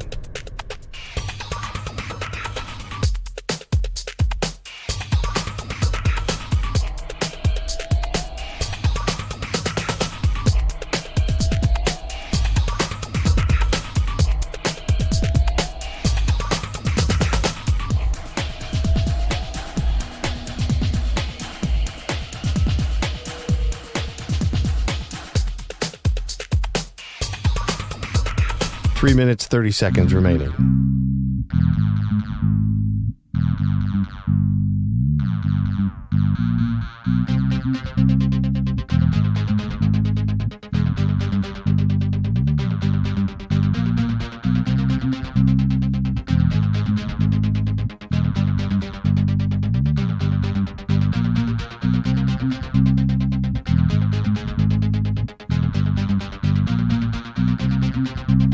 Three minutes remaining.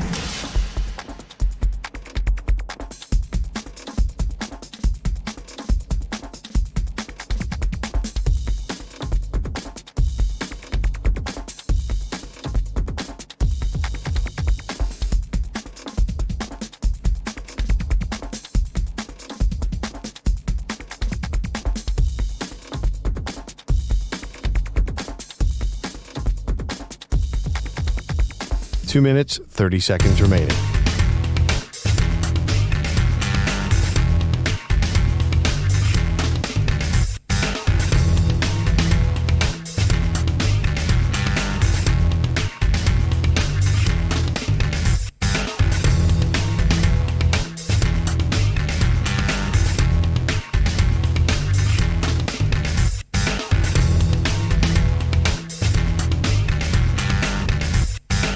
Two minutes remaining.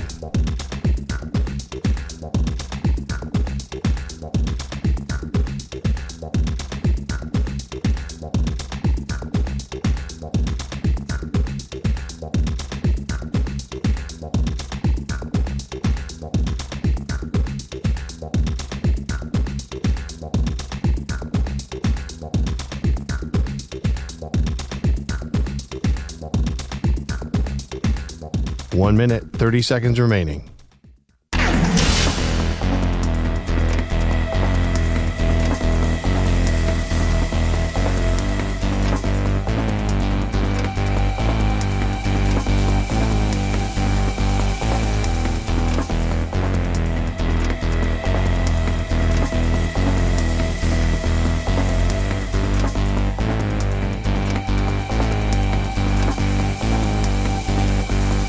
One minute remaining.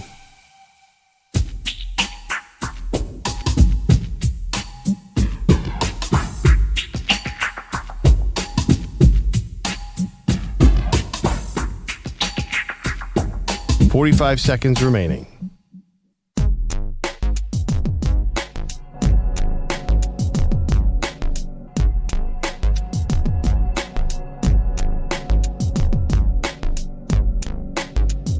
.30 seconds remaining.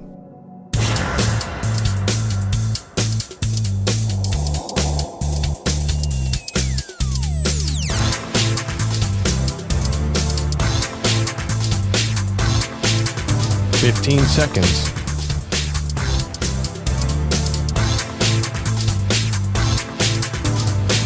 Break ends in 5 seconds.